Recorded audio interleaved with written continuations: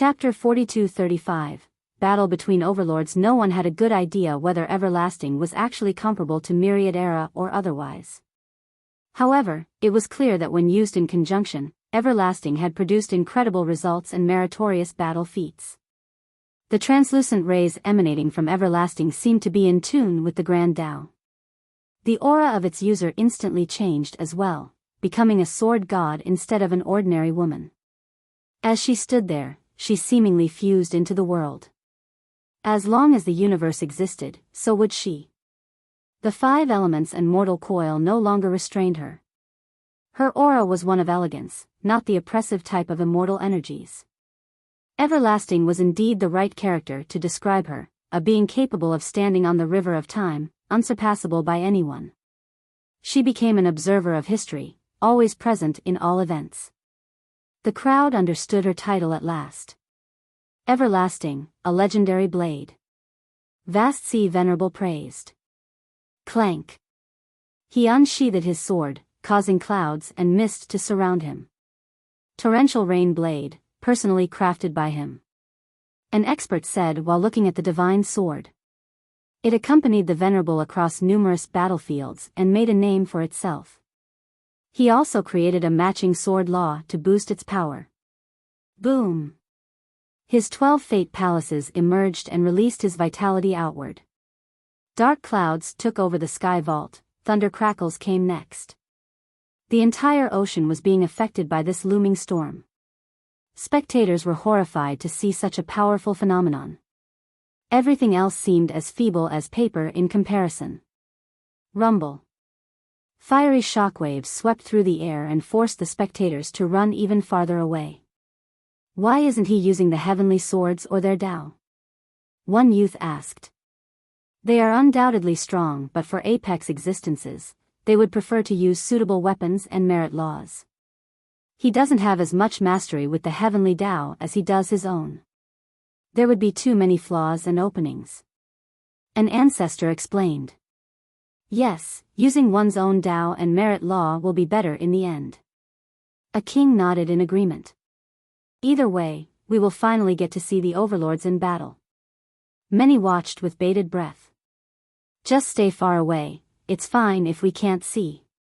Better that than being killed by stray slashes. Someone advised because being careless could mean turning into ashes. Meanwhile, Hallowed City Lord and Tai Jian glanced at each other since Vast Sea Venerable was supposed to be their opponent. Fellow Taoists, it seems like I have to get through you two first. Earthraiser Vajra smiled. In order to get to Wuxia, he must get through the obstacles first. These two were clearly on Wuxia's side. Wuxia is something else, he's all alone yet he managed to muster a force capable of fighting Sea Emperor and Nine Wheel. An expert said. Wuxia had done the impossible without looking too suicidal. Many powerful existences have joined his side. Please give us pointers, Tao brother. The two agreed to fight the Vajra. Good, I haven't exercised in a long time, let's have a friendly duel then. The Vajra smiled. His words were cordial but the glint in his eyes was anything but. He clearly wouldn't show mercy during the battle. Clank. Hallowed raised his sword and Tao runes appeared around it with loud detonations. Tai Jian was already eager to fight, he looked like a new war god with the blade in his hand, eager for conquest. The boundless Tao. The Vajra roared and became resplendent with massive golden rays. He resembled a scorching sun illuminating the world. He released his fate palaces as well and let their power roam free. The pressure of thousands of mountains descended on the spectators. Each inch of space was being victimized by an intolerable weight. Damn! Weak cultivators turned pale and were paralyzed on the ground. So this is the power of an overlord. Many were horrified after the Vajra revealed his true power. They felt like insects that could be killed with one stomp. Of course, Hallowed and Tai Jian were far stronger. They had an easy time withstanding this level of pressure. Chapter 42-36. Vajra. Will the cultivator seemed to be made of gold after channeling his power. Even his widened eyes were golden. He chanted and runes appeared around his fate palaces. They flowed beneath his feet and created a runic land encompassing a large region. They had the same golden luster as the rest. This magnificent spectacle left the crowd in awe. The ocean was no longer there, replaced by a golden land with a great Buddha. Earthraiser Vajra. Some murmured while realizing the reason for his title. That's the Vajra wheel. An ancestor understood this technique and said, his mastery of this wheel has reached a transcending level. Vajra was one of the 6 wheels from a heavenly scripture. Ninewheel had access to 3 of them.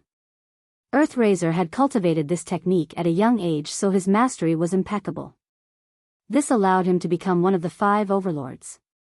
Impressive. Hallowed City Lord couldn't help but praise. Make your move, fellow Daoist. Earthraiser spoke calmly, yet each word still instilled suffocating pressure. I'm starting. Tai Jian roared. His sword erupted with boundless ashen light. This light wasn't powerful sword energy but rather, a surging battle spirit fused with his vitality. The light eventually became a storm that would accompany the next slash. The ravaging power of this heavenly sword and Tao left everyone trembling with fear, a sense of helplessness while standing before a primal beast with its jaws opened. The activation of the Tao and the empowerment of the sword made Tai Jian seem as if he was possessed by a war god. One slash could take down 1,000,000,000. The crowd couldn't be more amazed. Just the Tao alone would be impressive enough. In this case, it was both the heavenly sword and its Tao together. Die. He unleashed the matchless slash, serving the karmic ties and reincarnation cycles. The slash circled and entrapped the Vajra, wanting to drag him in. Vajra blessing. Earthraiser chanted quietly and raised his hand. A golden spring materialized in front of him and rushed forward like a tsunami to destroy the blockade. Tai Jian didn't relent, truly believing himself to be unbeatable while holding his heavenly sword. He slashed the golden tsunami repeatedly in order to break through. The crowd took a deep breath. The Vajra's defense held up perfectly against a heavenly sword. The Vajra will possesses such mighty defense? One of them gasped. Yes, rumor has it that the other overlords might not be able to get through either. An ancient big shot said. Excuse me. Hallowed joined the fight as well. His slash resembled the light of a fiery angel with a holy affinity. It struck the golden spring and successfully split in 2. Tai Jian took advantage of this and thrust his heavenly sword through the gap with peerless speed. The target was the Vajra's throat. Vajra flower pluck. Earthraiser stopped the tip of the blade with 2 fingers. War break. The sword tip suddenly shot out a ray to bypass the block. Vajra finger. Earthraiser shuddered and leaped backward before flicking the ray. It successfully diverted the attack away from his throat. Paramount holiness. Hallowed appeared above the Vajra and unleashed thousands of rays, wanting to reduce him to mincemeat. Vajra Kasaya. Earthraiser waved his sleeve and blocked the incoming rays. The trio was extremely fast with their techniques, few spectators could actually keep up. Moreover, most were keeping a far distance due to the destructiveness of the battle. Earthraiser maintained his composure despite fighting 2 combatants by himself, proving that he was worthy of being an overlord. On the other side, Vast Sea Venerable and Everlasting Sword God have started as well. Lightning Ocean. Vast Sea's attack was of the lightning affinity in the form of an engulfing ocean. The lightning bolts inside were as thick as mountain ranges. A rain of swords also poured down from above. This was the ultimate offensive technique. Chapter 42-37, Sword, Come Everlasting Sword God was trapped in the ocean of lightning. The crowd thought this move could easily destroy a kingdom. How many cultivators or even sects in Sword Continent could actually withstand it? Most youths didn't understand the profundities behind the attack but could still sense its power.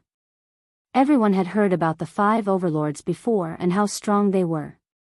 Nonetheless, this used to be limited in their imagination until today. In the past, they respected and feared these cultivators.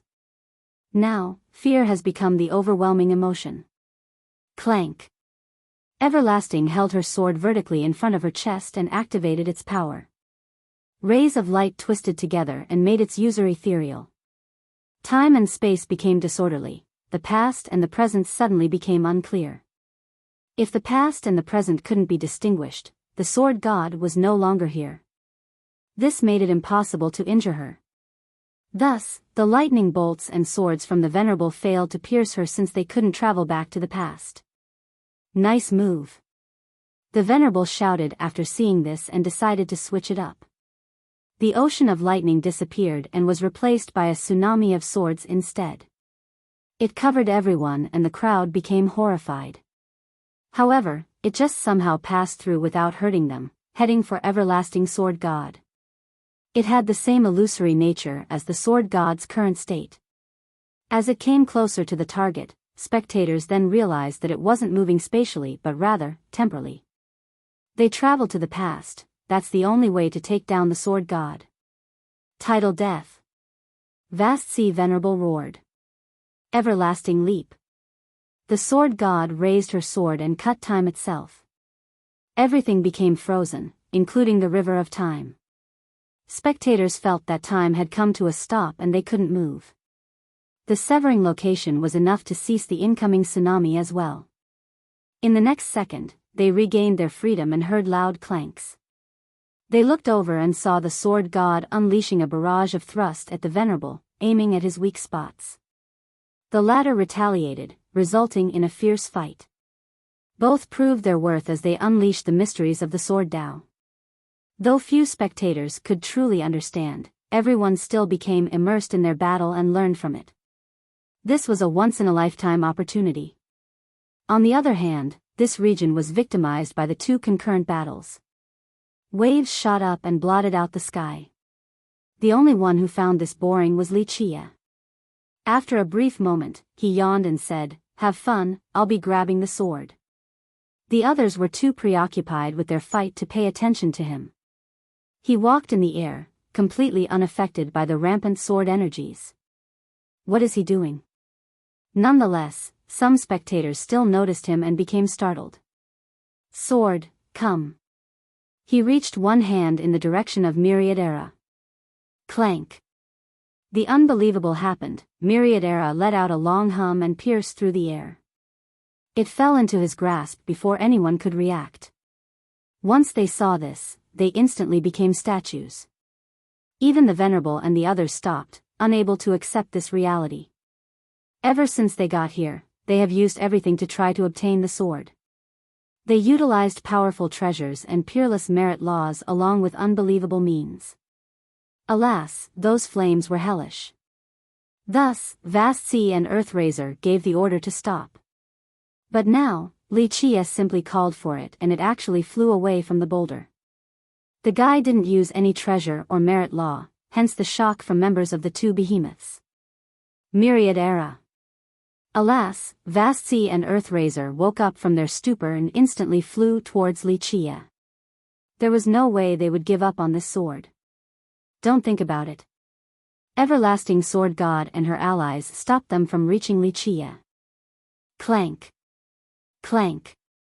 Clank. The ancestors from the behemoths immediately unsheathed their sword while gazing intensely at Wuxia. Favorite chapter marked as read. Chapter 4238. It's that simple. They intended on surrounding Wuxia, but this was not without resistance. The ancestors from the other powers joined the fight as well, Nine Sun, Terra, Ling Jian, the Lord of Flame Valley. The atmosphere became awfully tense, on the verge of erupting. The tension was palpable. An all-out war? The neutral spectators exchanged glances and felt uneasy. A war would drag the great powers and their vassals into this mess. The weaker sects would be the real casualties. Imagine the consequences. An ancestor from a large sect became justifiably worried. Countless inhabitants in Sword Continent could die from this conflict. Wuxia, on the other hand, remained calm and collected. He patted the sword and took a good look at it. This is grand completion, I suppose. There was another happy individual, Daoist Peng. He heaved a sigh of relief after seeing Li Qia's success. On the other side, Vast Sea and Earthraiser stopped their attack. However, their eyes remained fixated on Li Qia. They had no idea how Li Qia obtained the sword so easily when they did everything possible and failed. Fellow Daoist, how did you seize the sword? Earthraiser's curiosity got the best of him. I grabbed it, how else? Li Qia smiled. The Vajra had no response. Everyone else felt the same way, but he wasn't lying. Raising his hand and calling out for the sword was all he did. Of course, none believed that it was so simple. Want to rob me? Li Qia stared at the duo. Young noble, since you have obtained it, it belongs to you. Everlasting Sword God was naturally on Li Qia's side. This applied to Hallowed City Lord and his allies as well. The members of the two behemoths then stared at the Venerable and the Vajra, waiting for a response. These two became the main factor in whether a war would break out or not. They thought about it carefully, numerous ideas flashed in their head. This decision was pivotal for their future. They and their sect knew how important this sword was since it was rumored to be the strongest out of the 9. This rumor remained unverified since it never had a master before. The accompanying sword Dao was a mystery as well. If another great power were to obtain Myriad Era, it might change the balance in Sword Continent and affect their dominance. Thus, they blocked everyone else from coming in while trying to seize the sword. The problem was Li Qia's alliance. He had top masters as his allies along with their sects, enough to pressure them and make this difficult. Nonetheless, they were still afraid of him the most. He has been shrouded by fog and mist, his actions and successes were inexplicable. They weren't certain of victory at all, especially not after seeing another miracle in person. Ahem. The Venerable spoke, in my opinion, this requires further deliberation. I know that Brother Vast Sea has some incredible wines.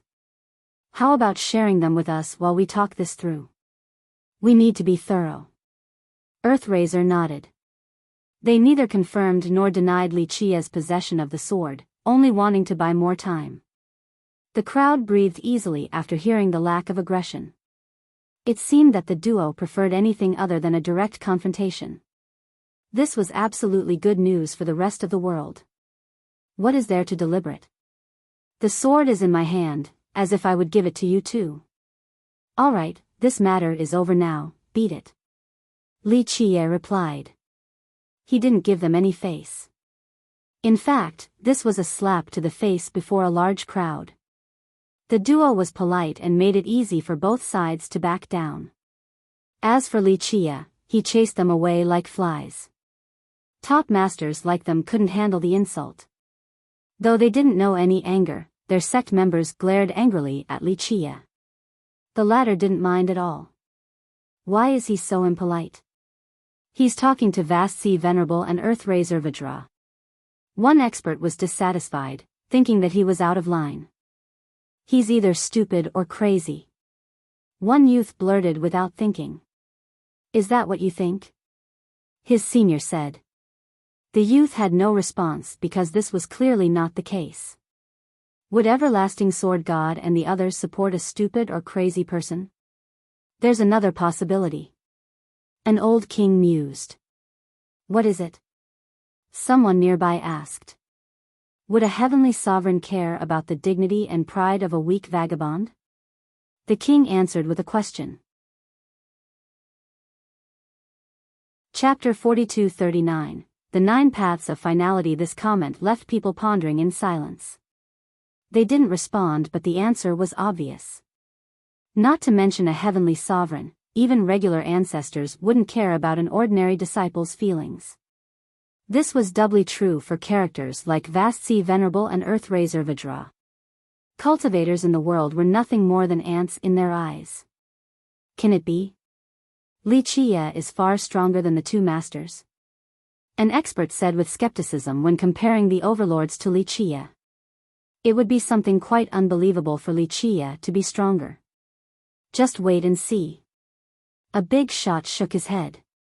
These big shots and ancestors weren't sure about this matter. They had no idea about the true extent of Wuxia's power. During Vast Sea and Earthrazer's hesitation, Wuxia ignored them and took out his heavenly scripture, shouting, "Recall." Buzz. The scripture in his hand exuded a special runic light. A new world seemed to be opening within this radiance. It contained boundless possibilities and mysteries. A top genius entering this world would feel themselves being immersed in an endless ocean brimming with life force. There were no shores in sight, meaning that a lifetime wasn't enough to learn everything here. The power of the Grand Tao permeated across the land. The myriad Tao under the heaven gathered in this place and released their power. All weapons resonated loudly with clanks and hums, wanting to fly out of their container.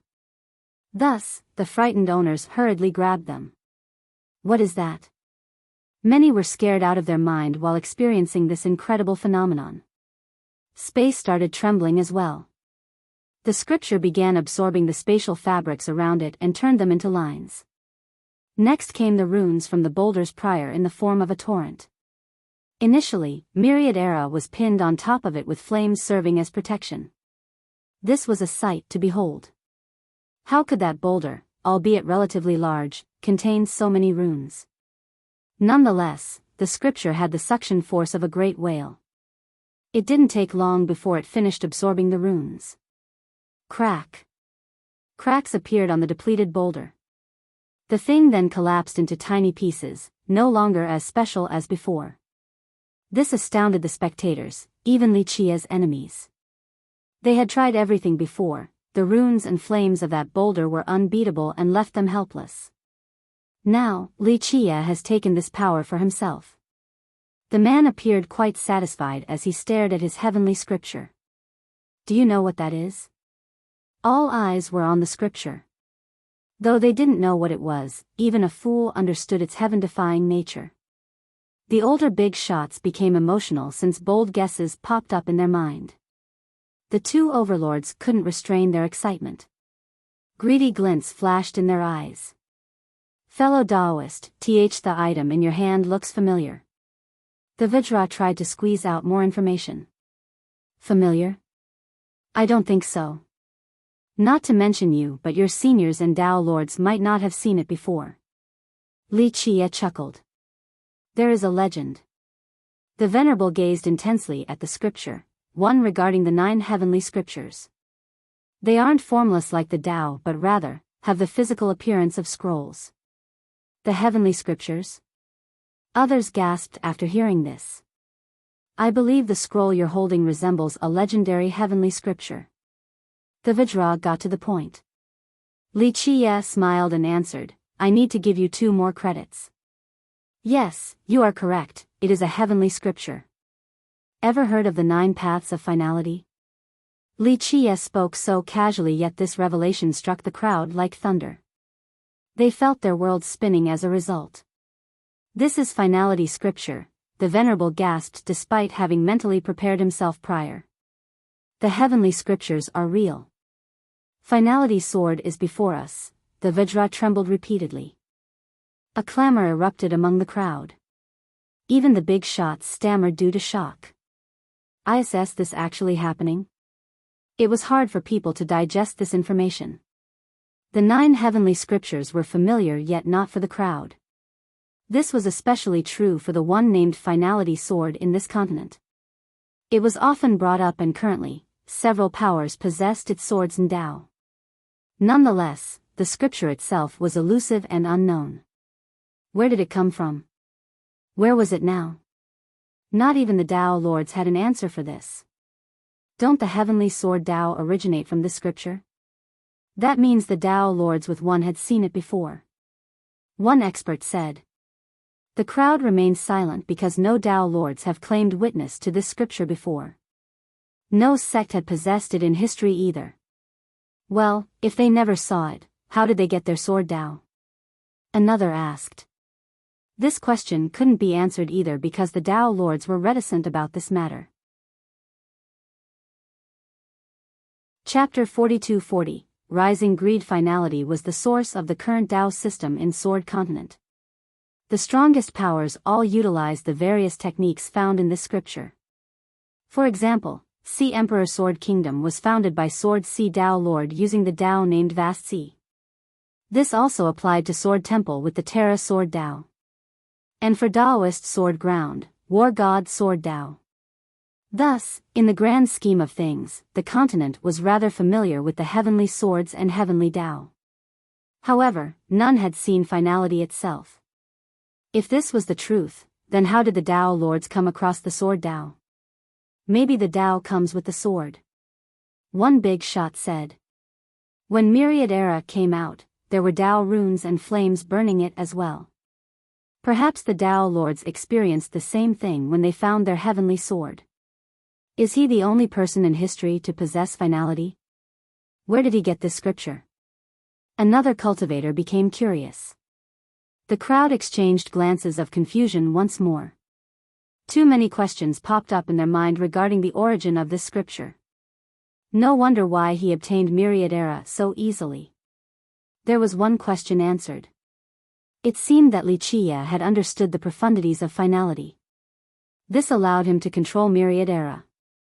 All 9 heavenly sword Dao are in there.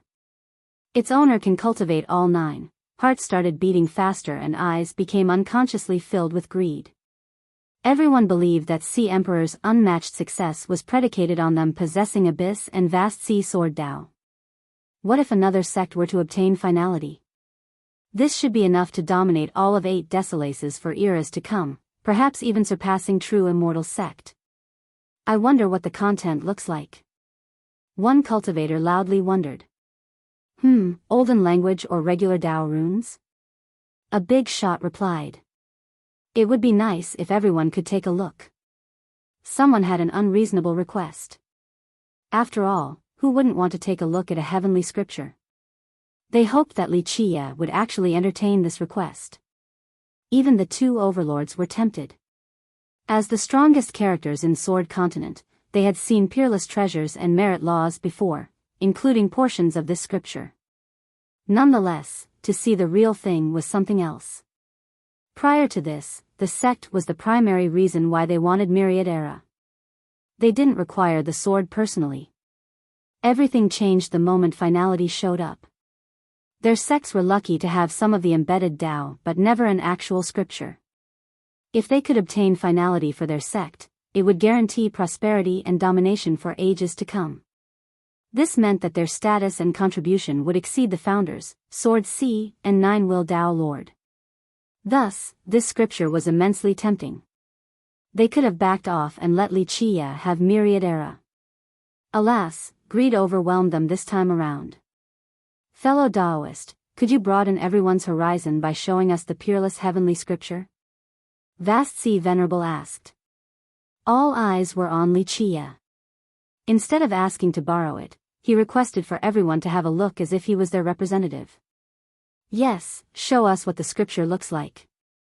Some crowd members chimed in. Everyone wants to take a look. Wuxia had a smirk on his face. Yes, we want to take a look.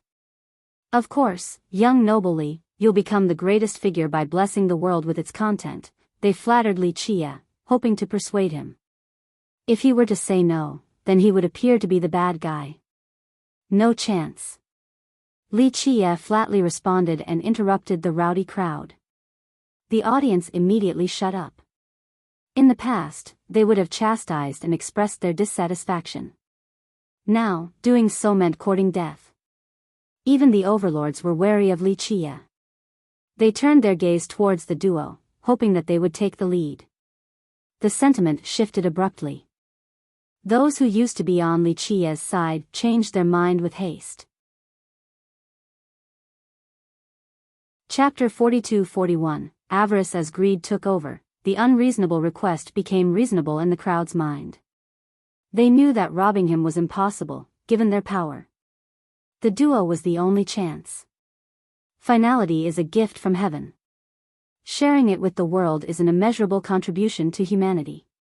Vast Sea spoke, fellow Daoist, this choice of yours can prosper Sword Continent for years to come. You'll be the most celebrated figure in history. The Vajra also chimed in, acting as if he cared about others. Right, if I had it, I would share it with everyone. That's our responsibility, a way to strengthen the legacy of the Sword Dao in our continent. They changed the narrative and sounded like masters wanting the best for mankind. After all, it would be improper for overlords like them to demand Li Qia's personal item. Big shots like them couldn't act like bandits. On the other hand, shifting the narrative into helping Sword Continent made it acceptable and actually boosted their reputation.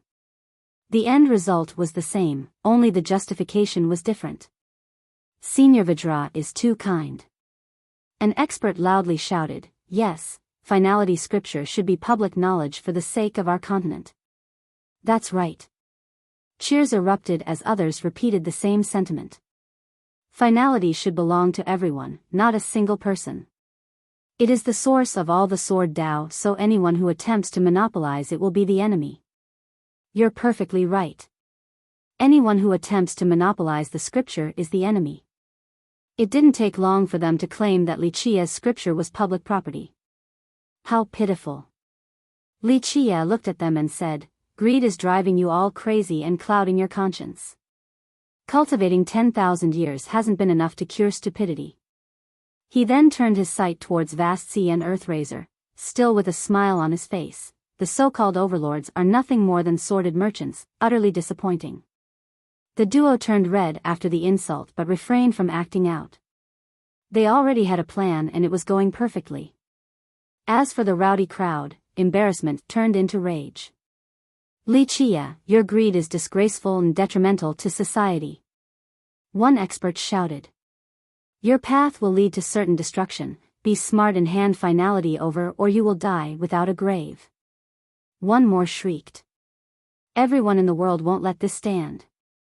Li Qia became the enemy in no time at all. He smiled and gazed at the greedy cultivators, then said, is that so? Doesn't sound bad at all.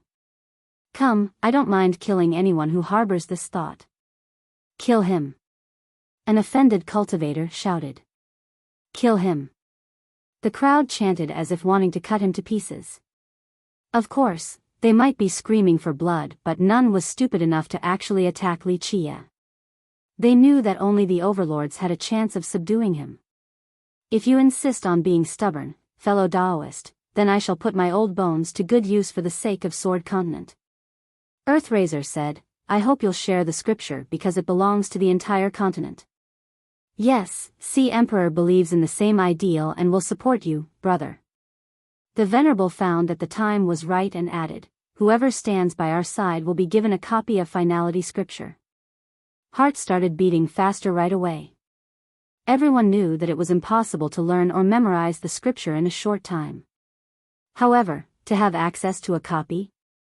This was akin to possessing all 9 Sword Dao. Greed already had a firm grasp on them, so it became even more irresistible. Sun Moon School stands with Sea Emperor and Nine Wheel in our aspiration to improve Sword Continent.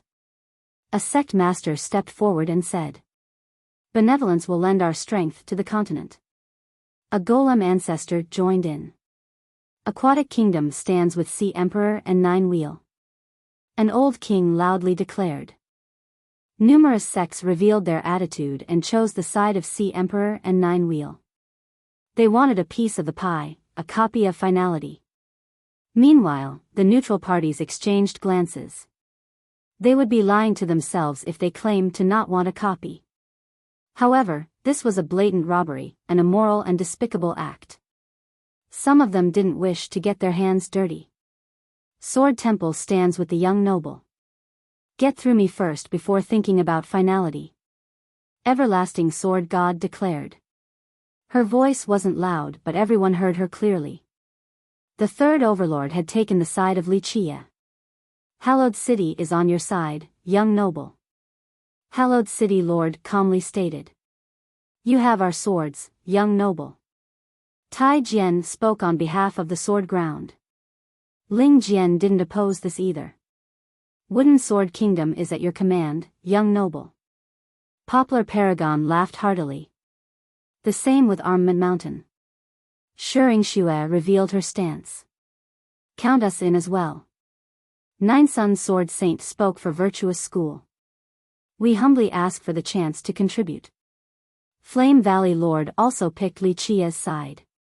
Heaven's silkworm obeys you, young noble. Dong Ling stepped forward and said. A rift appeared in Sword Continent between two powerful factions, the alliance of Sea Emperor and Nine Will versus Li Qia and his followers. Chapter 42-42, Nobodies. When judging strictly by the number of sects, the alliance had the advantage since they were still viewed as the favorite. Though Li Qia had many powerful sects with him as well, they couldn't quite compete with the two behemoths yet. Similarly enough, it was two overlords against one. Of course, some remained to observe on the sideline. They believed that a neutral policy was the best route for survival. So everyone has made their choice. Li Qia smiled as his eyes swept through the crowd. Finality is right here, come and get it. Li Qia simplified the scenario, no need for further justifications. If they wanted the scripture, they just needed to wrest it from his hand. Alas, no one wanted to be the first to attack. Li Qia had numerous masters behind him, so it had to be the two overlords first. Ahem. Earthraiser coughed and said, fellow Daoist, we have no choice but to act on the side of justice since you insist on. Enough of this unveracious crap. Li Qia waved his hand and interrupted the guy. Don't you feel nauseous spewing these lies? I'm getting goosebumps. The members of Nine Will glared angrily after hearing the disdainful response. I suppose the time for civility is over. The Vajra was slightly annoyed despite his impressive mental control. Li Qia had repeatedly offended him, so even a statue would become angry at this point. Don't blame us for not showing mercy since you won't hand finality over. He continued. That depends on if you're capable enough. Come, I need to exercise anyway. Li Qia stretched and smiled. Humph. The arrogance.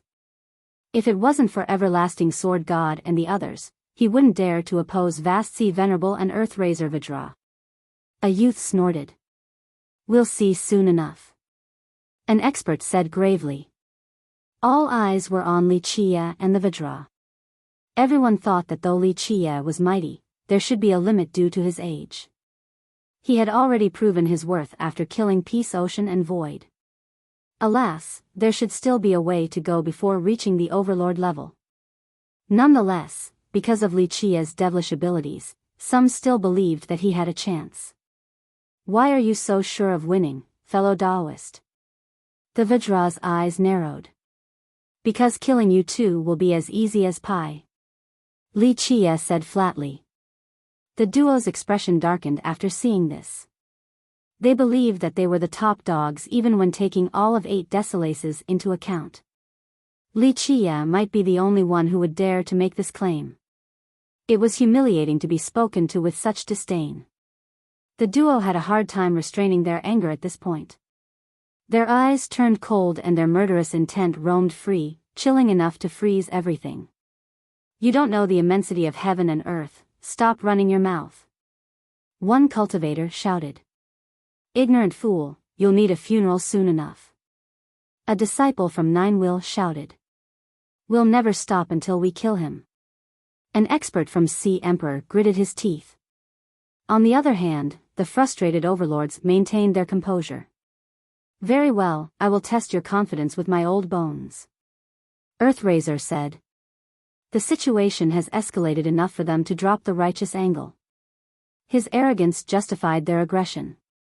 Li Qia smiled and said, one by one is too boring, I prefer a lively crowd. Come together. What? Everyone stared dumbfoundedly at him, speechless.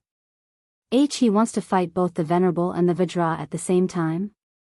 Ridiculous. An expert blurted. Not even Everlasting Sword God would dare to do so. This is madness. An ancestor on Li Qia's side took a deep breath. His allies became alarmed, wondering if they should let Li Qia do as he pleases. Chapter 42-43, Foundation. The majority didn't think highly of Li Qia's chances. Fighting 2 overlords alone was something unprecedented and suicidal, especially for a junior. Nonetheless, some were smart enough to never count out Li Qia. There was still a chance, albeit rather minuscule. In spite of the ridiculousness and humiliating nature of the circumstances, the two overlords maintained an air of civility, one befitting their status. Words spoken cannot be taken back. Vastsi Venerable said coldly, wanting to prevent Li Qia from reneging since the duo had absolute confidence in winning a 2-on-1 battle. I never regret my words. Li Qia smiled, don't worry, you can bring as many as you want. Fellow Daoist, will you fight alone? The Vajra asked Li Qia, but his sight was set on Everlasting Sword God and the other masters. It would be awfully problematic if they were to join mid-fight to save Li Qia. Rest assured, we will not interfere if the young noble wishes to fight alone. Everlasting Sword God confirmed. That finalized the scenario because a person of her status wouldn't lie. This is actually happening. An expert couldn't believe it. He's not just fighting the two overlords but their sect too. An ancestor corrected. Don't gauge the heart of a gentleman with the ruler of a despicable wretch. Li Qia smiled. I will fight alone as I have previously stated regardless of how many of you there are. The two overlords exchanged glances and pondered about the situation. There was no way back for them right now since it was an official battle. To negotiate or to surrender meant throwing away their sect's prestige and authority. No one would take them seriously in the future. Thus, fighting was absolutely required or they would become sinners. This was before taking finality into account as well. There were several reasons to fight. Moreover, they didn't think that they would lose to Li Qia regardless of his heaven-defying means. They made up their mind and both of them commanded their men, prepare, no holding back. Despite their confidence, they were still preparing for the worst scenario and decided to go all out. Sword God Jeluan obeyed the command and summoned an ancient drum. The top was made from the skin of a lightning dragon while the bones of an aqua kue made up the base. Earthslope ancestor from Ninewill took out an old shell of a rare jade gold conch. Boom! Boom! Boom! The sounds of the drum and conch echoed towards the horizon and into the rest of Sword Continent. Each beat slammed the listener's heart and froze them while the conch created a tsunami of sound waves. What are they doing? Many saw this for the first time and became confused. Of course, they were aware that the two behemoths weren't messing around. Vastsi Venerable and Earthraiser Vajra are activating the peerless foundation of their sect. An ancestor elaborated. This caused the crowd to shudder due to the significance of this action. When a Dao Lord lineage chose to activate their foundation, it meant that they were ready to fight to the death. In this case, a sect with 5 Dao Lords and one with 4 Dao Lords were doing so, a truly frightening event. Do they actually need to do this? Someone found this surprising because it shouldn't be difficult for them to deal with Li Qia. It's to be perfectly safe, or maybe to catch everything with one net. A big shot mused before glancing over at Everlasting Sword God's group. Those nearby became emotional. What if the two overlords' real plan was to catch everyone else? This could potentially destroy their competitors and give them true hegemony. Boom! Once the drum and the conch sounds made it far enough, deafening blasts quaked the entire continent. Look in the direction of Sea Emperor. Many calmed down and turned their head. The kingdom resided in a vast oceanic region.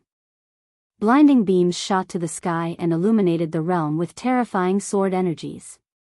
Clank! Clank! Clank! Images of gigantic swords manifested in the air. Chapter 42-44. Immense power. Each resembled a heavenly pillar capable of pushing up the sky vault. All other entities felt tiny in comparison, akin to mere insects. They contained enough power to serve as supreme judgment.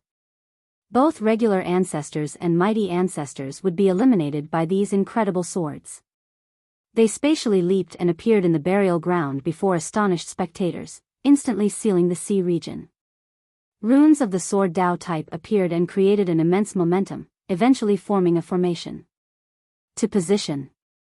Sword God Jeluan shouted, and the members of Sea Emperor rushed towards their assigned rune. Boom! They became a part of the sword formation. At the same time, back in Sea Emperor, a pulse made of countless sword energies shot through the realms and empowered the formation. The strengthened formation became wide enough to contain heaven and earth with billowing flames and sword energies. Anyone stuck inside would be instantly reduced to ashes as if they were moths. Number no longer mattered because 1 billion soldiers would still be incinerated instantly by this sword formation.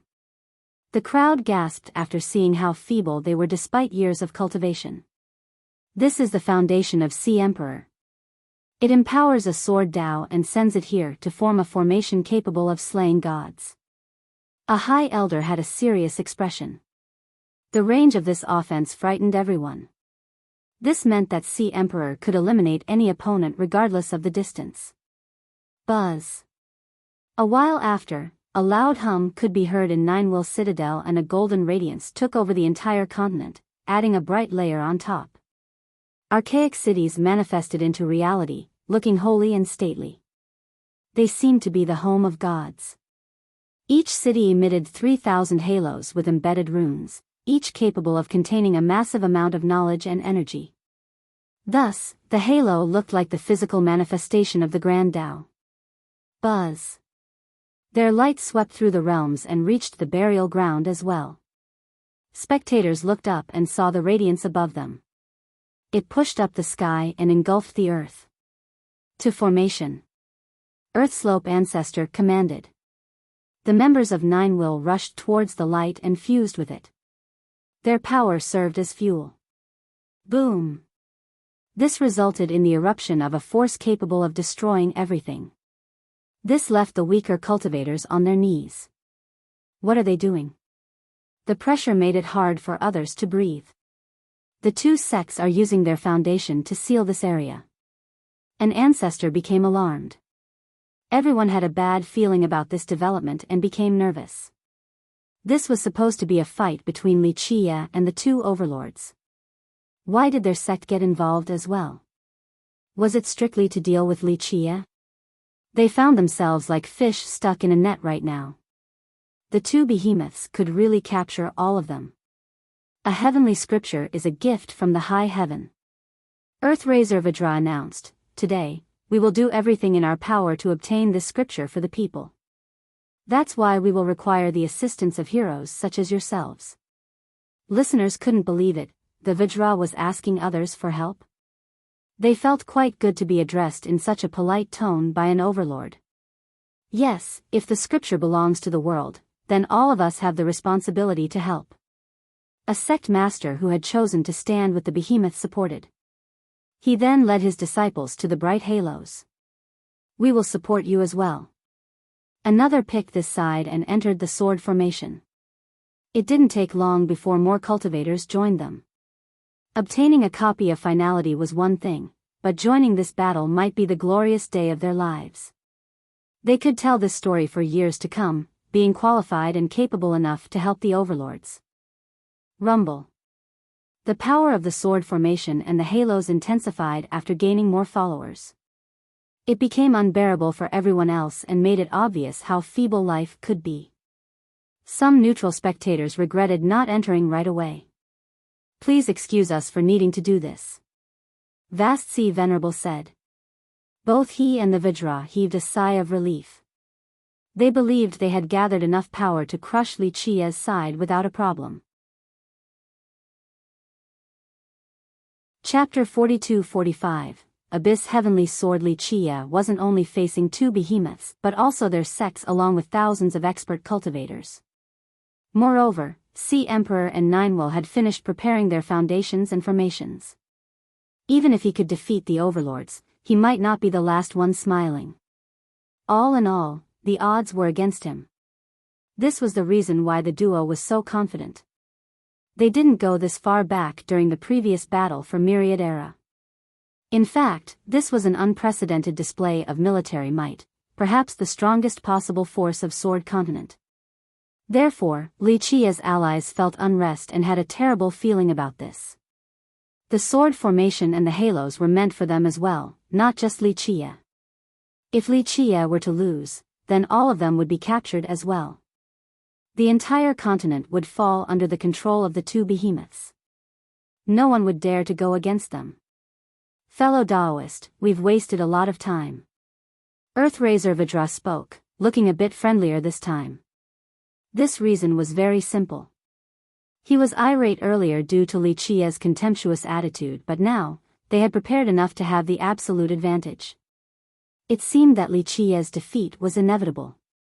This was their time to obtain finality on top of eliminating those who dare to oppose them. Given these circumstances, it was time to exercise elegance and grace in victory. Start then. Li Qie smiled, completely unaffected by the forces before him. What a prodigy, I had neither the same courage nor determination back then. Earthraiser praised. The shift in attitude made it sound as if he was appreciating Li Qie's talent and wanted to recruit him. Enough of your bullshit, come so I can finish this. I have other business to do. Li Qie said flatly. The confident duo simply didn't get it. They had shown their card, yet this youth remained dismissive and viewed them as insects. It wasn't easy maintaining a calm demeanor before him. Very well, I would like to see what you can do, fellow Daoist. I wonder if you have learned all 9 sword Dao. Vast Sea Venerable's eyes turned cold. His comment made everyone wonder about the possibilities. Li Qie was known as the son of miracles and had done insane feats before. Now, no one found it strange any longer in retrospect. After all, he possessed a heavenly scripture. Such an artifact was virtually omnipotent. Sea Emperor only needed 2 heavenly Dao to reign over the continent. As for Li Qie, he had all 9. This made people imagine his actual attainments in the sword Dao. Can a single person cultivate all 9 Dao? One skeptic said because no one in history has ever come close. In reality, just cultivating 2 of them signified one as a supreme genius. What kind of terrifying talent is required to finish cultivating all 9? A last-gen expert murmured while staring at Li Qie. Those who had experienced with a heavenly sword Dao knew that it was extremely hard to master even one despite using a lifetime. Peace Ocean Sword King learned 2 heavenly sword Dao, right? Everyone thought about a particular supreme genius. Everyone admitted that he was the number 1 of the young generation due to the 2 Dao. Then what about someone with all 9 Dao? Looks like Peace Ocean Sword King lost for a reason. Someone murmured. A while ago, the crowd didn't understand why those powerful geniuses lost to Li Qie. Now, the answer became rather obvious. The new question became, how many sword Dao had he learned? You think too highly of yourself, just a single one is enough, no need to use all 9 to kill you all. Li Qie stretched and said. Is that so? Let's see what you can do then. Vast Sea Venerable finally shouted for the first time. His words erupted thunderously in everyone's ears and made them see stars. The wrath of an overlord caused some to faint as well. Clank. A sword hymn and violet energy exploded as the Venerable took out a heavenly sword. The violet energy oozing from it made the sword seem like the source of the world, the abyss that could give birth to all things. Thus, one slash from him could unleash this abyss again to devour the world. Abyss. Those who recognized it shouted in horror. A while ago, Peace Ocean used Vast Sea, and now, the Venerable finally revealed the second heavenly sword. Chapter 42-45. Abyss Heavenly Sword. Li Qie wasn't only facing 2 behemoths but also their sects along with thousands of expert cultivators. Moreover, Sea Emperor and Ninewell had finished preparing their foundations and formations. Even if he could defeat the overlords, he might not be the last one smiling. All in all, the odds were against him. This was the reason why the duo was so confident. They didn't go this far back during the previous battle for Myriad Era. In fact, this was an unprecedented display of military might, perhaps the strongest possible force of Sword Continent. Therefore, Li Qie's allies felt unrest and had a terrible feeling about this. The sword formation and the halos were meant for them as well, not just Li Qie. If Li Qie were to lose, then all of them would be captured as well. The entire continent would fall under the control of the two behemoths. No one would dare to go against them. Fellow Daoist, we've wasted a lot of time. Earthraiser Vidra spoke, looking a bit friendlier this time. This reason was very simple. He was irate earlier due to Li Qie's contemptuous attitude, but now, they had prepared enough to have the absolute advantage. It seemed that Li Qie's defeat was inevitable. This was their time to obtain finality on top of eliminating those who dare to oppose them. Given these circumstances, it was time to exercise elegance and grace in victory. Start then. Li Qie smiled, completely unaffected by the forces before him. What a prodigy, I had neither the same courage nor determination back then. Earthraiser praised. The shift in attitude made it sound as if he was appreciating Li Qie's talent and wanted to recruit him. Enough of your bullshit, come so I can finish this. I have other business to do. Li Qie said flatly. The confident duo simply didn't get it. They had shown their card, yet this youth remained dismissive and viewed them as insects. It wasn't easy maintaining a calm demeanor before him. Very well, I would like to see what you can do, fellow Daoist. I wonder if you have learned all 9 sword Dao. Vast Sea Venerable's eyes turned cold. His comment made everyone wonder about the possibilities. Li Qie was known as the son of miracles and had done insane feats before. Now, no one found it strange any longer in retrospect. After all, he possessed a heavenly scripture. Such an artifact was virtually omnipotent. Sea Emperor only needed 2 heavenly Dao to reign over the continent. As for Li Qie, he had all 9. This made people imagine his actual attainments in the sword Dao. Can a single person cultivate all 9 Dao? One skeptic said, because no one in history has ever come close. In reality, just cultivating 2 of them signified one as a supreme genius. What kind of terrifying talent is required to finish cultivating all 9? A last-gen expert murmured while staring at Li Qie. Those who had experienced with a heavenly sword Dao knew that it was extremely hard to master even one despite using a lifetime. Peace Ocean Sword King learned 2 heavenly sword Dao, right? Everyone thought about a particular supreme genius. Everyone admitted that he was the number 1 of the young generation due to the 2 Dao. Then what about someone with all 9 Dao? Looks like Peace Ocean Sword King lost for a reason. Someone murmured. A while ago, the crowd didn't understand why those powerful geniuses lost to Li Qie. Now, the answer became rather obvious. The new question became, how many sword Dao had he learned? You think too highly of yourself, just a single one is enough, no need to use all 9 to kill you all.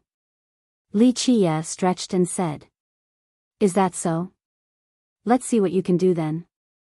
Vast Sea Venerable finally shouted for the first time. His words erupted thunderously in everyone's ears and made them see stars. The wrath of an overlord caused some to faint as well. Clank. A sword hymn and violet energy exploded as the Venerable took out a heavenly sword. The violet energy oozing from it made the sword seem like the source of the world, the abyss that could give birth to all things. Thus, one slash from him could unleash this abyss again to devour the world. Abyss. Those who recognized it shouted in horror.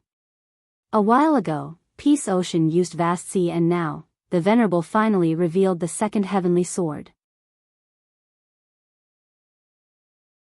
Chapter 42-47, Boundless Vidra Palm. The loss of the first exchange was shameful for Sea Emperor. However, Vast Sea and Earthraiser remained focused on the battle instead of pride. As overlords, they naturally understood the power of that abyssal strike earlier. Thus, Li Qie's retaliation was even more impressive. Take this then. Vast Sea roared, Abyss Heart Strike. This time around, his slash didn't create a monstrous abyss. It was as gentle as the rain during spring, virtually imperceptible. His sword moved like a willow branch swaying to the wind. It encompassed zero power and murderous intent. Buzz. However, a smaller abyss appeared in front of Li Qie's chest, a truly fatal move that couldn't be guarded. Cultivators didn't sense the attack's power at first, but now, they had the illusion of an abyss appearing in front of their chest as well. Life became feeble and insignificant. Both unknown juniors and mighty ancestors became helpless. Countless bellowed in pain and became grievously wounded. The weaker ones spat out blood while the ancestors staggered several steps backward. Though Li Qie was the sole target, the Tao and profundity of the technique still affected those nearby. They knew that if they were in Li Qie's shoes, they would instantly drop over and die. On the other hand, Li Qie didn't think much of it and simply stabbed his sword forward, easily breaking the tiny abyss. This time around, Vast Sea was forced back after losing the second exchange. He nullified it again. A composed spectator unharmed by the Venerable's attack shouted. The first nullification could be chalked up to luck. But to do so again? This meant that Li Qie knew just how to defeat the Abyss Sword Tao. He most likely saw numerous flaws and exploited them. Everyone became shaken because these heavenly Tao have dominated for eras. Only a selected few were capable enough to defeat them. Don't forget, he has the actual scripture. A king quietly said. Many exchanged glances and thought that this was the only explanation. Don't tell me he learned all 9 already. One youth said in disbelief. Maybe he doesn't know how to use them, only how to defeat them after reading the scripture. He can see all the flaws and openings. An expert mused. Does that mean heavenly sword Tao from all the sects are useless against him? He just needs one swing to beat them? Another cultivator asked. While many were surprised, an old big shot realized something else and shook his head. Knowing alone isn't enough to do this. All in all, people stared at him with various emotions: envy, jealousy, fear, anxiety. None knew that Li Qie was the one who opened the new page. Who else could have a better grasp on their weakness than him? Displaying your slight skill before an expert. He smiled. Everyone thought that the Venerable had never heard this insult before. Alas, how could anyone try to refute? Li Qie easily stopped his attacks twice. He couldn't be any more convincing. The Venerable grimaced. He had great confidence in the Abyss Sword Tao. Unfortunately, it simply didn't work against Li Qie. Nonetheless, he didn't become pessimistic just yet. He exchanged glances with his ally and instantly came up with a new plan. Amazing, the master of a heavenly scripture indeed. The Vajra said, looks like you have grasped its essences, but I refuse to give up. He stepped forward and wanted to try after the failed scouting by the Venerable. Though Li Qie had finality, the Vajra's techniques were from the 6 wheels and had nothing to do with it. Fellow Taoist, please give me pointers. He spoke politely but would absolutely not show mercy. Go. Li Qie didn't seem to worry. Excuse me then. The Vajra's gaze suddenly became piercing to all the spectators. He delivered a palm strike powerful enough to crush space and time. This instability surrounded Li Qie and aimed to immobilize him. In the next second, his hand became resplendent as if it was made from gold. Everyone felt that it wasn't just his hand soaring alone. All the myriad Tao and spatial fabrics were pushing forward as well. Boundless Vajra palm. An ancestor recognized the move and became emotional. Chapter 42-48. Still one swing. This was a technique originating from the Vajra wheel, one of its many mighty palm techniques. It contained pure power, not even gods could survive. Unfortunately for the spectators, this meant that they were getting another injury added to the list. Some bones cracked and more blood vomited even though Li Qie was the sole target. It can pierce through the earth. One expert commented. The Vajra lived up to his fame after displaying his might. They thought that Li Qie would have a hard time dealing with this overwhelming attack coming from all angles. Li Qie didn't bat an eye as space collapsed around him. He simply swung his sword upward in a carefree manner. Alas, it joined the laws of the world in perfect harmony, connecting with the truths of the Grand Tao and seeing the eternal secrets of the world. It broke through everything and thrust its way towards the center of the Vajra's palm. Boom! It navigated its way through his energy, piercing his palm, and flying onward towards his chest. The Overlord reacted quickly during this vital moment and activated his defense. A great wall blessed by the sages manifested in front of him. The long-lasting chants of these sages created an impregnable defense. Some big shots observed it carefully and didn't see any flaw. Nonetheless, Li Qia's sword was in tune with the world and became the only beat. All the other rhythms and momentums became secondary, nothing more than noises. Thus, it easily entered a flaw in a wall and caused the entire thing to collapse. The Vajra realized this and retreated with haste, but it was too late. The sword managed to draw blood. Eyes opened wide in disbelief and the scene fell into a deathly silence. The Vajra's palm and wall were the culmination of his lifelong efforts from studying the Vajra wheel. Today, Li Qia defeated both with a single variation. This was illogical even in a dream. I must be dreaming, one spectator murmured. However, it was really happening. The evidence was the bloody wound on the Vajra's chest. That wasn't any of the 9 heavenly Tao. What did he just do? A big shot commented. It was one thing for Li Qia to defeat the vast sea sword Tao from the Venerable since he had the original version. In this case, he didn't have the 6 wheels of the myriad realms. The explanation was no longer there. The Vajra turned pale, also failing his attempt to gauge Li Qia's ability. His casual swings defeated their supreme techniques and suffocated them. This was unprecedented, all of their techniques seemed to be meeting their nemesis. Fellow Taoist, we humbly ask for the name of your sword technique. The Vajra refused to accept that he was losing to a random motion. As I've said, it's just a slash. Li Qia responded.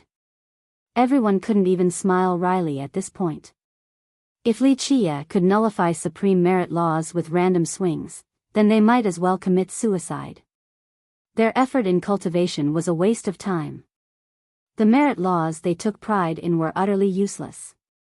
How can a slash be so powerful? The Venerable didn't buy it. The crux of the issue isn't me, it's about your lack of personal awareness. Li Qia said. Please elaborate. The Vajra asked. You should know the answer already given your age and cultivation. The heavenly scriptures are great, but are they suitable? Only your own Tao is the strongest. He stared at them and said flatly. The duo no longer found Li Qia's attitude annoying. They calmed down and clarity came to them. Right, our own Tao. The Vajra repeated loudly. I humbly accept the lesson. Learning the Tao in the morning, dying in the evening, no regrets. The Venerable shouted. It's a fine day as any to die in battle, let's do this. The Vajra became confident after becoming enlightened. Chapter 42-49, Sacred Tyrannical Fist, Clank. The Venerable put away Abyss and took out Torrential Rain instead. Spectators, especially the youths, were astounded. Why? Abyss didn't work, can Torrential Rain do anything? One of them questioned his choice of abandoning the heavenly sword. It didn't matter how strong he was, his crafted sword couldn't compare to one of the 9 blades. He wasn't the only one. Earthraiser Vajra dispersed his golden radiance and replaced it with a faint aura instead. It was brimming with life and holiness, making him appear several thousand years younger, no longer an aged ancestor but rather, a vigorous youth. He's not using a heavenly technique too. But it made him who he is, one expert said. This was reflected in his title sharing the same character as the Vajra wheel. The merit law boosted him to the apex but now, he chose to abandon it. What is this aura? A youth found himself acting more dignified while being in the presence of this aura. It's the innate aura of a sacred spirit, embedded at birth. They are blessed with immense vitality. An ancestor explained. Earthraiser came from the sacred spirit race but never used his racial advantages because the Vajra wheel was immensely powerful. Today, he reverted back to his roots. The power of his race replaced the power of the heavenly scripture. Boom! He clenched both fists and raised them in the air. Space trembled in the process from the slight movement. Sacred tyrannical fist, a technique created by him. The emperor of a dynasty became startled. People were surprised since they haven't heard about this technique before. They only knew of his accomplishments with the Vajra wheel, not this fist technique. Of course, it wasn't their fault since he rarely used it. We shall use our own merit laws to test ourselves against you, fellow Taoist. The Vajra roared. Others started thinking about their decision. Is it because Li Qie knows how to nullify the Abyss Sword Dao and the Vajra wheel? One member asked. Not entirely. A big shot from the last generation said seriously, the other reason is because those Dao do not belong to them. They are merely following the path of those before them. Fellow Taoist, until death. The Venerable's eyes lit up with determination. Come together. Li Qie still appeared nonchalant. Very well. The Venerable pointed his sword at Li Qie and thunder could be heard. Rain eruption. A rain of swords descended while the Venerable himself released a barrage of draconic lightning bolts towards Li Qie. The Venerable seemed relaxed and natural while using his own grand Dao. Whether there were flaws or not, the profundities of his sword Dao unraveled smoothly. Break. Indomitable might. The Vajra attacked at the same time. His small stature suddenly became massive, just like a gigantic god. His fist spewed out sacred light while halos radiated around him. The same phenomenon occurred, his own creation manifested smoothly and in tune with the myriad Dao. Nice. These techniques were clearly inferior in power and momentum to the heavenly merit laws. However, the spectators found themselves immersed comfortably in the experience. Why do they look happy? Many didn't understand. The 9 heavenly scriptures do not belong to them, so they can't derive the final mysteries and secrets. An archaic being understood this feeling and explained. On the other hand, torrential rain and sacred tyrannical fist are their own creation. They are able to use them to the limit. The advantage, in this case, was embedded in their understanding and mastery over their movements and actions. Despite the flaws and openings from being inferior to the heavenly laws in theory, they were rather effective due to how comfortable the users were. The delicate and swift shift in stance and variation made it harder for enemies to take advantage of any opening. Not bad. Li Qie smiled and said approvingly, "Behold the myriad era sword Dao then." He then swung his sword horizontally and froze time itself as it crossed through the waves of lightning and sacred radiance.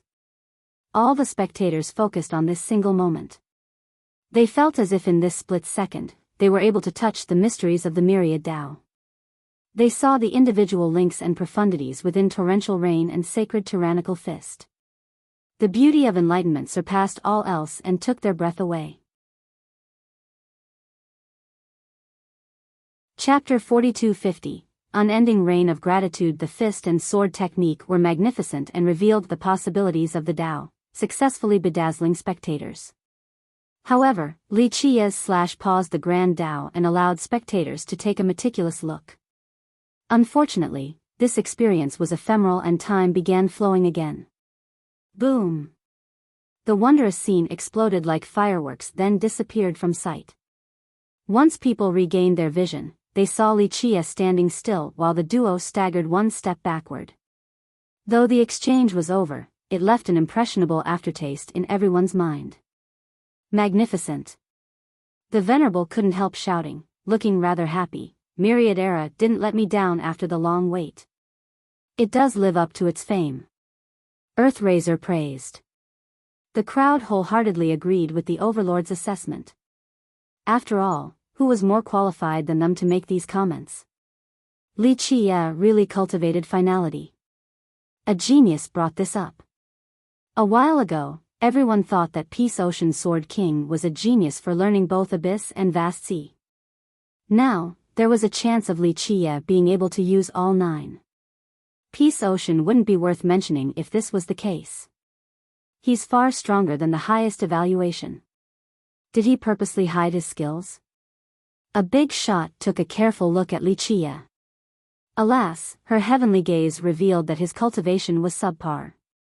Nonetheless, he still kept up with 2 overlords and actually had the upper hand. No one could make head or tail out of this. So this is the power of all 9 sword Dao together? An ancient ancestor said, thinking that this was the thing allowing Wuxia to be in this fight. The invincible heavenly scripture gave him the means to contest against 2 overlords. Let's try again. The Venerable shouted. I was thinking the same thing. The Vajra's battle spirit surged. They lost their confidence in the heavenly techniques because Wuxia somehow nullified everything. But now, using their own made them feel much better and raised their morale despite Wuxia's successful stop. Don't be so confident, the next move will draw blood. Wuxia smiled. The crowd took a deep breath. Few could say this to the duo, but they believed that Wuxia could do so effortlessly. This realization scared the hell out of them. The duo exchanged glances. Only 2 choices awaited them, to stop here or to fight to the death. I've embarked on many battlefields before and am no stranger to blood. The Venerable spoke with great momentum. Let us see whose blood will spill. The gigantic Vajra asserted. As you wish. Wuxia chuckled and slowly raised his sword, creating myriad eras in the process. Strings of light circled around him, creating a phenomenon of him standing in the river of time. The sword was capable of affecting temporal flows. One flow could be 10,000 years, or even upward of millions. Thus, people still became frightened despite a lack of oppressive aura. Each string and its temporal affinity contained immense power. No one could escape the grasp of time. Thus, being slashed by this sword meant bad news. After millions of years, not to mention a cultivator, even top treasures would turn to scrap. Unending rain of gratitude. The Venerable used a similar style of attack again, painting a beautiful scene. Spectators became immersed in an illusion scene in the rain, the best moment of their life. They became distracted and would become victims of the sword. Strangely enough, they would also feel gratitude towards this attack for bringing them back to a better time. They felt a sharp pain in their heart. Defenses and techniques were useless against this attack because everyone had emotions. The moment they felt something, especially debt to the attack, the sword would pierce their heart right away. Some thought that dying was absolutely worth it as they recalled the glorious past. Spirit Tyrant. As for the Vajra, his faint aura became resplendent after a loud explosion. He unleashed a punch capable of crushing all things. Just the shock waves alone could reduce anyone to blood. This stood in contrast with the Venerable's sword. One attacked the mind while the other consisted of brute force. Chrono thrust. Wuxia slowly moved his dominant hand forward. However, the blade itself wasn't the thing being pushed but rather, time itself. Buzz, the flow of time corroded both the illusory sword rain and the ferocious fist energy. The rain dried up and the energy waves turned into smoke. Both were unable to withstand the flow of time. Activate. The duo used their vitality to pour energy into their techniques, wanting to reach their peak state. They tried to empower their technique again to weather the temporal storm. Alas, this proved to be futile. Chapter 42-51. Chrono Lantern. The temporal affinity embedded in the sword couldn't be fathomed and was capable of corroding all forces. Therefore, nothing could even reach Wuxia before being reduced to dust. The duo realized that keeping this up was detrimental and time would steal their life force soon enough. Explode. The two exchanged glances and immediately understood the next step. Their fate palaces opened and longevity blood gushed out and formed maelstrom. Shock waves swept for 10 million miles. Boom! The explosion wielded enough power to destroy all of Sword Continent. Exploding one's longevity blood was reckless since this type of blood was extremely precious. Each drop contained an immense life force, ranging from 1 year to 10,000 years. This was especially true for apex existences like the duo. In fact, they most likely viewed a single drop as more precious than a top treasure. After all, their age was up there already. Nonetheless, their decision to use this type of blood showed just how serious they took this fight, wanting to go to the very end. The rampant explosions from the blood drops fueled their techniques to the limit. Lightning bolts suddenly detonated in the sword rain while the Vajra's fist became increasingly domineering. Ah! Spectators were smart to be extremely far away. Alas, those closest were still reduced to blood, prompting others to flee far away. Li Qia's single sword resembled a tiny boat lost in a tsunami. Li Qia smiled and shouted, "Chrono Lantern." A spark from Myriad Era illuminated the temporal fabrics across the realms. Of course, the duo's moves were also affected by the net. The powerful sword momentum and fist energies along with the endless vitality served as their fuel burst into flames due to the spark. Rumble. In the next second, the raging flames incinerated everything about the duo. Ah! They bellowed in pain since their activated power caused a backlash and sent them flying while vomiting blood. Spectators gasped and screamed after seeing this. They saw the duo aging rapidly, seemingly becoming thousands of years older. Wrinkles took over their face, their hair became as white as snow. They resembled two grandpas on their deathbed. No one said anything since they were trying to digest this development. They viewed the overlords as the strongest ancestors. Two of them fighting together should be nigh unbeatable. Alas, Li Qia alone utterly defeated them. No one would have predicted something like this previously. They lost, most had no choice but to accept this unbelievable reality. This was especially true for those aligning themselves with Nine Wheel and Sea Emperor. They exploded their longevity blood. How many years did they lose just now? An expert took a deep breath. The two overlords were old already, who knows how much longer they had left. That's not the only thing. Their vitality and blood were burned by Myriad Era too, maybe 70 to 80%. An ancestor explained. Others realized that the duo no longer had that long to live even if they were to leave this place alive after defeating Li Qia. Myriad Era's temporal mastery is invincible. A high elder shuddered. Time is the most terrifying force in the world. The big shots turned pale. Merit laws and techniques could be stopped or nullified. Alas, time was extremely hard to deal with. It was flowing around Li Qia's sword and its Dao. How could anyone bypass this? So this is the number one blade out of the 9. Others stared enviously at Li Qia's weapon. They thought that if they had this sword, they could also defeat the two overlords just like Li Qia. Chapter 42-52. Too weak. The members of Nine Wheel and Sea Emperor were in disarray. Their unbeatable ancestors have been defeated by Li Qia, someone they previously deemed as being suicidal for daring to oppose them. They felt suffocated as if there was an invisible hand grasping their throat. All eyes were on the overlords now. In reality, everyone knew that they were quite old, but their power masked their age.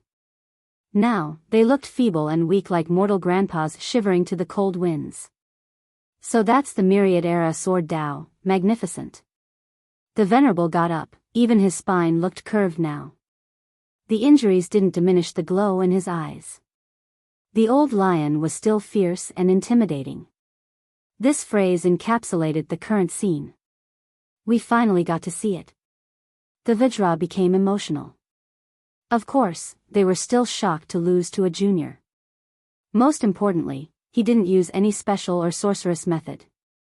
He simply defeated them using Myriad Era and its Dao. Losing the battle on top of their lifespan was hard to accept. You've lost. Li Qia stated. This was not the first time he said these words in such a casual manner. Alas, the weight of his words this time was too much to bear. Both the duo and their allies became frozen. A junior had indeed bested them in public. This situation was beyond their control. What do you think you should do now? He smiled at them, seemingly ready to deliver judgment. What do you want? The Vajra uttered coldly. An overlord like him has truly fallen off the pedestal. He still had the same pride, but the arrogance was gone. He and his ally were no longer eligible to look down on Wuxia. Their confidence has been shattered. Commit suicide, or must I have to do it myself? Wuxia demanded. You. The Vajra turned red. Wuxia's contempt could be attributed to arrogance and ignorance before. Now, since he had the upper hand, it was pure contempt and disdain. Li, don't push it. An ancestor from Sea Emperor shouted. Their sects would never accept this because the overlords were their pillars and spiritual totems. If they were to commit suicide and apologize to Wuxia, the sect's prestige would be ruined. Fellow Daoist, your sword art is the best in the world. We accept defeat and let's drop it at that. Our sects will no longer stand in your way. The Venerable took a deep breath and admitted. All eyes were on Wuxia now. The Venerable has chosen to surrender, the same with their entire alliance. This would firmly establish Wuxia's dominance on the continent. No one would disagree in order to prevent further complications. You think too highly of yourself. I don't care about what you and your sect will do. The only thing I want is your head. Wuxia glared at them. The duo's expression became extremely ugly right away. They have already thrown away their pride to surrender to him, yet he still wouldn't spare them. Chapter 42-53. Saber and Swords. Wuxia's murderous intent became clear for all to see despite the duo's de-escalation attempt. These overlords had never bent their knees before until today, the most humiliating moment of their life. Alas, Wuxia kept on pushing the issue. We won't go down without a fight. The Vajra uttered coldly. That makes zero difference in my eyes. Wuxia responded. Such a domineering statement could only be uttered by Wuxia. He proved his eligibility after defeating the two overlords. His opponents turned red and couldn't stay calm. They glared furiously at him for letting them experience something so humiliating. Fellow Daoist, must you force the issue until the fish die or the net split? The Venerable tried his best to calm down. That phrase does not apply here. The likes of you have no chance to bring me down regardless of what you do. Be smart and just end yourself. Wuxia waved his hand dismissively. I see. The Vajra, on the other hand, wasn't as calm. We'll see who will fall then. The Venerable stared at him and agreed, indeed. These two would never pick suicide regardless of the circumstances. Death meant never having a chance to wash themselves of this humiliation. It would also destroy the reputation and prestige they used their entire life to build. Have it your way. Wuxia didn't mind at all. Start the formation. The duo shouted since negotiation time was over. Clank. The sword formation of Sea Emperor expanded and occupied the entire region. The calm crowd became intimidated once more. Their legs trembled with fear due to the terrible momentum exuded from the formation. Once activated, anything inside would be reduced to nothingness in the blink of an eye. Buzz. At the same time, divine halos landed around the Vajra and instantly blessed him with numerous grand Dao. Sages and saints appeared and held numerous treasures to empower him as well. A mighty force manifested into reality within him. He became the possessor of countless Dao. I am boundless. He roared and released a golden radiance. Buzz. A supreme treasure emerged above him, Light of the Worlds, the patrimony weapon previously used by Void Saint Child. This spherical ball of light rotated and seemingly tore the world apart. Spectators then heard a sound akin to flower petals blossoming. Boundless world. The disciples and ancestors of Nine Wheel within the halos roared in unison. The accumulated vitality in the halos entered the Vajra's body while the lights poured into the treasure. The Vajra became young and vigorous, reaching his peak state again while standing beneath the resplendent sphere. Chaos energy took over, making him seem like a world creator. Meanwhile, the sphere forcefully made the world spin to its rhythm. On the other side, the sword formation was gathering vitality and sword energies as well. All of this was then channeled into the Venerable. He enjoyed the same revitalization just like the Vajra. His aged appearance disappeared from sight. Clank. The hum of a saber could be heard. Yes, a saber, not a sword. He had taken out a crescent saber. Its rays reached the ends of the world and could decide everything. Strangely enough, the sword energies from the formation had no problem mixing with the saber rays, amassing a sea of power. Conflict and disharmony didn't exist. The sword and saber Tao intertwined with a perfect balance. Saber and swords, the patrimony weapon of saber-learned Tao Lord. A king became startled. This DOA Lord was rather unique. He was a golem who started his Tao debut with the saber. However, he eventually swapped to the sword despite being so dominant his entire life. The sword was the Tao used for his ascension. Of course, no one found it surprising for Sea Emperor to have a patrimony weapon. Chapter 42-54, Comprehension. Light of the worlds and saber and sword's appearance perplexed the crowd. A while ago, the Venerable and the Vajra chose to use their own Tao. It seemed rather effective on both a personal and practical level. On one hand, this patrimony weapon might be the strongest tool for Nine-Will Citadel. As for Sea Emperor, they still had two heavenly swords. Using those should be more destructive than saber and swords. This was before mentioning them being the perfect match for his sect's sword formation as well. Why that saber? A high elder murmured.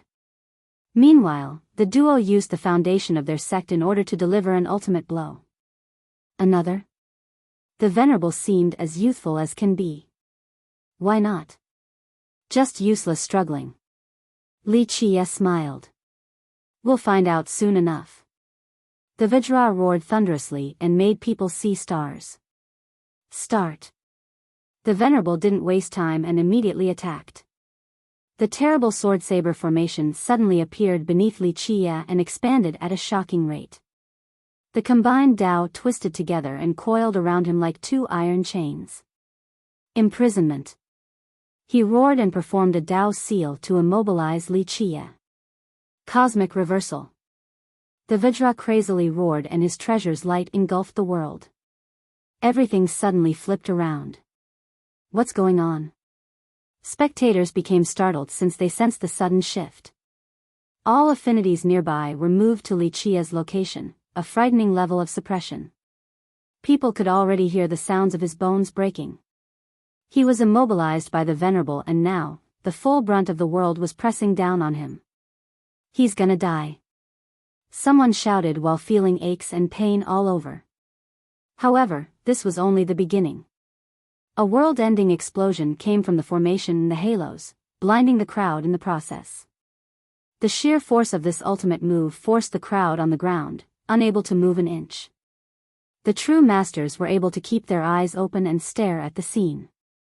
They saw two majestic figures appearing. Tao Lords. They bellowed. Comprehension, saber to swords. The Venerable's voice echoed across the realms. Comprehension, Nine-Will cycle. The Vajra roared as well. The weapons fixated on Li Qie and illuminated him. The first strike. A spectating ancestor screamed. This is it. Another trembled. The three strikes made patrimony weapons special compared to regular Tao Lord weapons. They included comprehension, mastery, and extinction. Each strike was comparable to a full-powered attack from a Tao Lord. The image of saber-learned Tao Lord could be seen in the sword formation.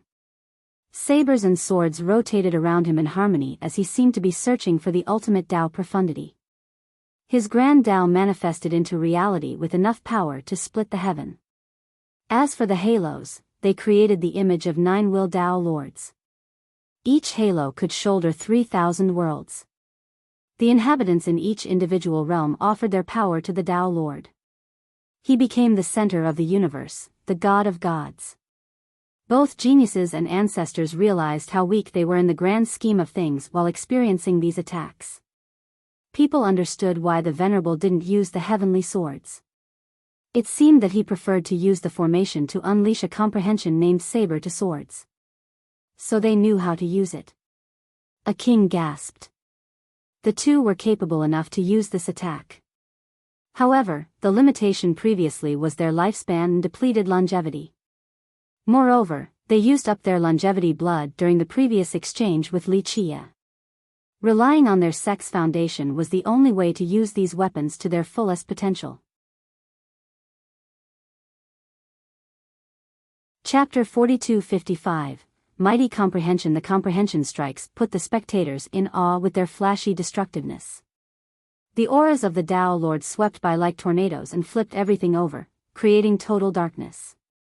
The sky vault was not spared, the same went for the ground. Primordial chaos replaced current entities. Oh mommy! Cultivators were scared out of their mind. Some actually vomited blood or even fainted after witnessing the untold power from the strikes despite being a million miles away. A few were done with watching and simply wanted to be away from this battle. Alas, the Tao Lord level suppression fully immobilized them. The sun seemed to have been crushed while the ground was caved in. Lost in the darkness, they wanted to scream but no words came out from their mouth. After a while, light returned akin to the start of a new dawn. How about this time? One of them murmured. No one can survive that terrible move, right? The full force of a Tao Lord. His peer was pale. No one refuted the level of those strikes earlier. It had to be the full force attack of a Tao Lord. In this case, two were used together. They thought that only ashes were left of Wuxia now. In their opinion, even an immortal would have been killed. He has to be dead. Another stared at Wuxia's position and saw a void. The spatial fabrics there have been crushed so only a black hole was left. The duo heaved a sigh of relief. That attack earlier took all of their strength and their sex foundation along with numerous cultivators. Given their advanced age, they would have died after using the two attacks. Fortunately, the vitality and energy of their disciples and allies left them just fine. Defeating the monster named Wuxia was a testament to their strength. This was the fate of those who dared to oppose them. Is he really dead? An ancestor observed the messy battlefield.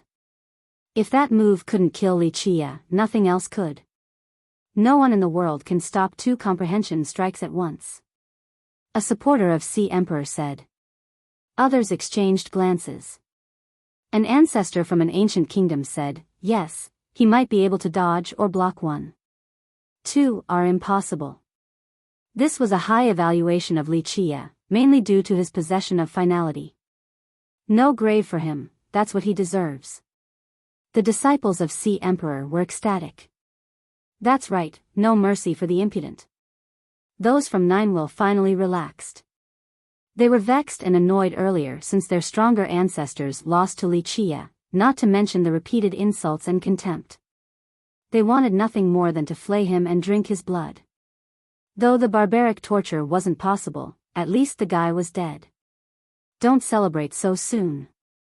A distant voice interrupted their celebration. Spatial remnants were blown apart along with boulders, revealing Wuxia walking out of the void. He held myriad era in front of his chest. The temporal light of the sword engulfed him and gave him a crystallized appearance. He seemed to have returned from a different temporal dimension. Wuxia! It's Wuxia! Many roared after seeing him. Chapter 42-56, 1/9 Tao, he's still alive. Eyes widened in disbelief. He survived two comprehension strikes. A high elder gasped. Not just that, he's completely untouched. An ancestor nearby added. Words couldn't describe the emotion of the crowd right now. The devastation from two comprehension strikes should have been unstoppable. The overlords themselves would either be crippled or dead after facing this. Thus, using the word monster wasn't enough to describe Wuxia. The duo's expression darkened, realizing the grim situation. They felt that something terrible was about to happen. During their defeat earlier, they didn't feel any despair. After all, there were still other methods from their sections. It wasn't the end of the road just yet. Now, the situation was far more serious than they expected. They exchanged glances, looking pale and lacking confidence. How did he do it? Don't tell me Myriad Era and its Tao are that strong? One ancestor commented. So it's just far superior to the other 8? An ancient king replied. Perhaps, but then again, it might be due to finality scripture. A big shot joined in. All in all, no one had a good answer. Alas, Li Chia did something that no one else could do, withstand 2 comprehension strikes without an injury. Comprehension strikes are not bad. Unfortunately, you're no Tao lords. Power and foundation aren't sufficient to make up for the lack of Tao fruit empowerment. Li Chia smiled. Wait, is he saying that a real comprehension strike is stronger? Others thought about it.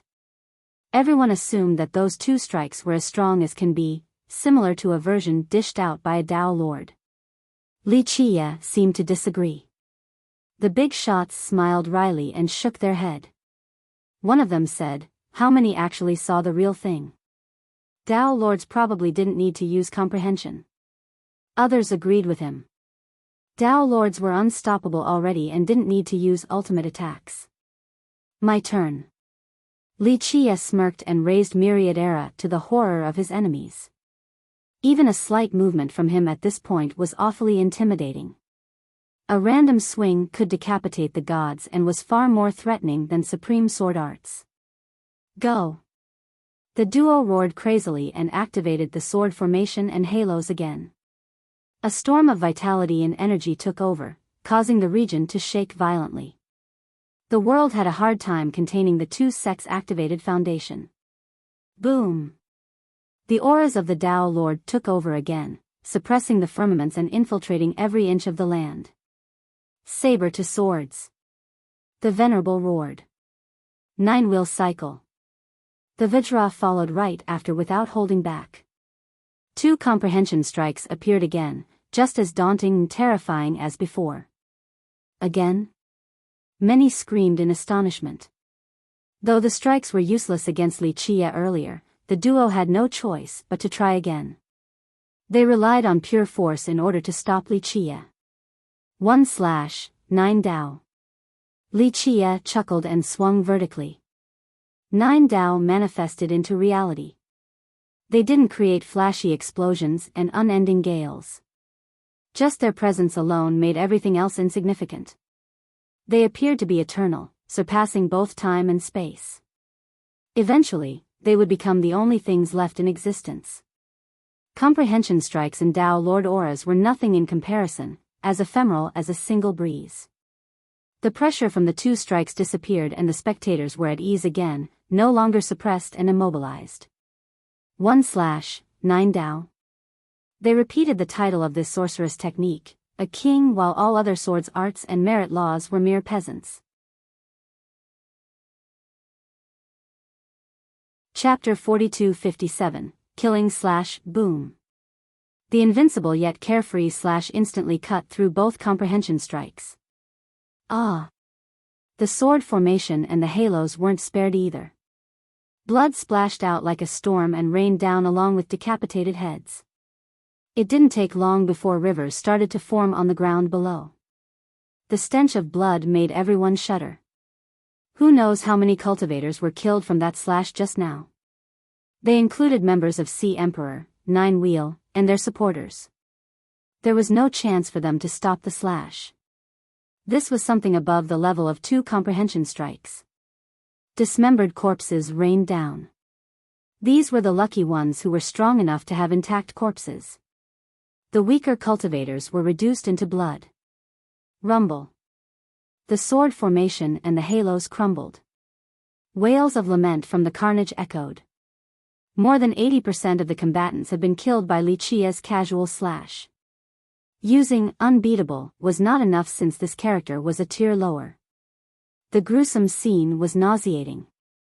2 behemoths have been decimated by Li Chia and finality.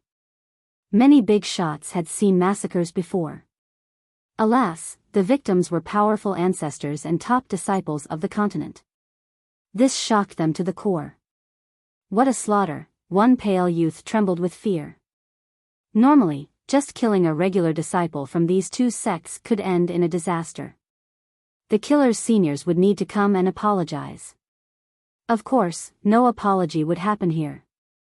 So that was the 9 paths? An experienced cultivator asked. Alas, only silence answered because most were still overwhelmed emotionally. No, no, no. Everyone saw Wuxia Venerable climbing out of a pile of corpses. His eyes nearly left the sockets, his face twisted with agony and hatred. This can't be.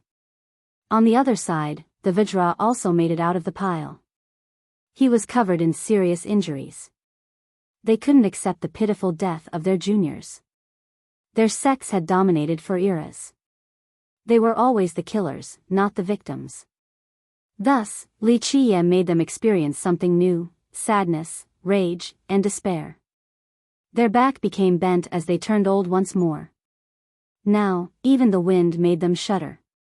They once could withstand the elements with their impressive cultivation. Even the coldest ice affinity in the world couldn't overcome them. Alas, they have become weak after this battle. Nonetheless, no one looked down on them for losing. In fact, some sympathized and felt the same hopelessness. This can't be. The Vajra appeared dazed and decrepit. I have given you two plenty of opportunities. Blame only your stupidity. Li Qiye said. Others held their breath as they stared at Li Qiye, realizing the full extent of his terrifying power. Normally, the victor against two behemoths would be celebrating, but he thought nothing of it.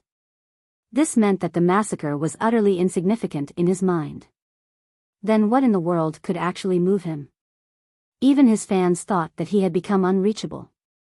He was higher than the sky and vaster than the world despite not exerting any pressure. His very existence made others feel inferior. Chapter 42-58, Decision. Disciples of Sea Emperor can't die in vain like this. Wuxia Venerable gritted his teeth and lost his composure. Grief and indignation took over due to the heavy losses. Both of them thought that they were responsible for avenging their fallen members. What can you do about it? Li Qiye chuckled. His smile froze the crowd because this was indeed the truth. It had nothing to do with arrogance since he had the power to back it up. The two overlords were clearly outmatched. Though he merely told the truth, the duo still felt as if he had just slapped them. Their pale complexion turned red. They wanted to scream and shout, but that would be useless. No one expected the top masters of the continent to fall so low, being looked down upon by their opponent. They resembled stray dogs that have lost their master. Not long ago, they were imperious characters. Anyone talking to them did so with fear and anxiety. This was no longer the case.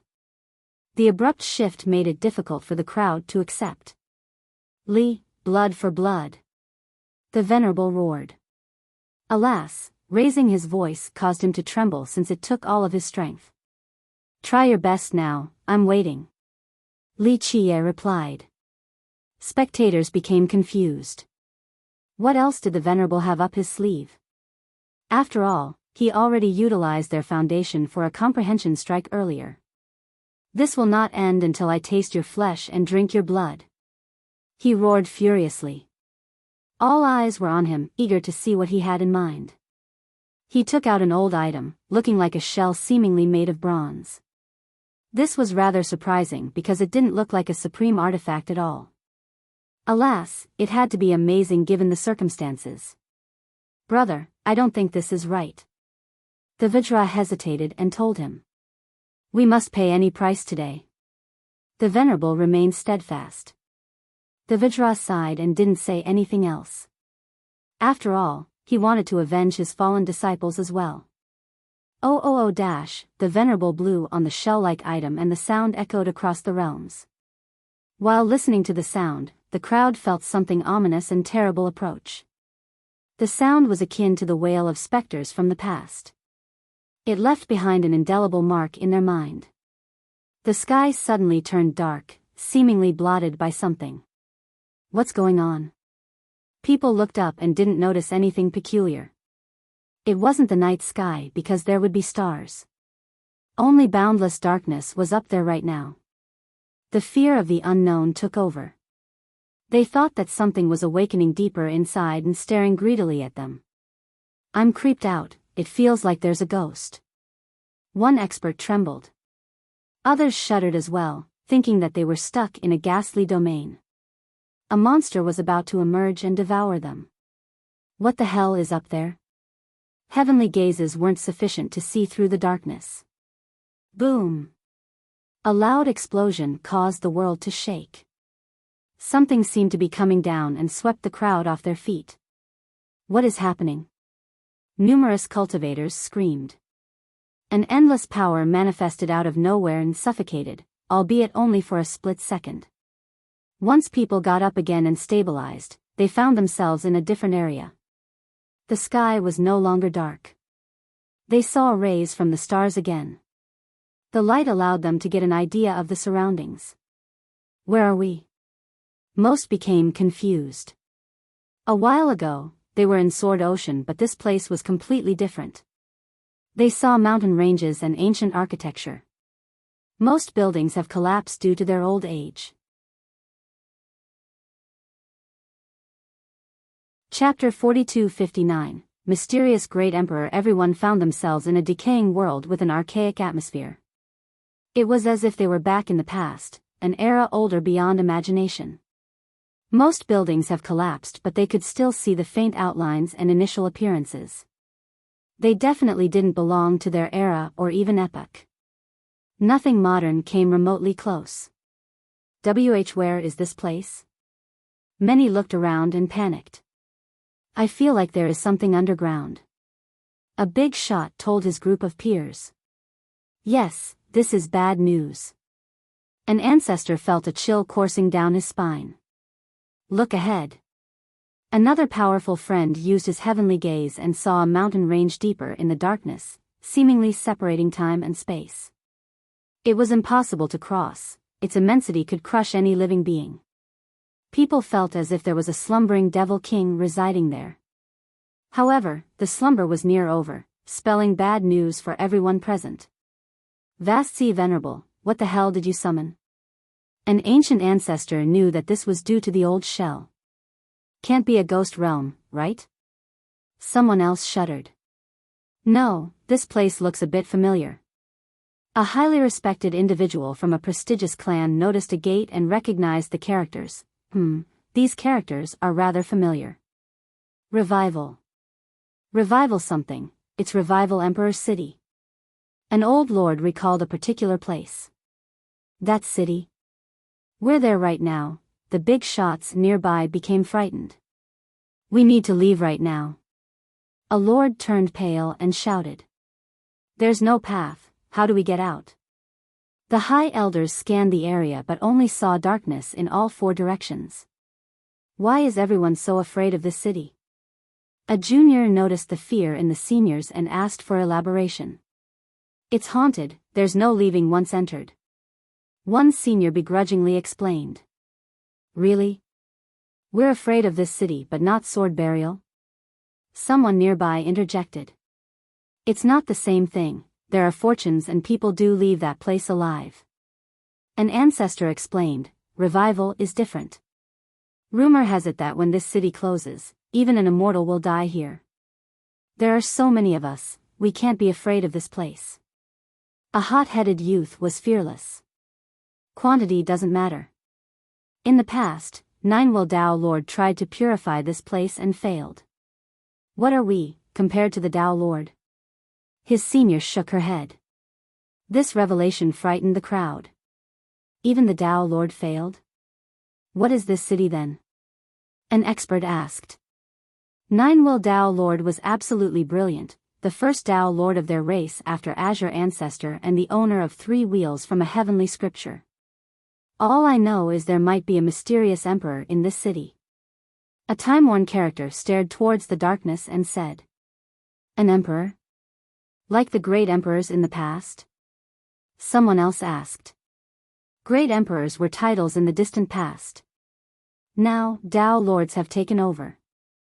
Impossible. Even ancient emperors can't live that long. Plus, Dao lords don't linger around in 8 decimalaces, why would the emperors? An erudite youth disagreed. There is an emperor indeed, but if it's one from the past? That's uncertain. My ancestor had mentioned this before. Another old lord said with a serious expression. What kind of being? Looks to be of the dark affinity. Others exchanged glances and started discussing. Then we'll be too unlucky. Nothing like this has happened since the chaotic era. A dark emperor here? One more added. Rumble. Sudden explosions from the mountain range interrupted them. They felt as if the darkness was oozing out and becoming denser. The ground shook violently and made it hard for people to stand still. Shit, something's awakening. Even a fool could sense that something was wrong. Yes, it's coming out. Everyone became tense and on guard. Did Wuxia Venerable really summon a dark emperor? It would herald a disaster to the land. One cultivator murmured. They turned towards the Venerable and only saw an old man hellbent on vengeance. Boom! More darkness erupted like thousands of volcanoes. The star rays could no longer be seen despite activated heavenly gazes. The quaking intensified, then came a dominant aura. The suppression forced cultivators down on their knees. It might really be a dark emperor. Numerous cultivators felt as if they were being stomped by a giant. They couldn't move an inch, let alone get back up. This is the power of an ancient emperor? Even the ancestors couldn't believe it. Chapter 4260, Old Enemy. The suppressive power engulfed the world to the horror of the crowd. Who dares disturb my slumber? An ancient being spoke an unfamiliar language not belonging to the current epoch. However, listeners still somehow understood the words when they echoed in their mind. In the next second, they felt the existence of a supreme looming in the darkness. This existence could see through everyone's heart and see their evil nature. They had the urge to submit and follow this being right away. I apologize for the disturbance, Great Emperor. Wuxia Venerable bowed, as did the Vajra. Spectators were astounded to see this. It looked like the two overlords had a relationship with this dark existence. This is really an ancient emperor? The big shots in the crowd were shaken. It seemed that the rumors about this city were true. How can this be? One of them gasped because emperors didn't belong to their epoch. Similar to Dao lords, they couldn't linger in 8 decimalaces forever. However, one stood before them right now, and this emperor seemed to be of the dark affinity. Why did this being want to stay in 8 decimalaces? There must be some larger plans or schemes. For what reason? The ancient characters erupted like thunder. Immobilized cultivators found themselves helpless like fish ready to be cut. Great Emperor, please kill someone for us. The Venerable respectfully said. Others finally understood, so the Emperor turned out to be the Venerable's ace card. They wondered if Wuxia could win once more. They sensed just how much stronger the Emperor was compared to the two overlords. My involvement has a price. The being's pressure intensified. The duo exchanged glances and gritted their teeth. The Venerable made up his mind and replied, "We are aware, please help us, Great Emperor." This made listeners curious. What did the Emperor want? Treasures and merit laws shouldn't be enough. Who is it?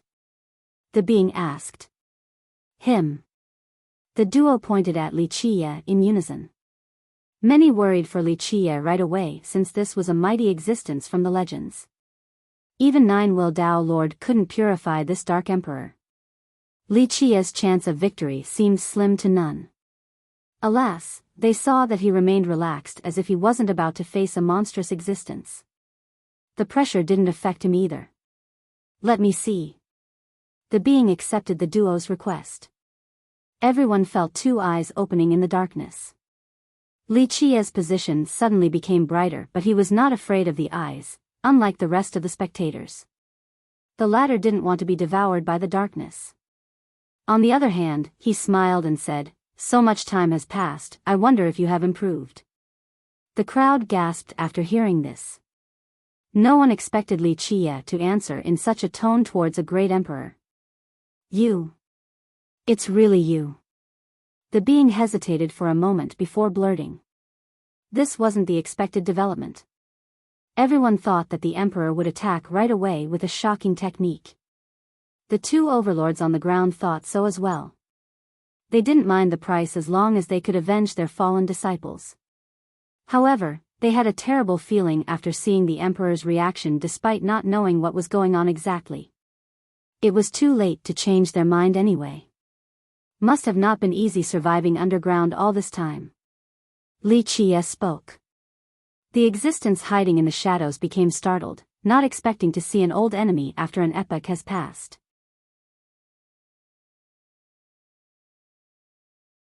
Chapter 42-61. Supreme Woman. Not even the sound of breathing could be heard during this crucial moment. The overlords and others never expected this development. This was the same for the existence in the shadows, to meet Li Qia again.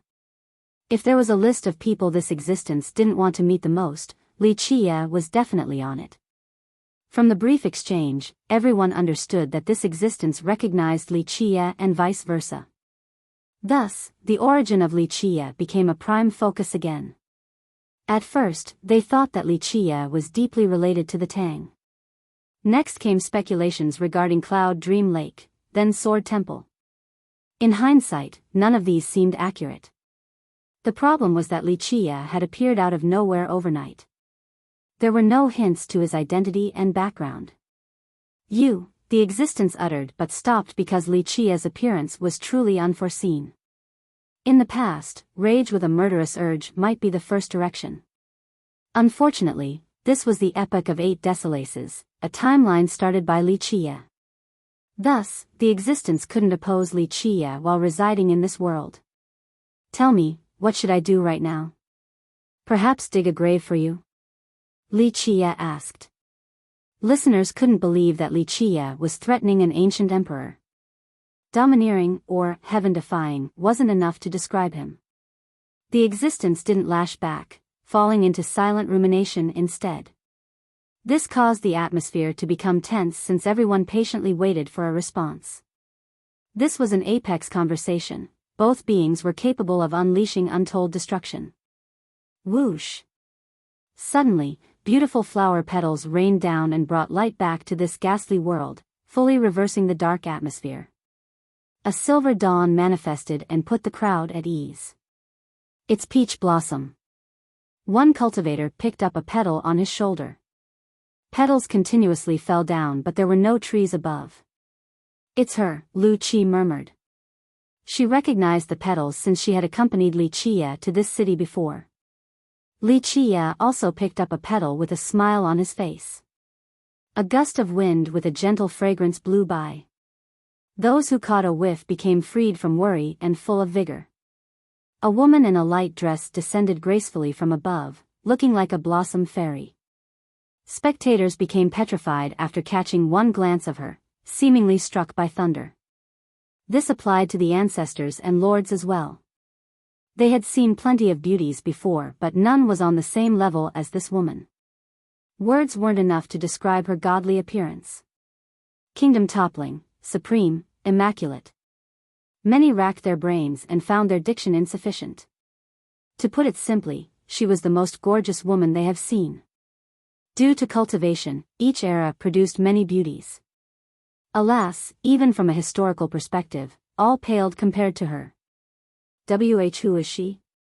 Weaker cultivators with an unstable Tao heart couldn't avert their gaze. When her eyes fell on Li Qia, time came to a halt.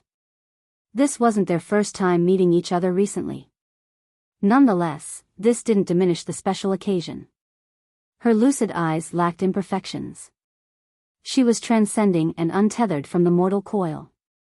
However, staring at him stirred up different emotions, familiarity and strange images. This caused her to frown. The spectators took note of this and wanted nothing more than to comfort her and get rid of the source of her frustration. Boom! Their stupor was interrupted by a massive detonation. In this split second, the existence in the shadow soared towards the horizon. Rumble.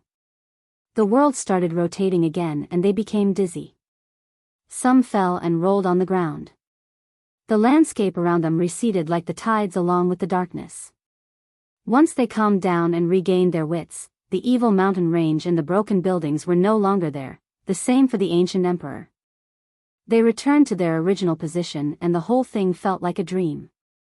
She's gone, thank goodness. An ancestor wiped the sweat off his forehead. My cultivation would have been ruined from the uncontrollable infatuation. Other big shots heaved a sigh of relief. It's good that she wasn't here for that long or her beauty would have driven them mad. The event earlier felt unreal and illusory. Nonetheless, her beauty still left an indelible mark in their memory. Many were still standing there, trying their best to recall her wondrous face.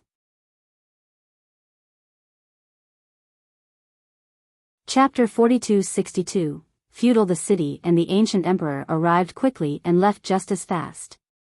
The being was summoned by Vasthi Venerable but fled before doing anything. What was the emperor afraid of? Wuxia? Some thought that this might be the case. However, the appearance of the supreme beauty might have more to do with it than Wuxia. The attention shifted from Wuxia to the mysterious woman, a being potentially strong enough to frighten an ancient emperor, something truly inconceivable. An ancient emperor absolutely stood at the apex. Even the two overlords beseeched the emperor's help. There were many legends regarding the abilities of the past emperors. Plus, the monstrous aura earlier spoke plenty. Many thought that this ancient being was comparable to their Dao lords. This would imply that the woman just now was even stronger than Dao lords. Who is she? Knowledgeable characters examined the clues in history. Alas, they couldn't come up with a matching female figure. If that ancient emperor was afraid of her, it means that she might be stronger than even Dao lords. A king brought this up. Others exchanged glances and doubted this statement. The invincibility of Dao lords was ingrained in their culture and common sense. Regardless of the period, the Dao lord of that generation would be the strongest cultivator. How could there be someone else higher than a Dao lord? Unfortunately, no one had an answer regarding her identity. Looks like you're left disappointed. Your backer isn't of use. Wuxia broke the silence with a casual tone. People stopped thinking and focused up again. The Venerable's ace card didn't come into fruition since the emperor fled. He thought that there was a chance of the emperor being able to kill Wuxia.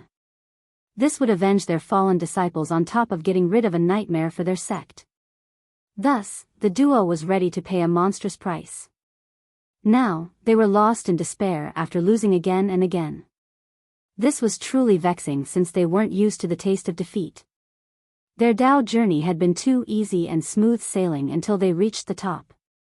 In their entire life, setbacks and defeats could be counted with one's hand. Alas, Wuxia shattered their confidence today.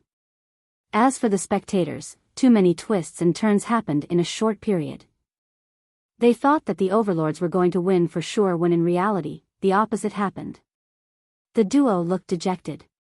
They still had other cards up their sleeve but have decided to give up. The winner takes all. The decrepit Vajra emotionally said. There is nothing to say for we have lost. Take our heads. The Venerable smiled bitterly. The two looked hours away from death, no longer domineering like before.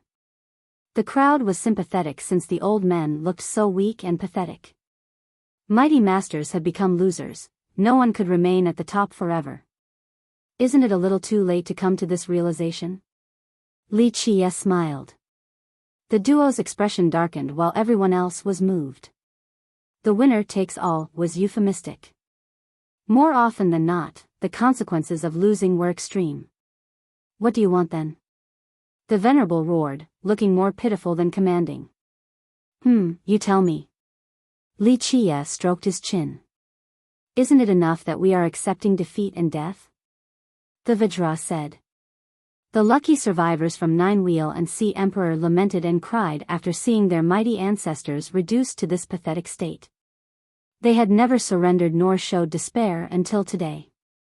This can't end with you accepting defeat, you know better than that given your long reign.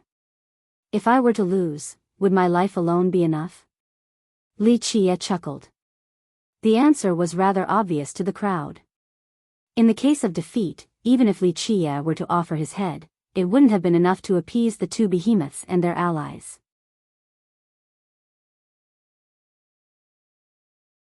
Chapter 42-63, Pyrrhic Attempt. The crowd exchanged glances. Li Chia's defeat wouldn't have ended with his death. There might have been torture before a cruel demise. Moreover, those who sided with him would be massacred by the two behemoths as well. In reality, this was their plan in the first place, hence the need to use the sword formation and halos. They wouldn't have let anyone leave alive, not even Everlasting Sword God and the two saints. Next, they would mobilize against Sword Temple, Virtuous School, and many others. Such a thing was not unprecedented in history. They have destroyed plenty of enemies previously. Therefore, although the two old men looked pitiful in their current state, it wasn't out of line for Li Chia to press the issue. Sympathy didn't cloud the crowd's judgment. Do you intend on destroying my kingdom? Vast Sea Venerable bellowed. Listeners shuddered because this was an actual possibility. Why not? Li Chia said. The crowd shuddered because Sea Emperor and Nine Wheel have been around for eras. What would be the consequences of their demise? Nonetheless, this might actually happen today because Li Chia had the ability to do so. The duo's expression was as ugly as can be.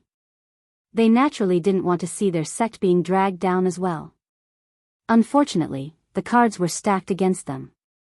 Don't be so unreasonable. The Vajra turned red. He was ready to do anything to stop Li Chia from destroying Nine Wheel. On the contrary, I've been reasonable the entire time and gave you all plenty of chances.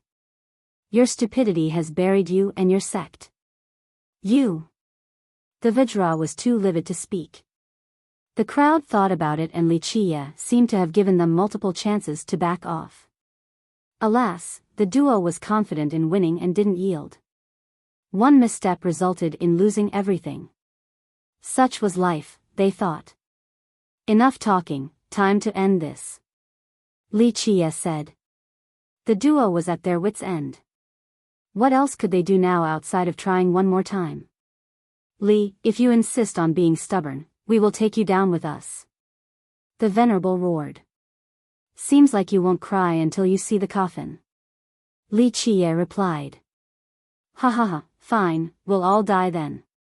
The Vajra let out a sorrowful smile. Boom. The true flames of life erupted from him. He activated his palaces and released his true fate, deciding to burn everything. Boom. The Venerable did the same and ignited his true fate and longevity blood. Ah! They screamed in agony, their face contorted due to the pain of being burned alive. Nonetheless, they endured the unbearable pain and started chanting, "My ancestor, my lord, the source of the Tao," each word echoed into the horizon. Rumble. Billowing flames suddenly appeared over Sea Emperor and Nine Wheel Citadel. They incinerated the sky and left behind black holes. The members of the two sects started chanting as well. They have answered the call of their ancient ancestors and ignited the foundation of the sect. Fuck. The heat waves were unbearable for the neutral spectators. Numerous were burned while some were reduced to ashes. They felt their blood and true fate sizzling, wanting to ignite as well. This scared the hell out of them. Why is this happening? A youth felt a sharp pain coming from her true fate and screamed. They want to perish together with Li Chia. Her ancient ancestor shielded her and explained, those two overlords are burning their life while chanting a mantra serving to ignite their sect's foundation as well. This is a spell capable of burning their opponent's life until death. Unfortunately, they will also turn to ashes. As for their sect, the best-case scenario would be maintaining 30 to 40% of its power. How scary, she retreated. Others weren't as lucky as her to have a protector. They screamed due to internal pain. Seal your senses, don't try to resist because it's futile. 2 overlords and the foundations are burning. A king told his fellow disciples. This advice was heeded. They stopped actively trying to resist and sealed off their senses instead. Chapter 42-64, Dao Lord's appearance. The burning signaled their intent to die and take Li Qie down with them. This type of fire spell rendered escaping impossible regardless of one's power and heaven-defying method. ZZZ, Dao laws and other physical affinities were being incinerated by the true flames. Even the cycle of karma was affected. This was all for the sake of killing Li Qie. They really want to kill him. A big shot turned pale while watching this from a safe distance. This suicidal method was immensely destructive. Moreover, the users were 2 top cultivators channeling the power of their sect's foundation and fellow members. The foundations have been blessed and empowered by countless masters in the past. Thus, the accumulation of energy there was immense.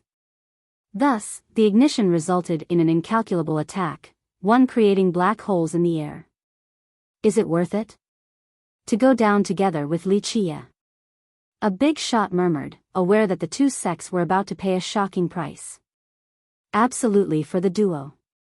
They want to kill Li Qie at all cost, that's the only way to survive. A high elder said. No one disagreed because the feud had reached an irreconcilable level. They could have saved their sect before by committing suicide. Their pride got in the way. An ancient ancestor shook his head. This was indeed the case. Li Qie gave them a chance, but they were too confident in their ace card. They could have used their lives as a token of apology earlier. That might have been enough for Li Qie to spare their sections. Unfortunately, it's too late for that. Another expert said, Li Qie will destroy their sects if he stays alive. Are you sure? He's merciless but might not be that extreme. The duo can still give up their life along with many ancestors. The sects then can offer him their resources, that might be enough for him to stop. The ancient ancestor responded. The crowd didn't respond. This scenario was utterly humiliating. Which sect would be willing to go so far? That's no different than sect destruction. They might as well go all out. A sect master murmured. The prideful behemoths would never agree to those conditions. Yes, it is better to die than live in disgrace. Someone else added.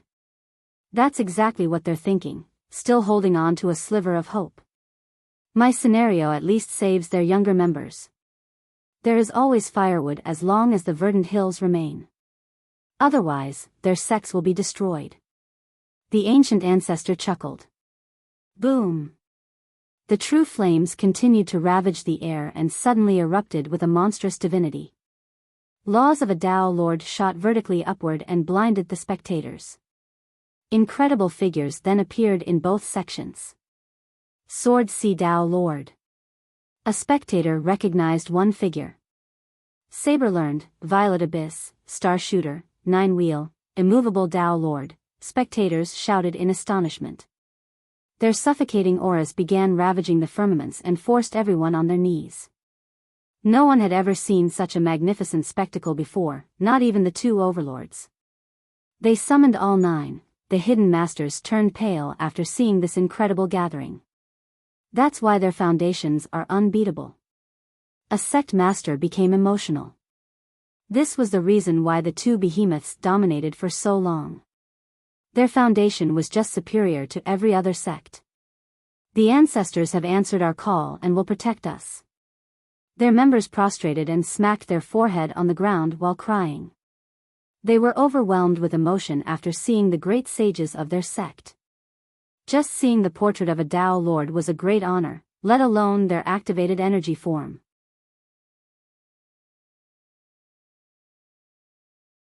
Chapter 42-65, death. The figures floating above Nine Wheel and Sea Emperor seemed to be eternal and capable of untold destruction. Tao laws poured down from them like heavenly waterfalls. They were at the Tao Lord level, resplendent and filled with peerless runes containing the truths of the Tao Lords. They rendered it impossible for anyone to get through. Just one figure alone was enough to frighten all living beings. In this case, there were a total of 9. If gods were to appear, they would still be considered insignificant compared to this force. Unlike the dread felt by others, the members of the 2 behemoths viewed these beings as the ultimate existences. They were uncontrollably emotional, with tears streaming down their cheeks. The ancestors are here with us. Both regular disciples and ancestors shouted.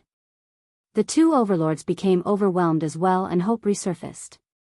After all, this was the combined power of 9 Tao Lords. Meanwhile, the neutral spectators were horrified and immobilized by the various auras. Ancestors, please slay this monster and save us. Many prostrating members from Sea Emperor beseeched. Ancestors, raise our banners and bring our glory back. Those from Nine Wheel did the same thing. The ancestors have returned in spiritual form, so their morale was back. As long as these avatars were willing, they would be able to kill Wuxia. In fact, they believed that their sincere effort to subdue the enemy had reached the Tao Lords. Thus, victory was on their side. Can anyone stop an attack from 9 Tao Lords? The crowd turned the sight on Wuxia. Those with complete confidence in Wuxia wavered due to the insurmountable odds. Boom! The Tao Lords actually answered the prayers of their sect members and made their move. No one could see a damn thing due to the blinding radiance. The auras of these Tao Lords became flood-like and drowned out the entire world. Yes. The 2 overlords and their fellow sect members were ecstatic. However, the duo suddenly stopped and their eyes became wide open. Boom! The incoming attack was shockingly aimed at them, not Wuxia. No. This was something they and their allies never expected. Why would the ancestors attack them instead of Wuxia? Everyone else became slack-jawed as well. Alas, they didn't have any power to resist. The true flames around them extinguished with haste, and then the full brunt of the attack annihilated both their fate palaces and body. It only took a second for them to be reduced to a bloody mist. The wind blew what's left of their body away. This was the end for 2 supreme cultivators. Poof! The ablaze foundation from both sects became normal again after their death. No one had an explanation for this development. When the avatars showed up, the members of the 2 sects thought that they would be able to destroy Wuxia. He should have been annihilated by that attack, not their overlords. Alas, this was indeed the reality and left them frozen for a long time. This can't be. After a while, they regained their wits and screamed in despair.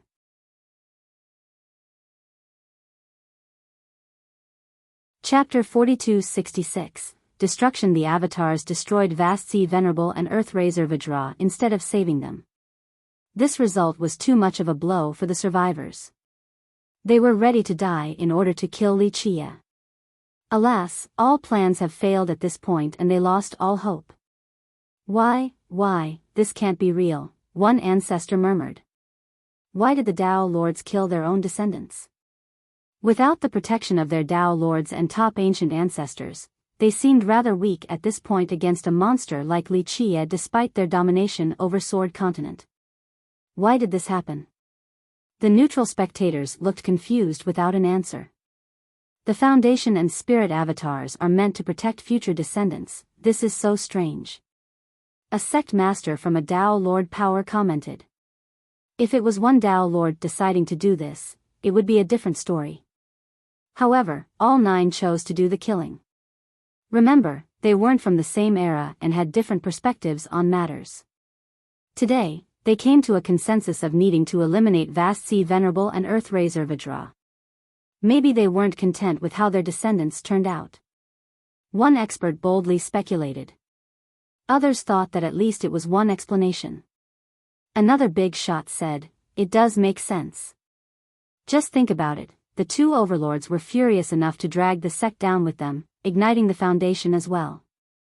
The Dao lords were most likely unsatisfied with their destructive nature. True. The crowd agreed since no one else offered a second opinion. Nonetheless, their skepticism remained. As they were assessing the situation, the supreme avatars disappeared one by one. As for Li Chia, he captured Vast Sea and Abyss, then took a closer look. No one dared to say a thing about these heavenly swords. Currently, he had a total of 3, Myriad Era, Vast Sea, and Abyss. This was unprecedented, yet no one dared to be greedy. To oppose Li Chia was akin to committing suicide on top of bringing their sect down with them. Anyone with this idea would be swiftly dealt with by their seniors. Will he gather all 9? Someone else asked. Just how invincible will he be? The next Dao Lord? An ancestor became emotional. Li Chia already had finality and its sword Dao. If he were to obtain the 9 heavenly swords, he would be able to utilize them with the corresponding Dao. That would result in a frightening power. No Dao Lord has ever done this before. He would become the greatest in that case. An ancient ancestor from a prestigious clan added. Sword C Dao Lord only had access to 1 sword and 1 Dao, the same for Violet Abyss Dao Lord. This was still enough for them to dominate their era. If he gets all of them, he'll be something greater than a Dao Lord even if he doesn't become one. An old master joined in. Of course, there were mere speculations. No one had an estimation of the power resulting from obtaining all the heavenly swords and Dao. Go now. Li Chia suddenly released the 2 swords. Rumble. The 2 swords flew towards the horizon like 2 meteors with a flashy trail behind them. Their targets turned out to be Sea Emperor and 9 Wheel. Shit! An ancestor in Sea Emperor shouted. Alarms could be heard across the kingdom. A similar scene occurred in 9 Wheel as well. The heavenly swords are attacking. The disciples of the 2 sects looked up in astonishment. For the members of Sea Emperor, these swords used to be their defining treasures and had always protected them. Today, they heralded an apocalypse. The ancestors at home knew that they had no chance of stopping the sword.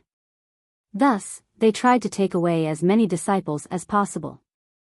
Rumble. Floating palaces crumbled in 9 Will Citadel. On the other side of the ocean, sacred palaces and shrines exploded from the might of the heavenly sword. The ground seemed to be fully penetrated. It didn't take long before their ancestral ground was completely annihilated. Spectators, regardless of how strong they were, became stricken with fear after seeing the devastation.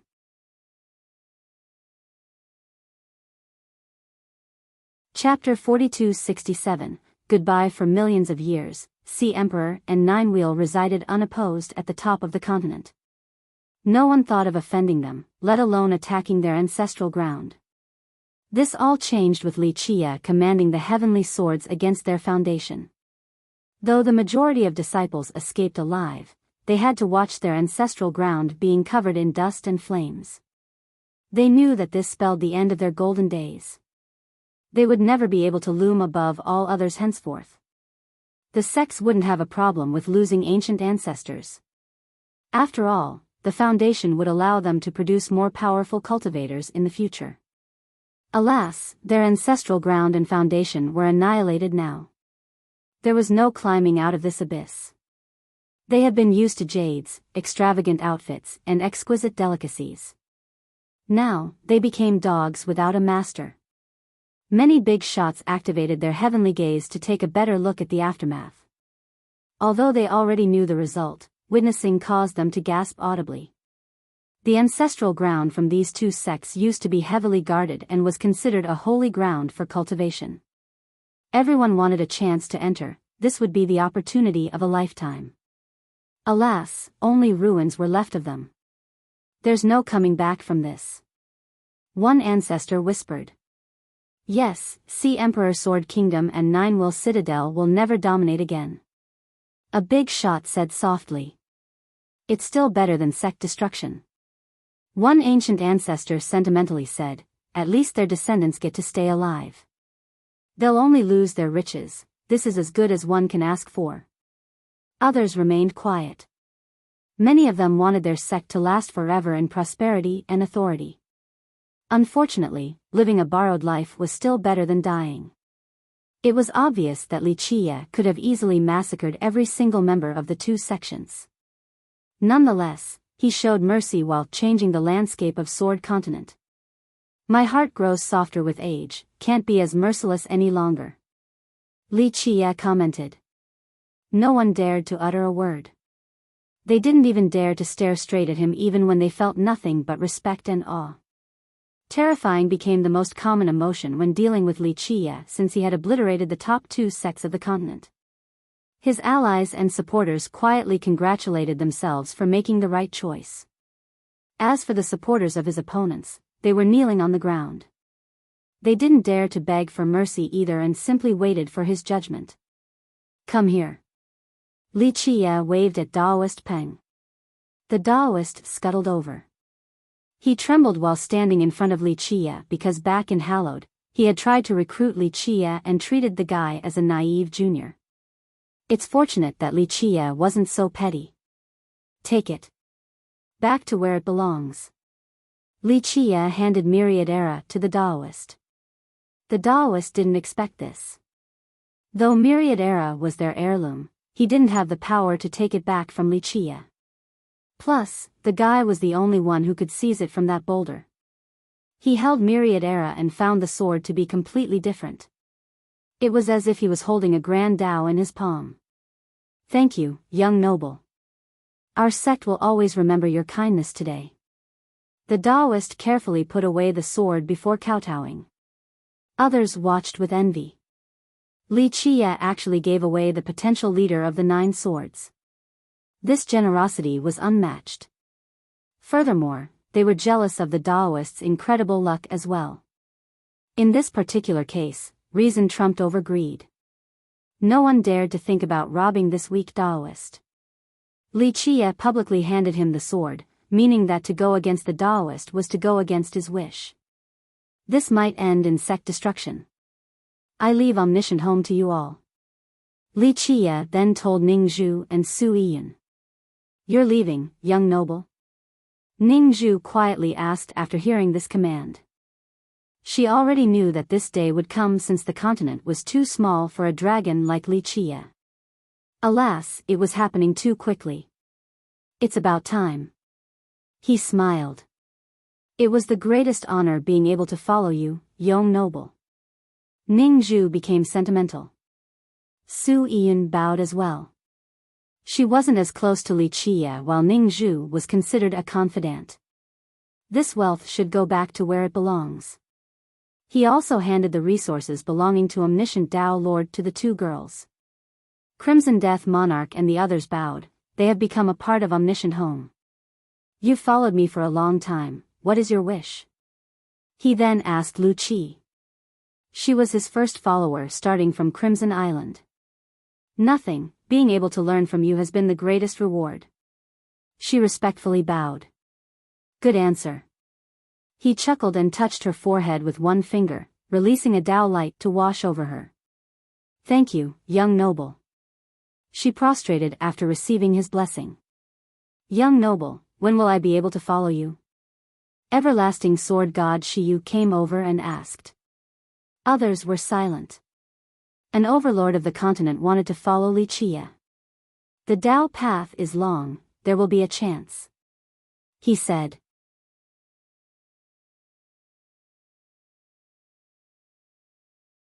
Chapter 4269, Tao Xianzi Sword Burial Ground had 5 domains. The cauldron came after the graves while the last area was named World. Li Qie left the ocean and headed for Sword World. However, he stopped at the border of Sword Cauldron since he noticed a woman, the one appearing back in the haunted city.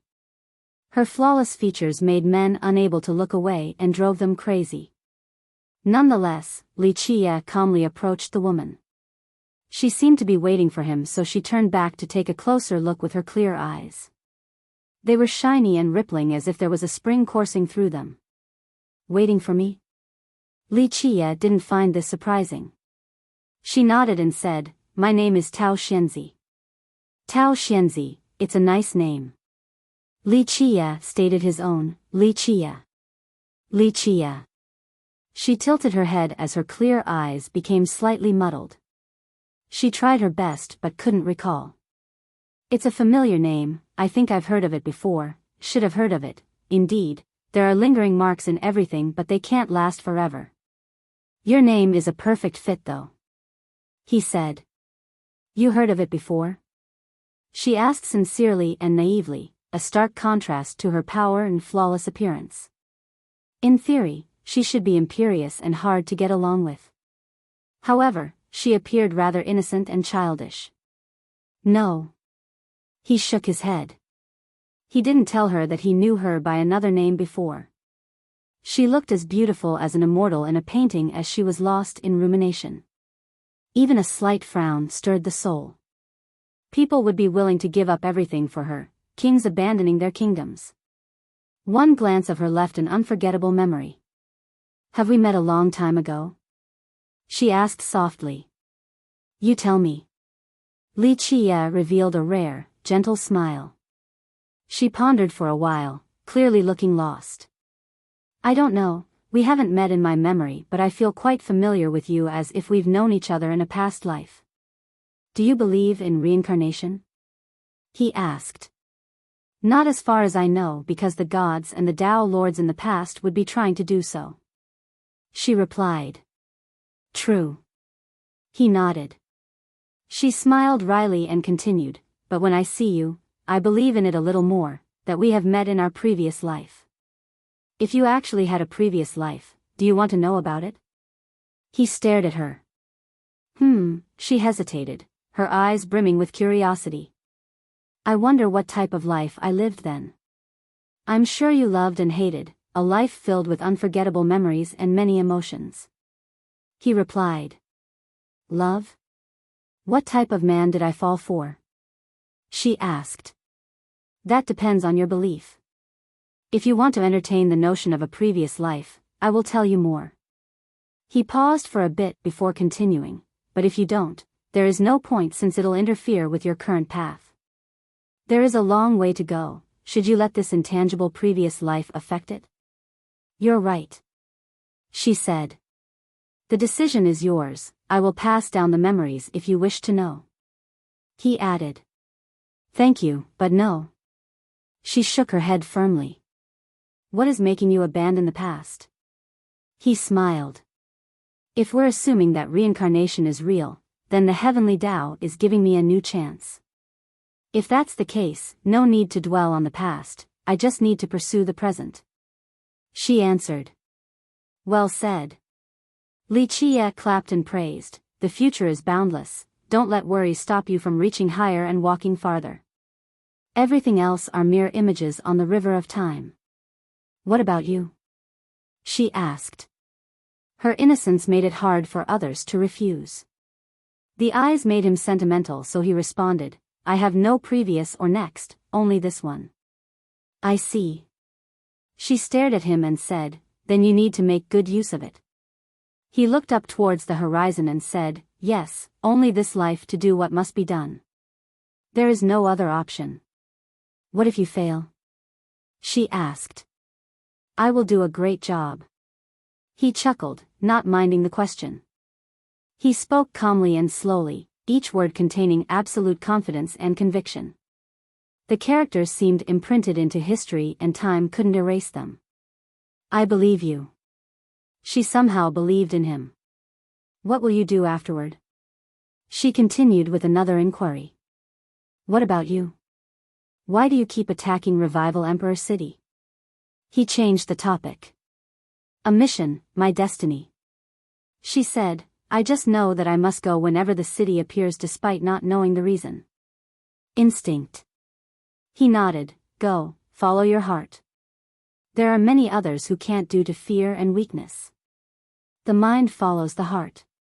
She replied. This might be what people call destiny, and it's immensely difficult going against it. Nonetheless, this is still a path towards the Tao. You aren't wrong here. He replied. Thank you. She thanked him for his guidance. Yes, you're talented enough and are his nemesis, that is your destiny and the reason for reincarnation. The question is, what will you do after destroying the city? Li Chia became slightly emotional at the end. I haven't thought of it. The innocent woman had no answer. He came closer and gently patted her head. Don't be lost and hasty, exercise patience instead. When the time is right, you will know. I understand, it's the same for you after you finish your task. She asked. Me? Perhaps, we will see when that day comes. His gaze returned to the end of the world, the place of his final mission. Okay. Her eyes appeared brighter than before. I have to go now. Thank you, may we meet again. She said before bowing. May we meet again. He nodded. Her figure flashed once and disappeared from sight along with the sweet fragrance in the air. Li Chia stared in her direction. The pain, the training, the previous life, all were still sealed deep in memories. If the past is too heavy of a burden, just let it pass. This is where death is a better outcome, at least one will be able to forget. Goodbye, little one. He reflected. One translation would be Peach Fairy. Given the narrative, this should be a name, not title. This is a pretty tacky and uncommon name if given by parents or self-proclaimed. This could really go either way, but given the conversation, keeping it as a name.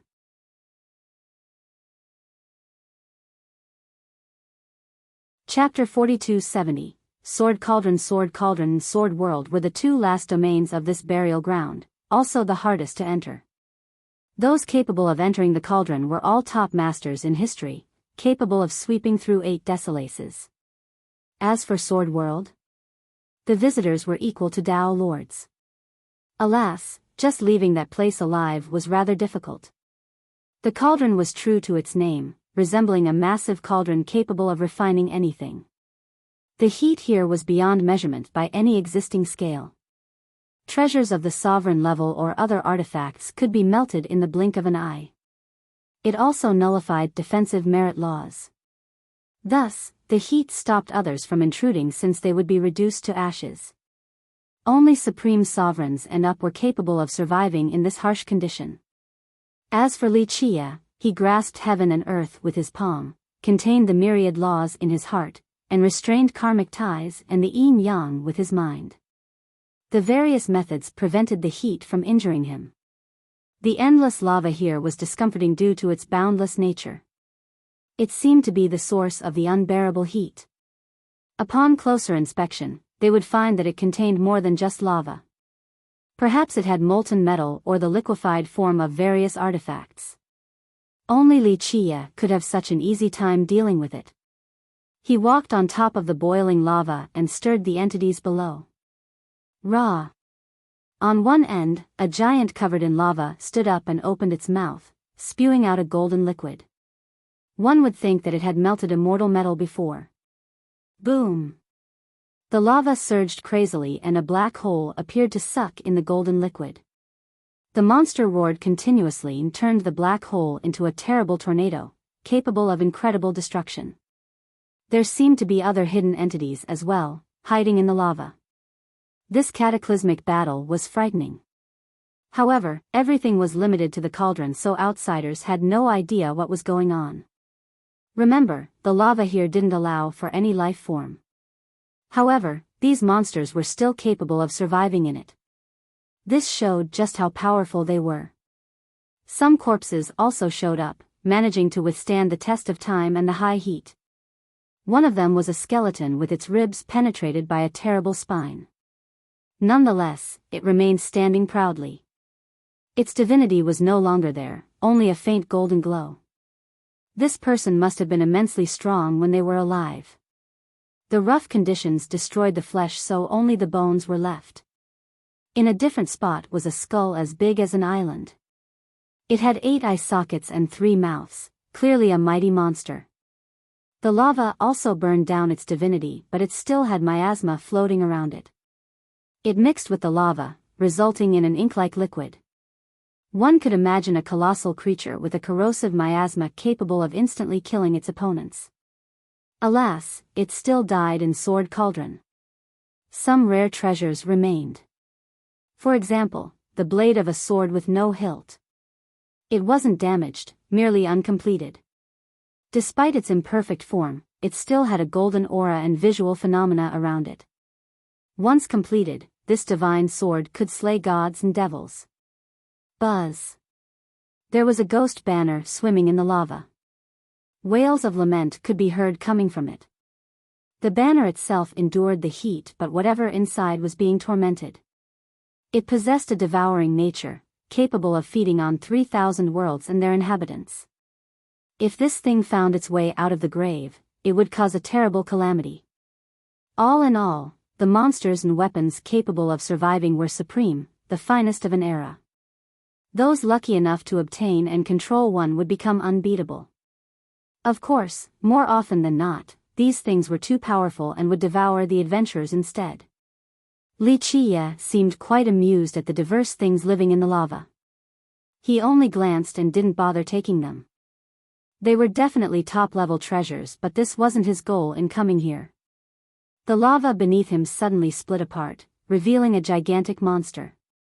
It had 6 blood eyes. The rays from them could mesmerize any cultivator. It clearly viewed Li Qiye as a delicious meal. He stared at it with a smile before speaking. Interesting, I haven't skinned your type yet. You would make a decent robe. The red rays intensified but still did nothing to Li Qiye. Splash. The lava walls caved downward again and the monster went into hiding. It realized how strong Li Qiye was and immediately fled.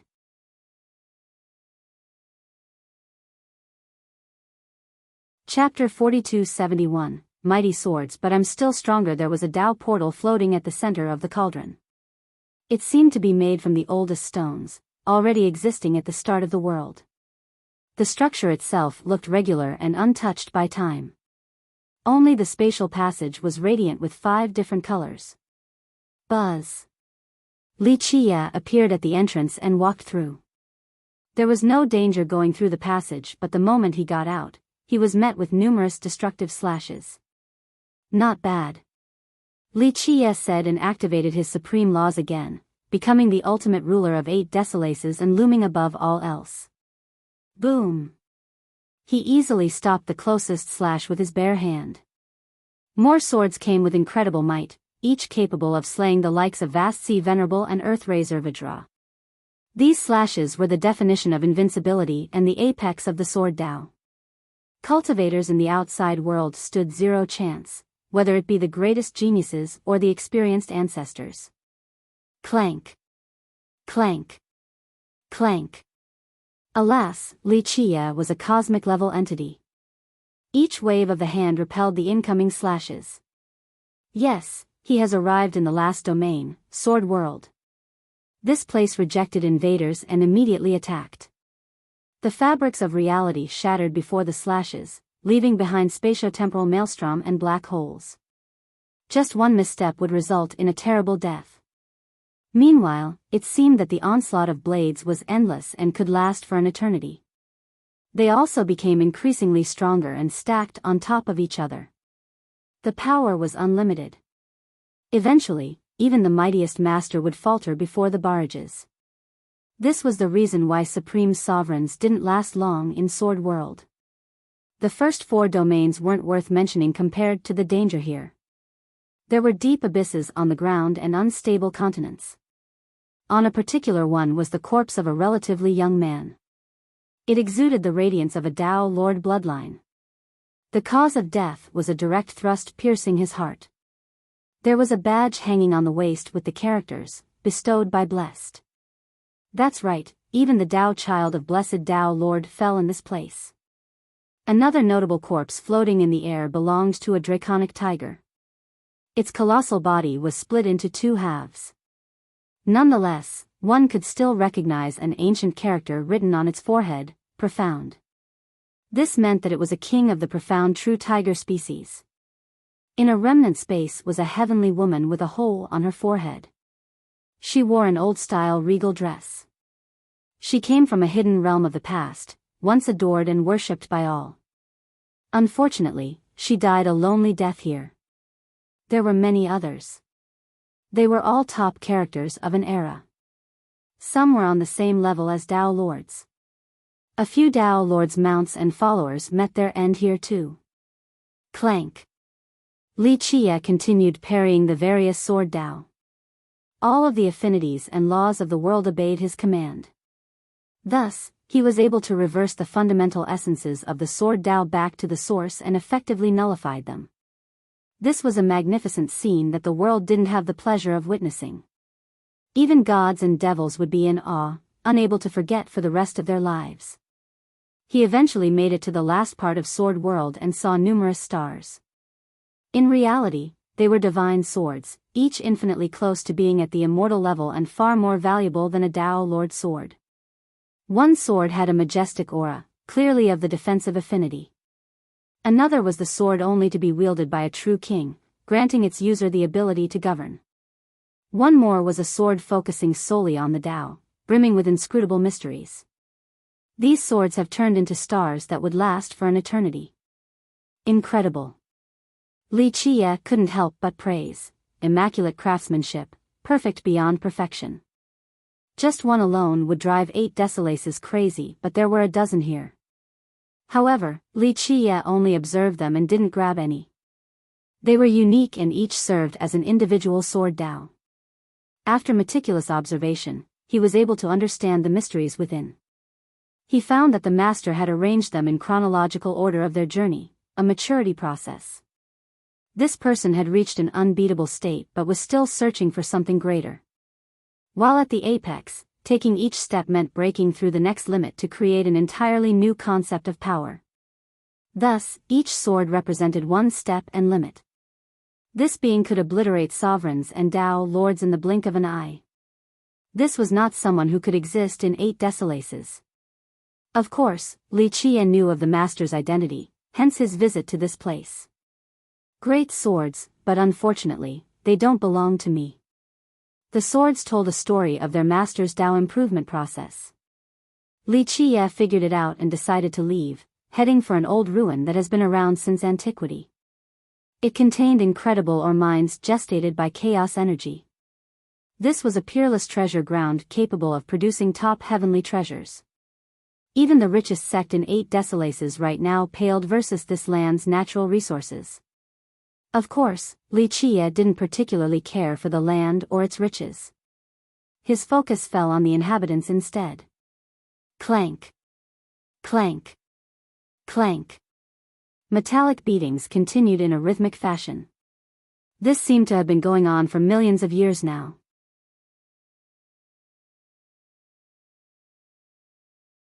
Chapter 4272. Middle-aged men. This blessed land was occupied by a few thousand members. They were busy at work and normally, this shouldn't be surprising. However, this was the deepest region of sword burial ground, the most dangerous area. Strangely enough, there was no fighting here, a stark contrast to the previous area. No outsider would believe the scene found here. Most importantly, they were all the same person, exactly identical. The individuals performed different tasks, smelting ores, hammering, sharpening, controlling the flames and air. In other words, they were blacksmiths creating divine swords. Some worked in groups while a few worked alone from start to finish. They seemed to be made from the same mold, looking exactly the same from appearance down to the expression. Li Chia had met them before, the middle-aged man who threw swords back into the abyss and ran away from Li Chia. Their long hair was a mess and draped downward, covering half of their face.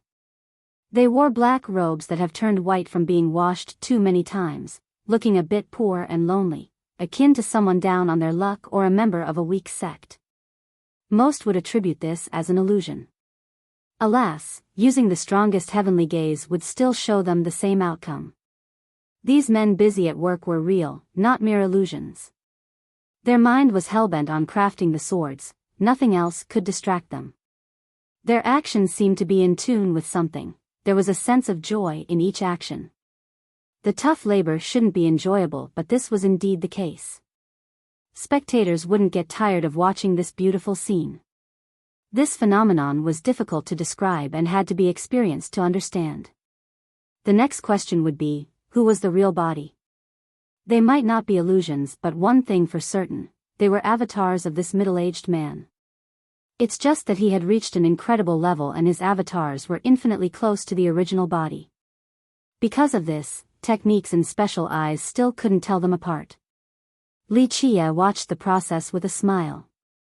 He became immersed in this scene and stood still like a statue. All other sounds disappeared from the world, only the noises relating to blacksmithing remained. He eventually joined the group and performed his own task. The avatars didn't stop him and treated him as their own. He came closer to one of them who was busy grinding a divine sword. It was extremely tough, so only a small piece was morphed despite half a day of effort. Nonetheless, this avatar persevered and focused on the polishing process. It seemed that in order to fully polish it, it would take several thousand years. Alas, the avatar seemed to be enjoying the process instead of finding it tedious. Edgeless blade, yet the Tao is sharp, not bad, he commented. It turned out that the old man was focused on grinding down the tip of the blade. He would grind for a long time before taking a look at the tip, then resumed the grinding. He seemingly didn't hear Li Chia. The latter patiently continued to watch. After a long time, he finally responded, "Why is an edge necessary?" His voice was filled with the echoing rhythm of the Tao. "Just the user needs to be sharp." Li Chia smiled.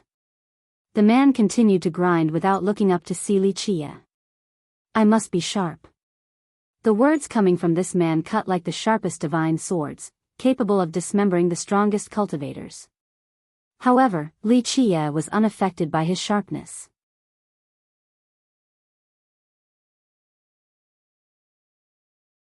Chapter 42-73. Sword grinding. The grinding process was awfully slow, but the man remained meticulous and patient.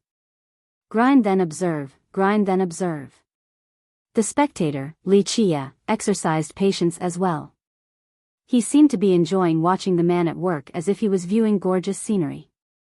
In fact, those with sufficient cultivation and strength would find that each of the man's actions was in harmony with the grand Tao. The thing he grinding wasn't the sword but rather, his grand Tao. "I'm already dead, you don't need to wait," the man suddenly said. This would frighten listeners because there was nothing odd going on with him, simply another middle-aged man, alive. In fact, outsiders had seen him back at the abyss. Dead didn't come up in their mind at all, only that he was mysterious. He wasn't the only one no longer living. The rest of the avatars were the same way, the reason being that the true body had died long ago. Nonetheless, they seemed to still be surviving here in a manner no different from other living people. People would only believe this after witnessing with their own eyes. Alas, despite the lack of any discernible difference, his true body was indeed dead. His monstrous power simply prevented time from erasing his existence. This didn't surprise Li Chia because he already knew beforehand. "There's nothing bad about being dead," he said. "True." The man actually took the time to nod his head this time around. "Still far better than your position, on the verge of death. You're not wrong, but I must struggle beforehand, maybe I'll actually survive. That's what life is, an unending struggle." Li Chia calmly responded with a smile. The man didn't answer and kept on creating his blade, taking the time perfecting even the smallest line. After a long while, he checked the edge again, then the flames, before asking, "To what do you entrust in?" "You entrust the sword not because of its sharpness or because you need it. Rather, its very existence is significant for you." The man had reached a frightening level beyond imagination when he was alive. He didn't need the sword because he himself was the strongest sword. Nonetheless, he still tried to create numerous divine swords. Blacksmithing and the sword served as his symbol of hope instead of being weapons. "And you?" the man asked again. Li Chia didn't respond and only stared at the sword in the man's hand. "I've forgotten," he eventually answered. "You can't let go." The man said something that didn't pertain to the conversation. However, Li Qie still understood. That is your weakness. The man continued. Is the sword your weakness? Li Qie responded. The man didn't reply. Hope can make one stronger and more determined. Li Qie said, the lack of hope means the lack of shackles, this can destroy a person. In the beginning, all the dark existences certainly never thought that they would have to live in the shadows later on. They eventually lost themselves. Well said. The man pondered for a bit before agreeing. Both of them had transcended the limitation of an epoch, capable of changing the course of the entire world, breaking and creating a new order. Power gave them untethered freedom. The only thing capable of holding them back was hope and entrustment. This kept them grounded and sane. Thus, my unwillingness to give up is not a weakness. It will make me stronger, strong enough to overcome the monsters and even the villainous heaven. It may not be possible. The man observed the white snow sword near completion and was happy with the brilliant product. It'll be done because I've set my mind on it. Li Qie uttered with conviction and confidence. Someone's looking for you. The man changed the topic. I'm aware, I'm looking for him as well. Li Qie didn't feel pressured. And that's why you're here to find me. The man said. If my intelligence is correct, you fought him during the distant chaotic years. Li Qie smiled. Indeed, and that's why I am dead. The man revealed. Sword immortal might be dead, but the sword lives on. Li Qie replied. The world has never heard of this being referred to as sword immortal before. After all, there were no immortals in this world. Nonetheless, those who knew him wouldn't find this title inappropriate. This was a testament to his power. Alas, he still fell to that person. I'm afraid he knows more about you than vice versa. The man said. Not too surprising, I'm sure he has been researching for a long time now. Therefore, I'm here to ask you some questions. Li Qie smiled. What I know might not be useful to you, things have changed throughout the years. The man paused for a bit before speaking. Still better than lacking knowledge. Li Qie replied. What do you want to know? The man nodded and agreed. I want to know the details of the battle. Li Qie became serious. The man's eyes erupted with sword rays. Just this slight hint of his sword intent could crush top cultivators in history. This was the true manifestation of invincibility with the sword. He was recalling the battle back then, the most brilliant out of them all. He had no regrets despite meeting his end.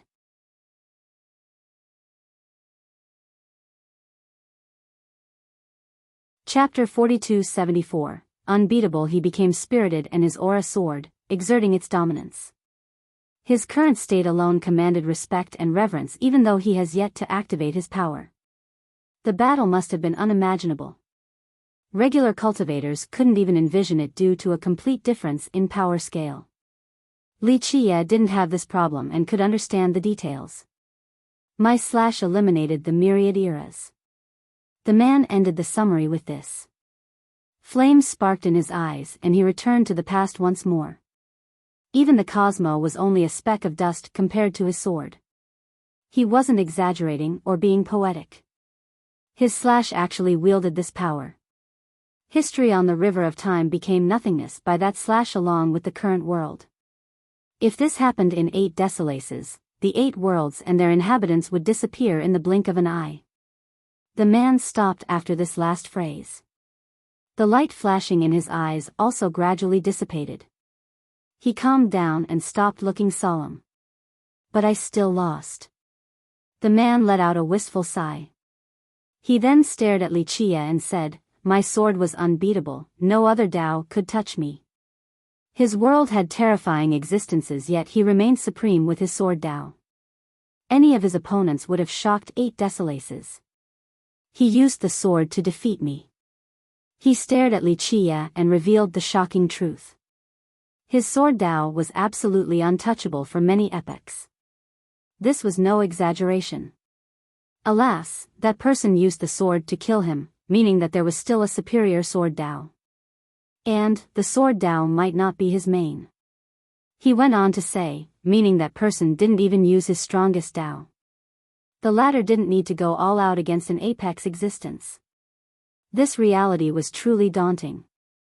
What was his actual Dao? Just how powerful would it be? Unbeatable. Li Qie concluded. He knew just how powerful this man was. Thus, the outcome of this battle painted a better picture for his future opponent. Why must you fight him? The man stared at Li Qie. Why not? Li Qie said flatly. Why not? Huh, well said. The man laughed after hearing the reason. But ultimately, my opponent is not him. Li Qie added. The man paused for a while before agreeing, yes, our opponent isn't someone else. Indeed, only ourselves. Li Qie said. Weaker cultivators usually viewed their rivals or certain challenges as their targets. However, for Li Qie and this man, they only sought to surpass themselves. Your goal isn't a fight, it's part of your research. The man said. It's an illness, I don't like uncertainties and unknowns. Li Qie replied. I am the same way. The man enjoyed the conversation and lamented their late meeting. What would you do if there is a possibility of you and him teaming up? He then asked. That's an interesting scenario. What would you say is his pursuit? Li Qie smiled. The man pondered, then shook his head. It would be presumptuous for me to comment since I know very little about him.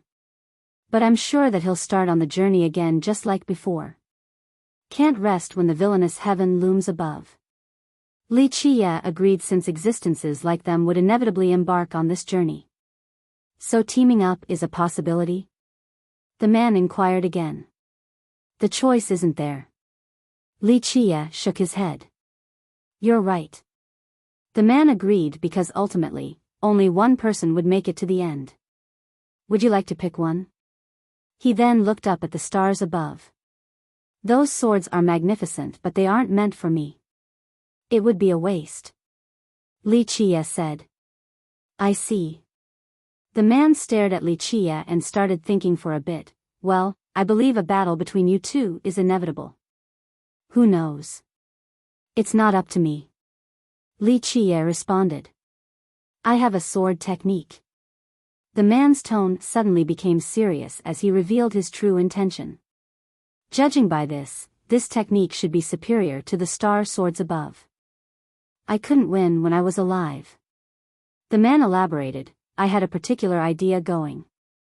Alas, since I was the sword, I couldn't be unsheathed. Now that I'm dead, this sword has been gestating and growing boundlessly. I can only imagine. Li Qie knew that he would be impressed by this technique even without seeing it. My regret is not being able to use it. He said. You wish to give me this sword? Li Qie stared at him. Yes. The man was direct, I can't fight again since I'm dead, the battle would be meaningless. This isn't the case for you. It will shine in your grasp. I can't win using your sword. Li Qie disagreed. I'm satisfied with it being unsheathed. He smiled, no need to try and win with it, just don't let my effort in crafting go to waste. I understand. I'll give it a shot. Li Qie accepted.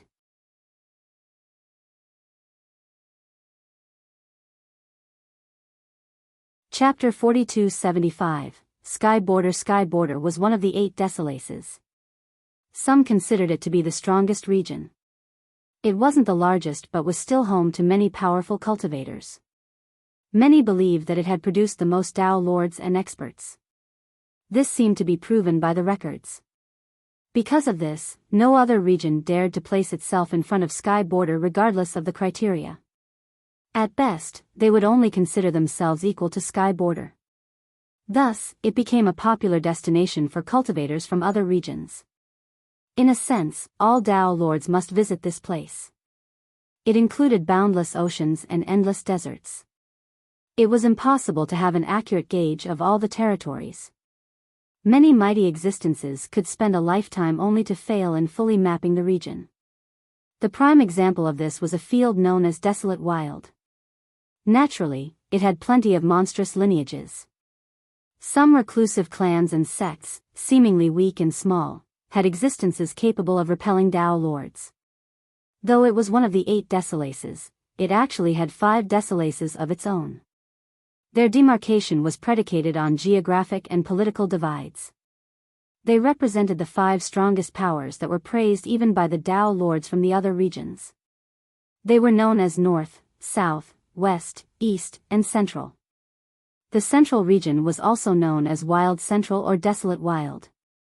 The latter was the most mysterious area. Even Dao lords thought twice before entering. The other 4 also varied greatly from each other. The North belonged to True Immortal sect and was the home of blessed Dao Lord during its golden age. The West focused on the 3000 Dao. Whenever this region popped up amidst conversations, people would immediately think of Dao Sanqian, a cultivator that had dominated for eras and was well respected by the Dao lords. The South had many kingdoms with Lion's Roar at the top.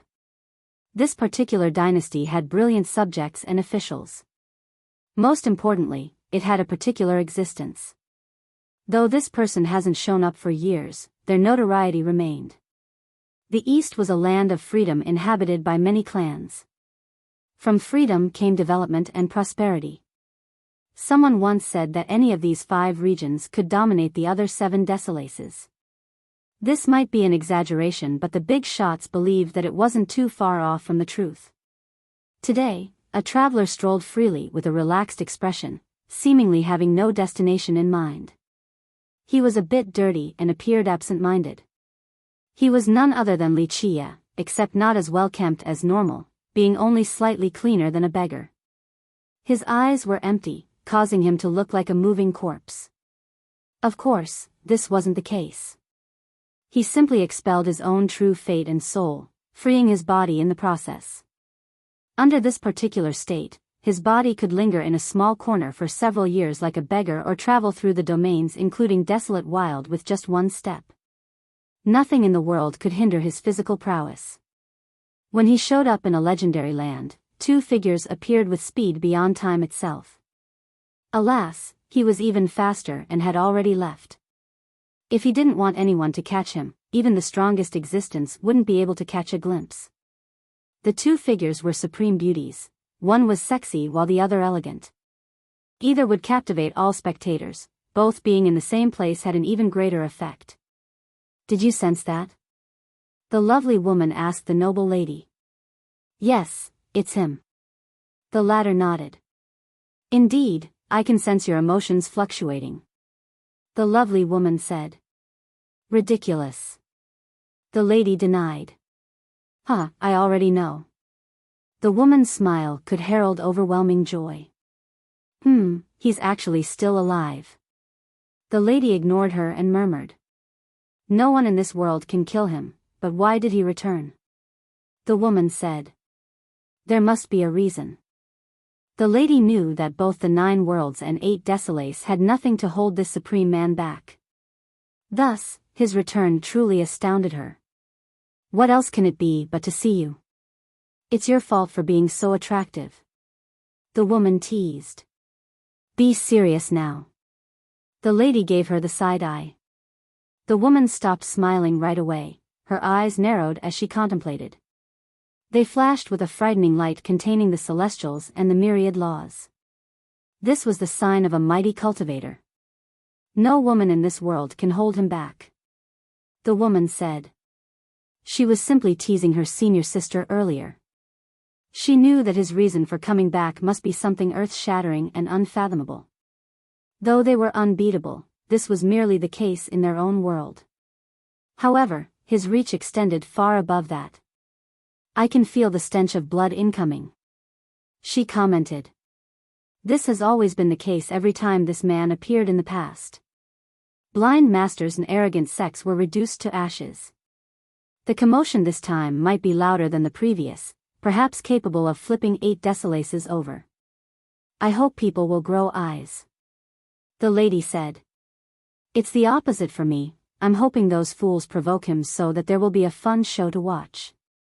The sexy woman was also quite mischievous, wanting more chaos everywhere. Just seeing him is enough for me. The lady glanced at her before shifting her gaze towards the horizon. I guess our senior sister can't wait to see the man in her dream. The woman smiled again. And you don't? The lady asked without looking back. The woman fell into a silence. Even if it had nothing to do with romance, she still wanted to see him again. First, there were only a few acquaintances and friends still around, but most importantly, she was curious regarding the reason for his appearance.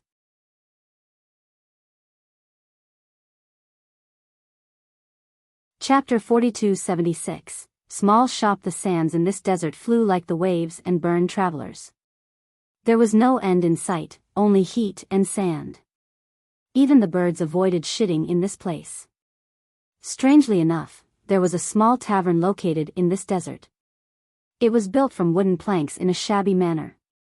There were only 2 tables, looking old from an unknown era. The surface was black and ashen, not its original color. They seemed feeble and would break with some weight. This was the case for the wooden stools as well. There was a piece of cloth hanging outside with the character, "Hi." It has been too long so it was barely legible. Plus, it was written in an ancient language. Ordinary people wouldn't be able to recognize it. Hi means ocean. It was tattered as well. A strong gust of wind could rip it to pieces. This also applied to the rest of the shop. Only one worker was here, serving as both the boss and the waiter. He curled up in a corner, seemingly asleep. His hair was ashen white but not the same white due to age. The strands seemed to have withered up for some other reason. Time had left a mark on his face given the number of wrinkles. Some would question if he was still alive while sitting there. The only positive feature was his eyebrows. They were sharp and long, looking like unsheathed divine swords. The old man must have been dashing and perhaps handsome during his youth. No guests would ever come to this desert, but he didn't seem to mind. Not selling a single cup after 1,000 years didn't affect him. His choice of location was indeed inscrutable. Today, a dozen or so disciples came across this place by chance. What the heck? Why is there a wine shop in this bizarre place? Let's have a drink. One of them suggested. Boss, give us a round. Another shouted at the old man. Old man, did you hear that? Bring us some drinks. They became impatient since he didn't respond. Is he dead? One of them wondered. The leading senior took a look and shook his head. The old man finally looked up to see the customers. He opened his eyes and revealed how muddled they were. The cultivators thought that given his appearance, he might not last another day. Nonetheless, it wasn't any of their business. Please bring us a round of wine. An older cultivator politely asked. The man took his time getting out some bowls and a jar of wine. The bowls were covered in dust, clearly not washed for a long time. Some even had holes in them. The old man didn't have a problem with this and poured wine into the bowls. Some frowned after seeing this. The cultivation world was tough, so not all of them needed luxury and fine wine. However, this was just too crude and dirty. One of them ignored this and lifted up the bowl for a drink. He immediately spat it out and shouted, "What the hell is this? Horse's piss probably tastes better. Pa! People can't drink this crap." Others spat as well and were quite annoyed. The old man didn't seem to care about their reception. Old man, don't you have anything better? Give us a different jar. One of them shouted. No. The old man glanced at him. Some were quite unhappy with his attitude. They were customers, but he didn't treat them as such. Most importantly, the drinks weren't meant for human consumption. You should have an advertisement sign that your shop serves horse's piss, not wine. A youth was furious. The old man had zero reaction to the insult. Forget it, forget it. A senior brother didn't want to argue with this old man and said, "How much?" 50,000 jades. The old man had a bigger reaction this time as he held up 5 fingers. 50,000? You're really trying to sell this shitty wine for 50,000? Another shrieked. The old man flipped his palm over, seemingly determined to get his money. What kind of shady establishment is this? Your wine isn't worth 5 coins. One more disciple interjected. It's fine, we're paying. Their senior paid up and told the group to leave. Once they were outside, one disciple couldn't help but ask, "Uncle, why did you pay him?" The senior looked back at the shop and said, "Opening a shop in this desolate desert, he has to be insane, right?" The juniors didn't respond. Only a madman would try to make a living by opening a shop here. Not to mention making a profit, the owner would starve to death in no time at all. If he isn't insane, then he is an eccentric cultivator and they don't play nice. It's best not to cause trouble. The senior added. The juniors agreed with him and nodded repeatedly. So why did he open a shop here? One more became curious. Don't try to understand, we can't. The senior concluded.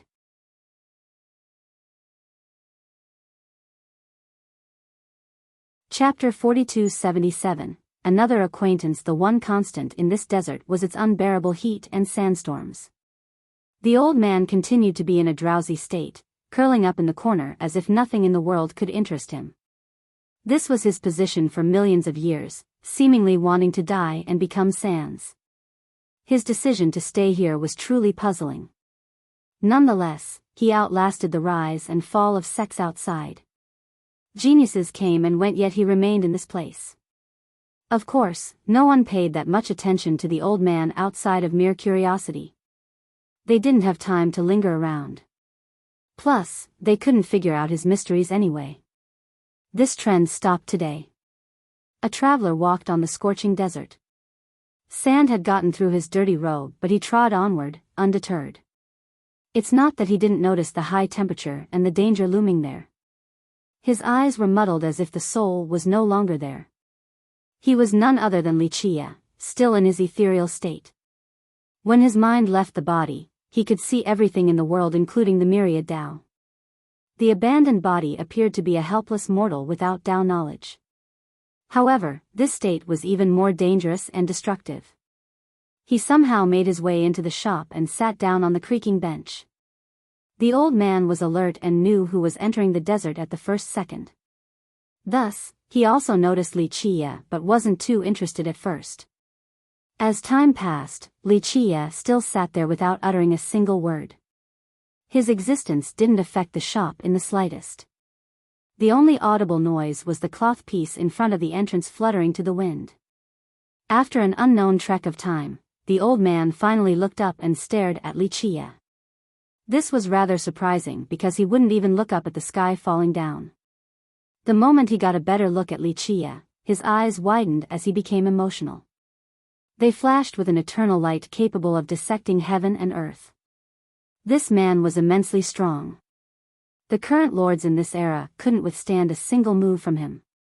However, Wuxia didn't react to the uninvited gaze. "Want a drink?" the old man asked. Previous visitors would be shocked to see this. Some big shots had been curious enough to visit several times. Alas, they were all ignored. Today, he took the initiative to speak. "Sure." Wuxia answered without thinking, still being stuck in a dazed state. This was only possible since the old man was capable of channeling his voice and intent through to Wuxia, a testament to his power. In Wuxia's state, the rest of the world became mute to him. He couldn't see or hear them at all, but the old man successfully communicated. The latter searched the corner for a long time before finding a bottle of wine. He opened it and out came a salivating aroma. This was absolutely the finest of wine, unlike what he had given to other guests, the difference between the heavenly nectar and horse's piss. He poured a full bowl for Wuxia. The latter took a drink instinctively without looking at the bowl. In his current state, even the most precious wine was nothing more than water. The old man didn't know this and poured another full cup for Wuxia, wanting to satisfy his customer. One man drank while the other poured. This scene was bizarre due to the circumstances. Nonetheless, it still felt natural between these two. Who knows how many drinks Li Chia had gotten, but he wasn't close to getting drunk. His stomach didn't fill up either. This time around, the old man poured another cup, but Li Chia opened his eyes and regained his sentience and soul. "Why did you turn into this abomination?" Li Chia asked, clearly aware of who the old man was. The old man responded, "The path ended, I couldn't accept and chose a new one. This Dao Yu Jingfeng passed down to you will do nothing except await death. Even if you grow stronger, you're nothing more than a walking corpse." Li Chia said flatly. The old man didn't respond. When he was younger, he was a peerless and handsome genius. He dominated the entire world and was loved by numerous ladies. His golden age was rather resplendent.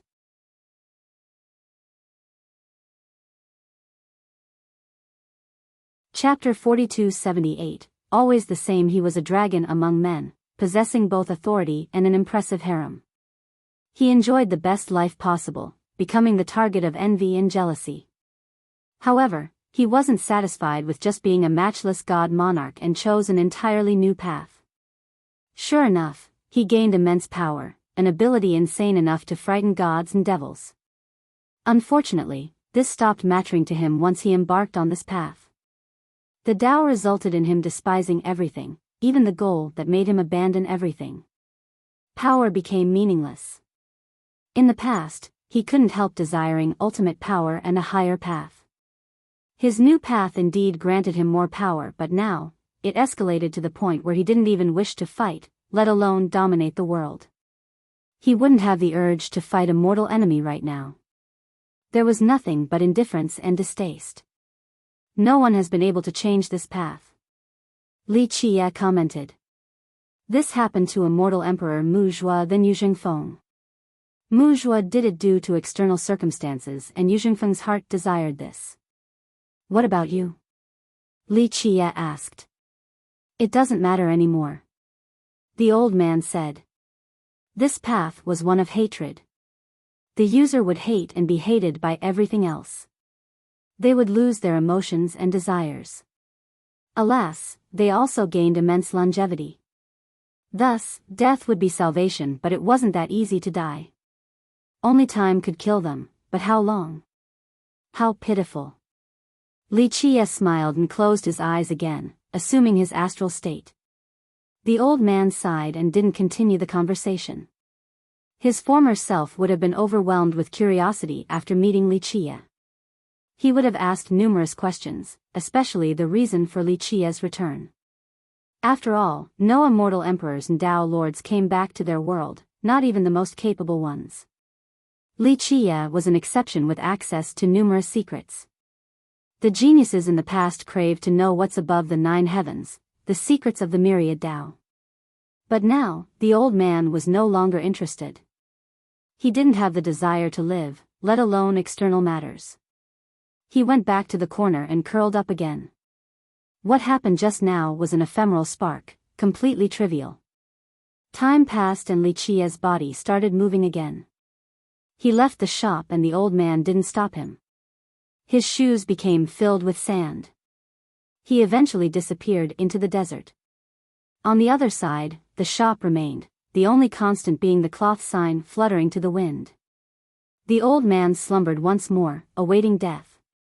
The scorching heat during the day and the chilling breezes at night couldn't wake him up.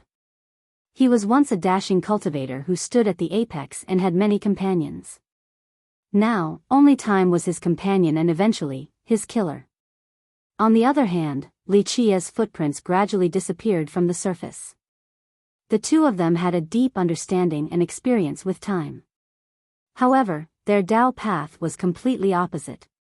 One day, this vast desert could disappear or turn into a great ocean. These two would certainly outlast it. This was more so the case for Li Chia. The old man would die eventually, so in a sense, Li Chia's torture was worse. Li Chia's body continued its long journey, truly acting as a passerby without any senses. However, once he made it to an old city, his soul returned again since memories of old friends beckoned him. This happened again in another ruin. The tiles and broken walls made him think twice. He sat here and gave out orders in the past. Those he loved and those who loved him have disappeared on the river of time. Once enough time had passed, he would truly be alone. This had happened several times in his long history. In reality, the monstrous existences and overlords have suffered this fate as well. Only they were strong enough to survive while their friends and loved ones couldn't overcome death. This was the reason why they became unshackled. Joining the darkness was far easier, a simple choice that has nothing to do with morality. Only those with an indomitable Tao heart could move forward without being tempted by the darkness. There has been no lack of supreme existences in history. Alas, only a few shared the same characteristic as Li Qie. He continued to observe the world and the myriad Tao during this journey. The whole thing seemed like a dream.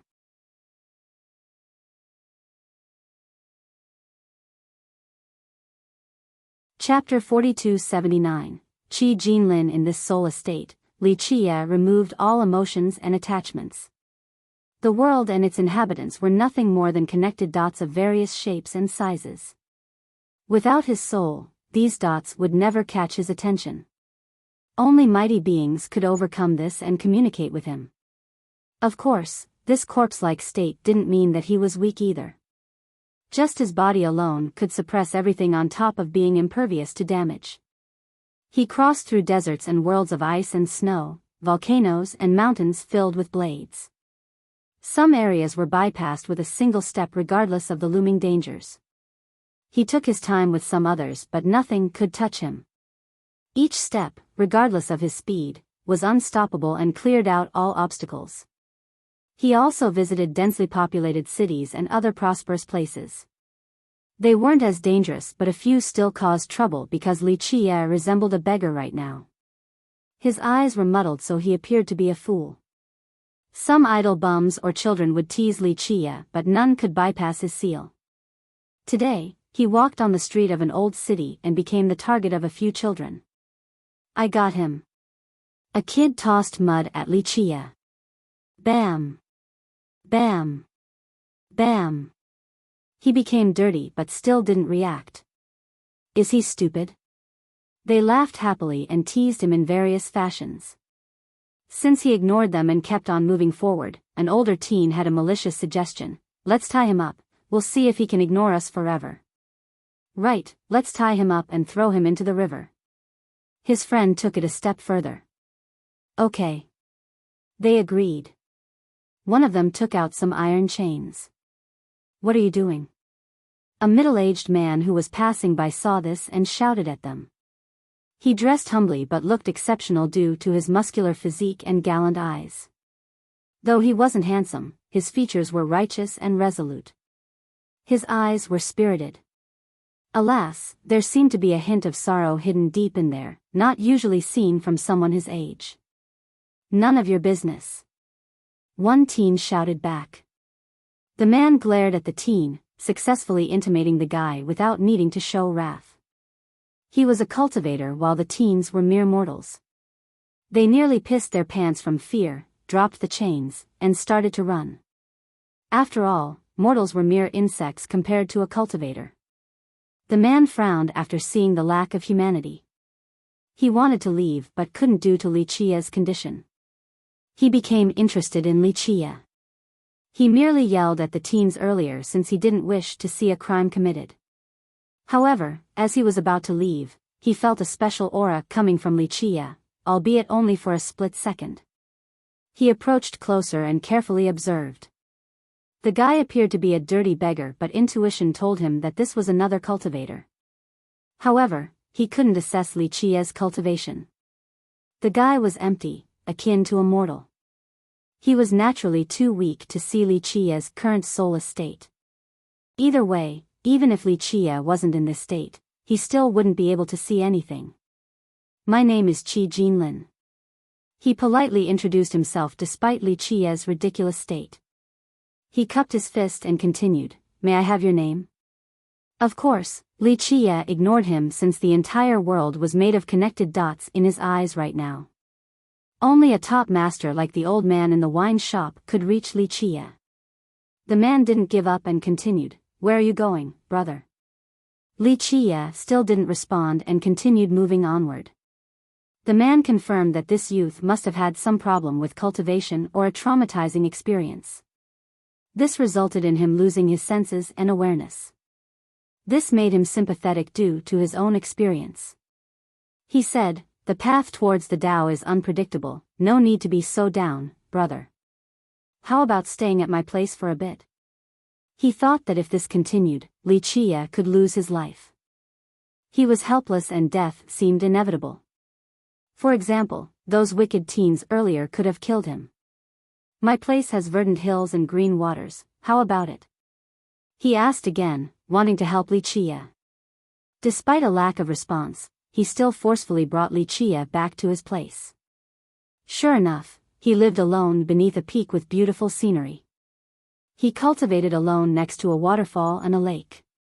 In reality, he was once a noble but suffered serious setbacks and moved here to focus on cultivation. This was his main focus, nothing else outside of the occasional trips back to the city. The diligent man could spend days cultivating. Alas, he couldn't overcome the current bottleneck.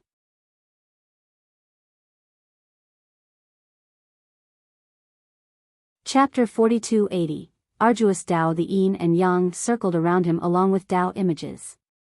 Chaos energy emerged akin to the start of a new world. His body was being melted, resembling an entity at the start of time. This chaos energy far exceeded his current cultivation level. One could hear bestial roars due to this majestic energy.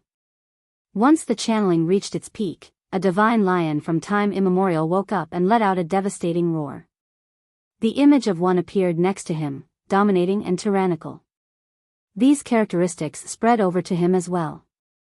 He grew in size and became a tyrant. Clank. Clank. Clank. Alas, as his chaos energy and Tao were reaching their limit, chains suddenly appeared and sealed them. Boom! His true fate was stopped and couldn't channel energy any further. This was the bottleneck mentioned prior. The process thus far came to an abrupt halt and everything receded like the tides.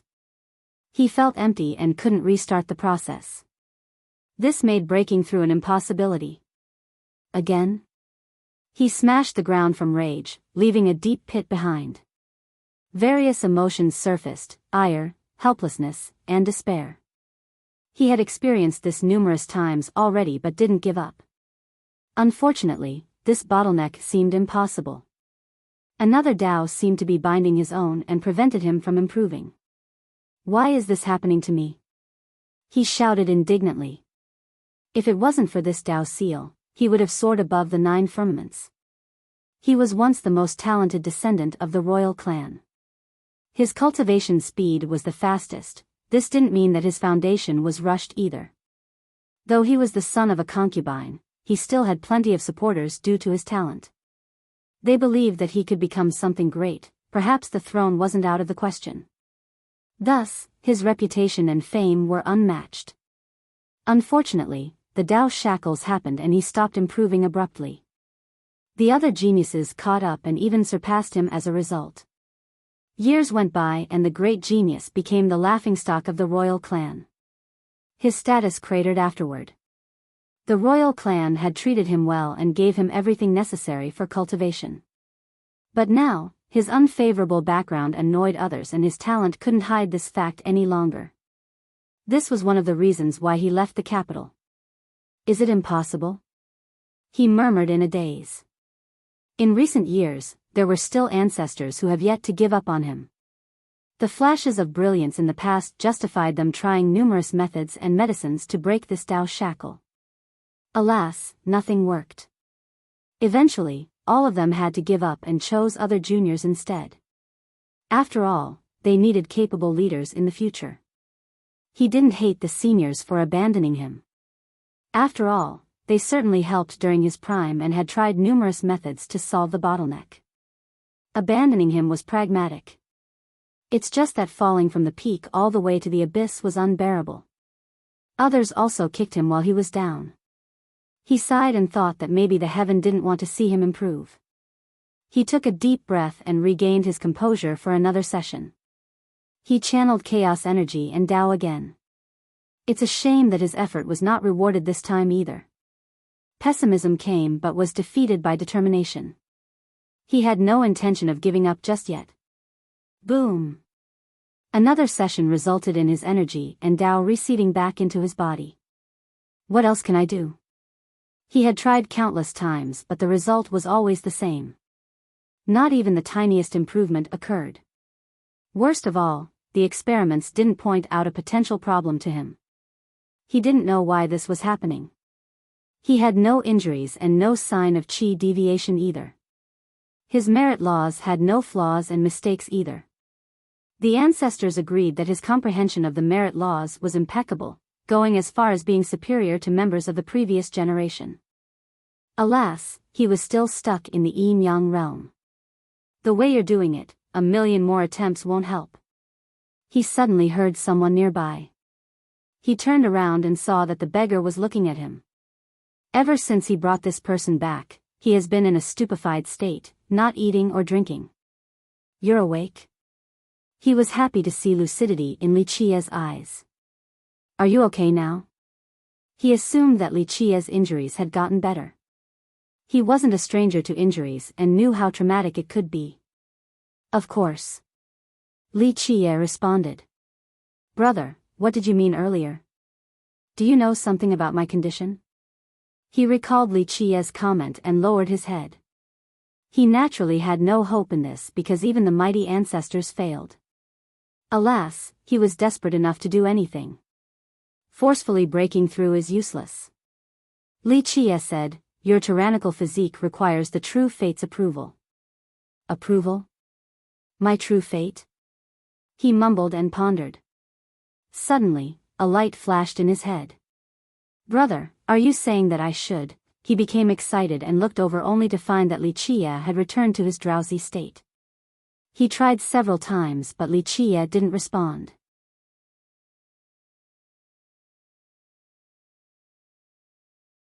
Chapter 4281, Ice Plateau. Qi Jinlin released his true fate and divine intents, letting chaos energy surround and nourish them. He felt an unprecedented comfort and thought that he could actually open his grand Tao and break the bottleneck. The shackles were still there, but if he kept on gestating his grand Tao in this manner, it would grow stronger. After hearing Li Qia's advice, he took the risk of involving his true fate in the cultivation process. Previously, he merely tried to channel as much chaos energy and Tao power as possible to break the shackles. This was proven futile. Now, he approached this problem from a new angle, focusing on his true fate instead. This, in turn, improved his vitality. The true fate gradually grew stronger and could play a factor in overcoming his Tao issue. It was only a matter of time. His enthusiasm returned as he nourished his true fate, hoping for the day of breakthrough.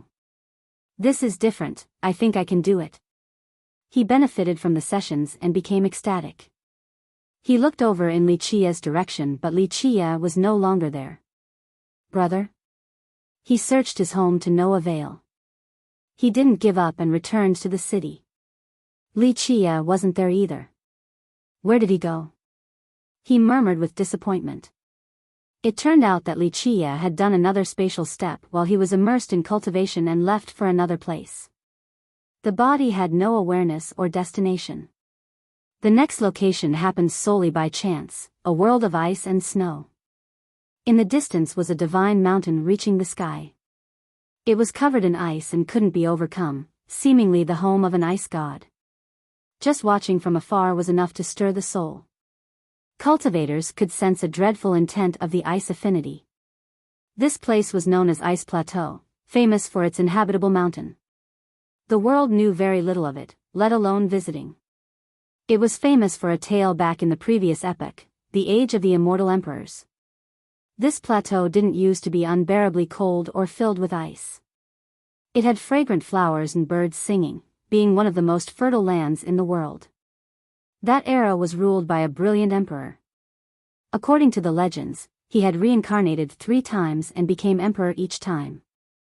His title was Sanshi, meaning 3 eras. During his youth in his 3rd reincarnation, he obtained a divine fire from the other shore. He cultivated it and obtained a historically matchless mastery over flames. His opponent resided in a mythical ice palace, the Master of Ice. She has lived for a long time, starting as a goddess and ending as an empress. Her title was Ice Empress despite not being an immortal emperor. For some reason, a battle ensued between Ice Empress and immortal Emperor Sanshi. Rumor has it that they had an ongoing feud for eras now. Another perspective stated that it was due to their conflicting Tao. Either way, this ended with a frightening battle that shook the core of the world. Alas, others didn't have the privilege of watching this fight in person due to its destructive nature.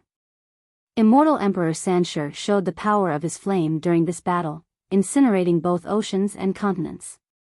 However, Ice Empress was equally as impressive. Her ice froze time and space along with the stars above. Eventually, the invincible emperor that has reigned for 3 eras lost to Ice Empress. This was one of the most well-known fights from the last epoch. After all, immortal emperors were invincible during their era, especially one as brilliant as Sanshi. How did he lose to Ice Empress who wasn't a real emperor? Though he lost, the prosperous territory under Ice Empress became eternally frozen. The mythical palace was encapsulated in ice and disappeared from the world. Everyone knew that the emperor had lost, but they didn't know the ending of the princess. Some speculated that she was grievously injured and couldn't heal the wounds, eventually dying in her palace. Another rumor included her taking the spot of the emperor and leaving for another world. Of course, one more camp said that she was still inside the palace, wishing to live a reclusive life. Now, these beings were only parts of a legend, no longer mattering in 8 decimalaces. The one clue left was the plateau. Alas, there were no signs of the battle since only ice and snow remained. Li Qie suddenly stopped and fell downward. The chilling snow began covering him. After a long while, a group came across the area.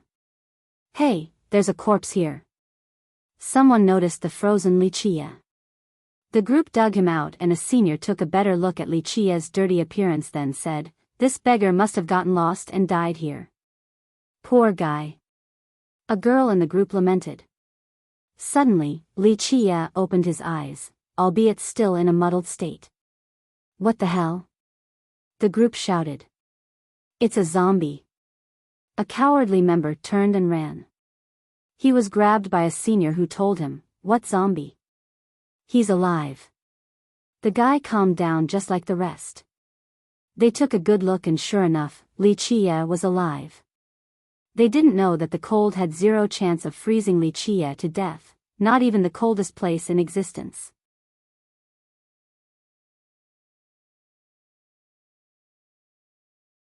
Chapter 4282, A Fool? The group all speculated that he was a beggar given his dirty outfit. How did a beggar reach this remote region? They heaved a sigh of relief since Li Qie wasn't a zombie and became curious instead. A girl wearing a white fur coat approached. She was clearly a lady from a rich clan. Her eyes were special with golden pupils. Anyone could tell that her bloodline was exceptional. "What is your name? How did you come to Ice Plateau?" She crouched them and asked.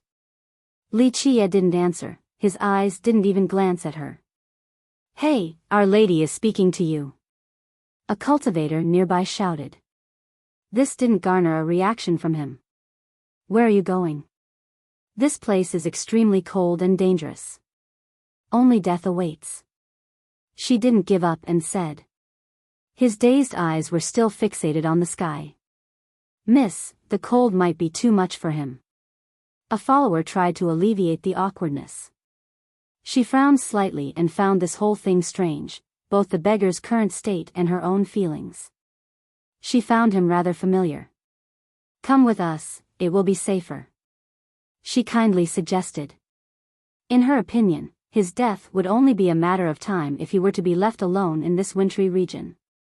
"Your Highness, I'm afraid this isn't proper given your position. Bringing him back will result in unsavory rumors. An expert immediately whispered. It's fine, I'm merely saving someone, an act greater than building 7 pagodas. She replied. Please reconsider, Your Highness. The expert repeated. After all, a stranger like him was completely insignificant. It would be akin to an insect dying. Yes, Your Highness, we can leave him clothes and food. Another advised. Due to her position, bringing back a male stranger, a beggar, wouldn't be good for her reputation. Take him with us. She was decisive despite her young age and gave the order. Miss, the seniors didn't want unnecessary trouble. It's final. She waved her hand. The others couldn't change her mind, so they had to take Wuxia out of this region. In fact, she took it further by taking him back to her sect. She was awfully interested in him and ordered followers to bathe and change his outfit. She chose only the best accommodation for him. Once he was clean, she took another look and found him rather ordinary looking. However, since she had plenty of time, the more she stared, the more she became attracted by his hidden charisma and mysterious nature. The thing bugging her the most was a sense of familiarity. She thought that she had seen him before but couldn't pinpoint it exactly. After racking her brains, she confirmed that they had never met before. She also asked him numerous questions but never got an answer. Are you hurt? Something bad happened to you, right? The truth was that when she brought him back, the seniors in the sect thought that there was something wrong with his brain. She disagreed because although he was unresponsive, his eyes were still relatively clear, unlike a deeply afflicted victim. Thus, she became interested in why he was in his current state. In the beginning, she was merely curious, but she grew attached to him. The one-sided conversation became more frequent and intimate. What do you think I should do with my cultivation? She asked. He was a good listener and never turned down a conversation. Due to her special status in the sect, she had no friends in the same generation, while Wuxia gave off a familiar feeling. Every time she said what she wanted to say, he would still only look up at the sky. Were you born like this? She wondered. Seniors and doctors had come to look at him in the beginning. Alas, they didn't notice any clue. Some believed that this was due to an injury, others said that he was defective from birth. Only a medicine god can save him. One doctor concluded. At the start, many found her decision to bring a man back puzzling. It did cause some rumors to start as well. The seniors didn't agree either, but she insisted on keeping him in the sect. She didn't know why she went against everyone. She considered herself to be on the side of logic and reason. Her own action confused her. She attributed it to the sense of familiarity or his mysterious aura. As time passed, she considered him a confidant who would listen to her worries. He became a friend she never had before.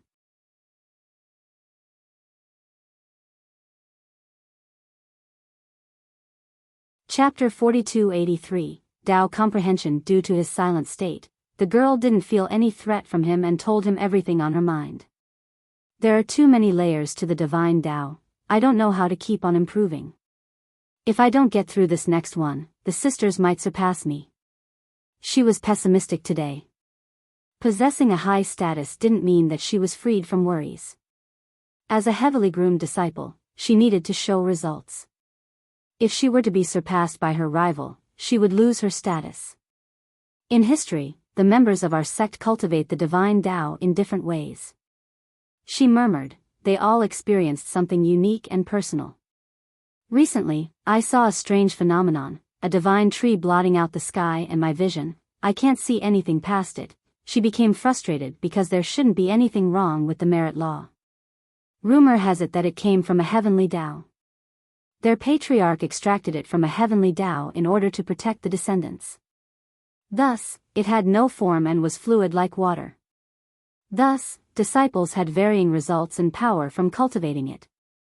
This made the learning process exceedingly difficult and full of pressure.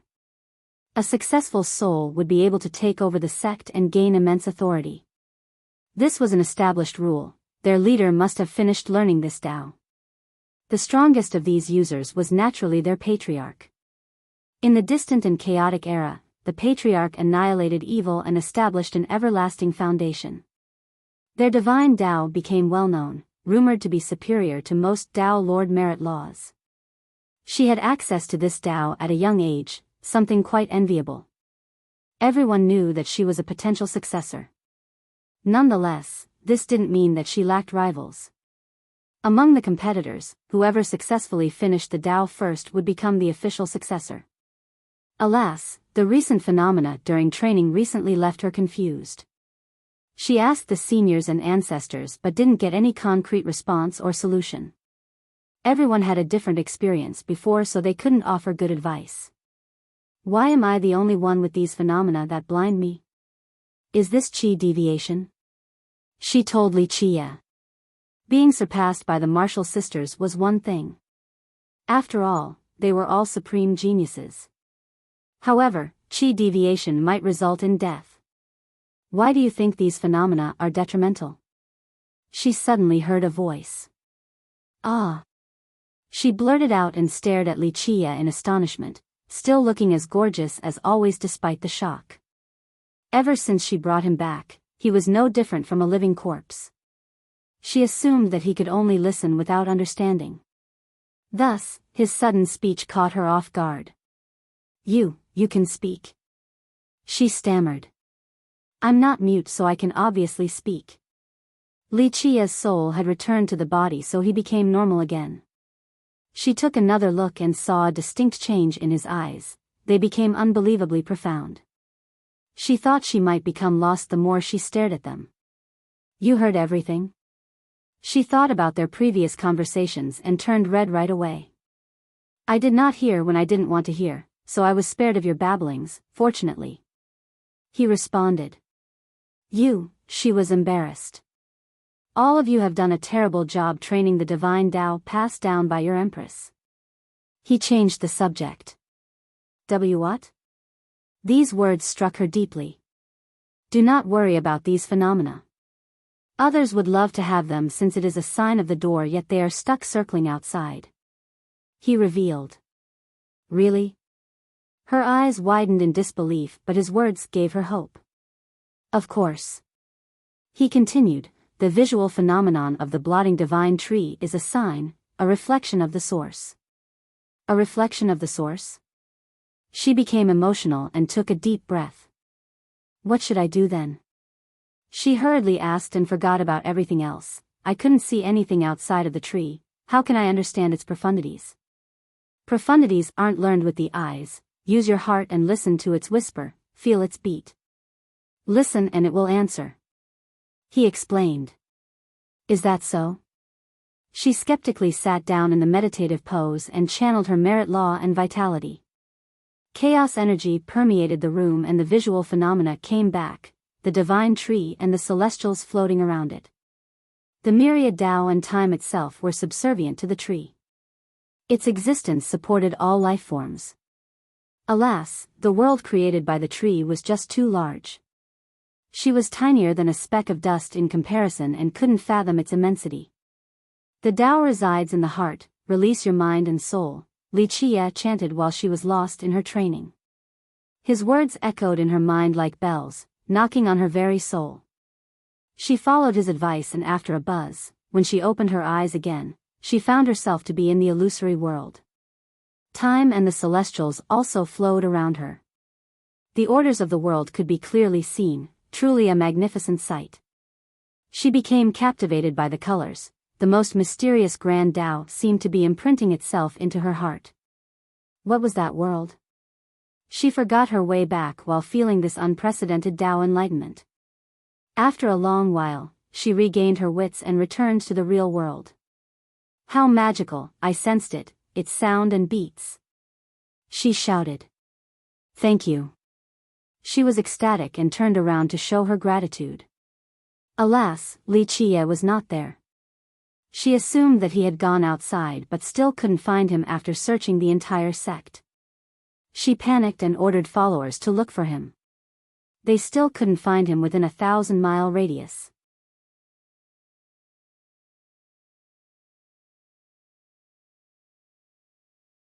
Chapter 4284, Bodhisattva Garden. It was understandable that she couldn't find him since he had concluded his astral projection.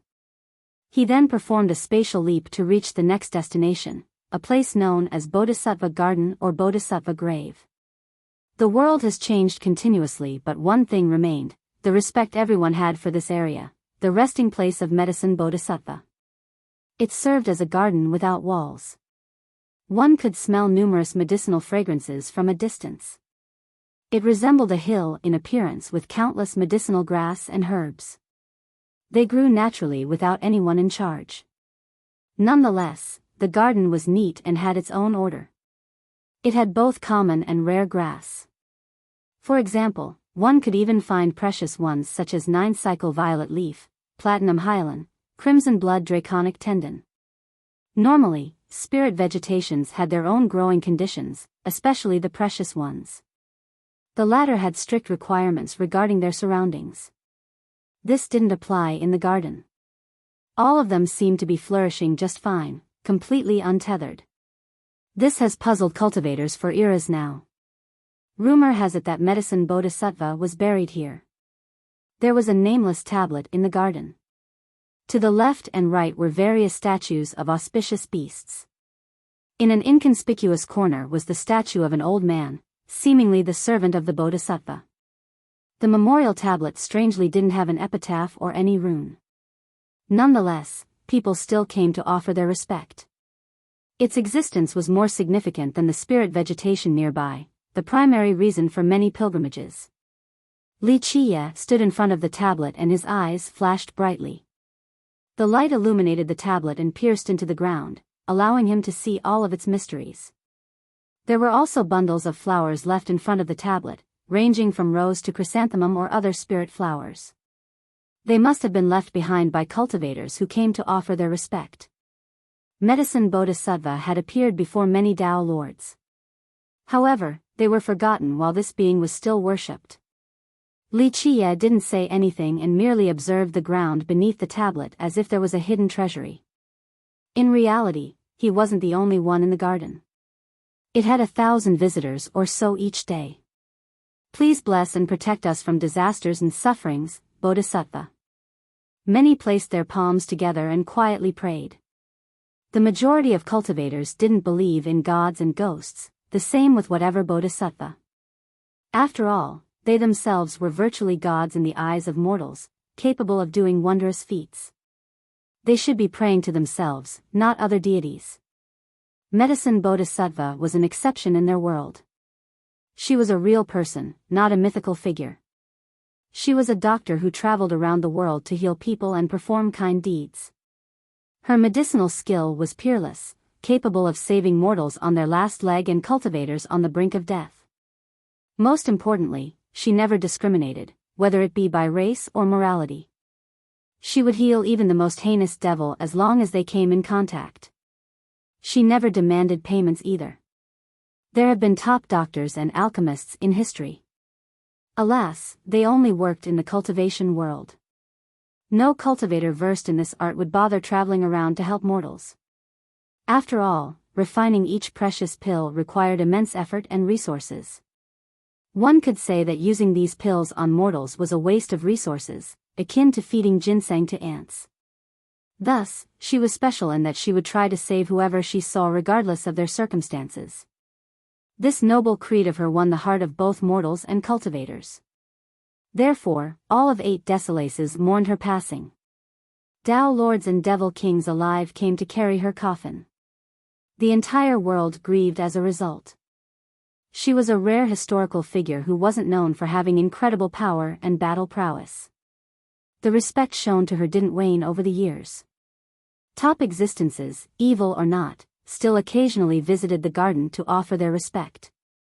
Today, Li Chiye was also here. Was it for remembrance or something else? After a while, he averted his gaze, then gently stroked the tablet, seemingly wanting to sense its vibration. He then pulled back and turned his attention to the statue in the corner. It has been ravaged by rain and wind, the lines were no longer clear. Nonetheless, one could still tell that it depicted an old man. It appeared rather ordinary, perhaps a servant of the Bodhisattva. It stared in the direction of the tablet, perhaps still wanting to protect its master and the garden. No one really knew the actual stories behind this place. Most never paid attention to this statue. There were no writings regarding it either. Crack. However, once Li Qie got close enough, cracks suddenly appeared on the statue.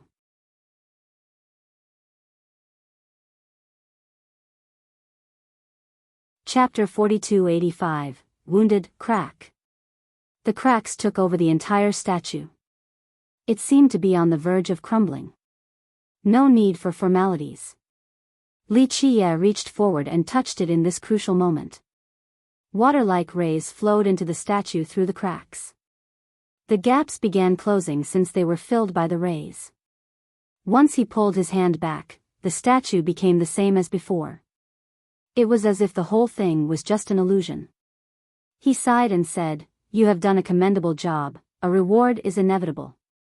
The statue didn't speak, but there was an internal fluctuation only sensed by Li Qie. This conversation seemingly dated back to millions of years ago. In fact, even a conversation was unnecessary between these two. He glanced back at the tablet and said, "The only thing to do now is to wait for that day. I'll personally come to take it then." The statue seemed to understand him since they had a secret relationship. Any true master present would be able to see the statue nodding. Regular cultivators wouldn't be able to discern anything. Monumental changes are coming. He concluded, and the statue agreed. He never told the statue about the reason why. Nonetheless, it shouldered a serious mission and didn't need to know the reasons. It had accepted the task and just needed to protect this place. "I'll be back again, be patient and keep on waiting," he added. The statue nodded, ready to perform the task regardless of the endless years. This mission wouldn't end until Li Qie said otherwise. Though things are continuously changing. He thought about something else, but where I am should be the safest spot. It's best to stay in this world. There is still hope in the future. This might actually be the best plan. He then shifted his focus to the garden one last time before leaving. The statue clandestinely watched him leave. The other visitors had no idea about its movement, thinking that it was just a regular statue. They also thought the garden served as a memorial for Medicine Bodhisattva. Little did they know, there was a shocking secret underground that would astound even Dao lords. After leaving the garden, Li Qie didn't enter his astral state again. He traveled and stopped on top of a peak for a panoramic view of the scenery ahead. It gave him a feeling of peace to see the mountains and forests. He smiled and said, "Things come and go, but the land remains." Though the place in front of him appeared ordinary now, it used to be the home of a mighty sect, completely unstoppable. Alas, time destroyed everything, even the strongest foundation and mightiest bloodline. People tried to fight this inevitable truth only to fail. Immortal. Li Qie chuckled, "How silly, everyone wishes to become one." The character, immortal, was special in the cultivation world. It would make people fantasize instantly, even top characters like Dao lords and emperors. What did the character represent?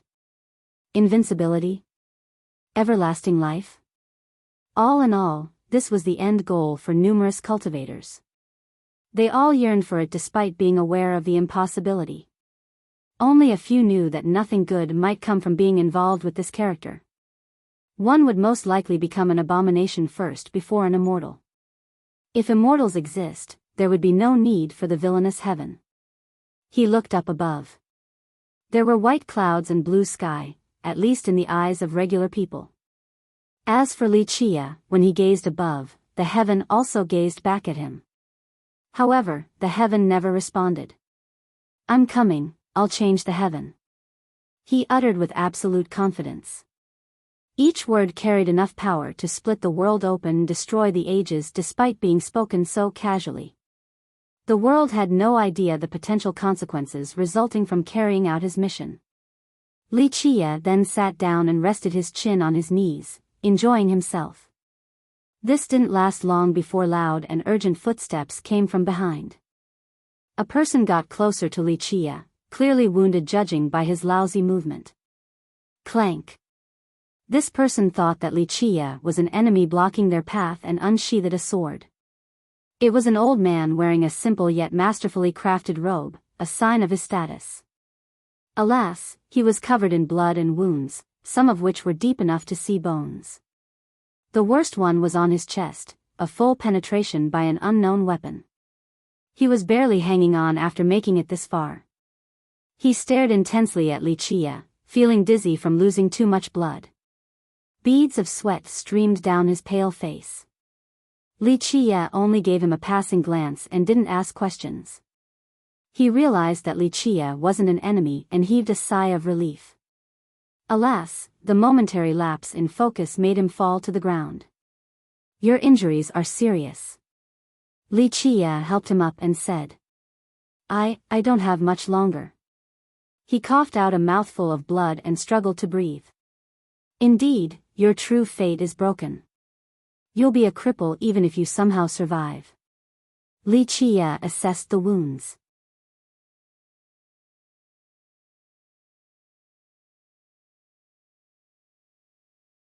Chapter 4286. Picking a successor before death. The old man sat down on the ground and smiled wryly. You're right, I am finished. The destruction of the true fate signaled death.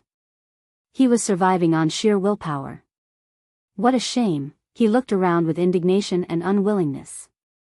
Seems like you still have unfinished business. Li Qia calmly said. Yes. The old man grimaced from pain as he tried to reply, I can't go back to the sect in time. Even gods have regrets. You will die, it's better to die with your eyes closed than to hold this grudge after passing.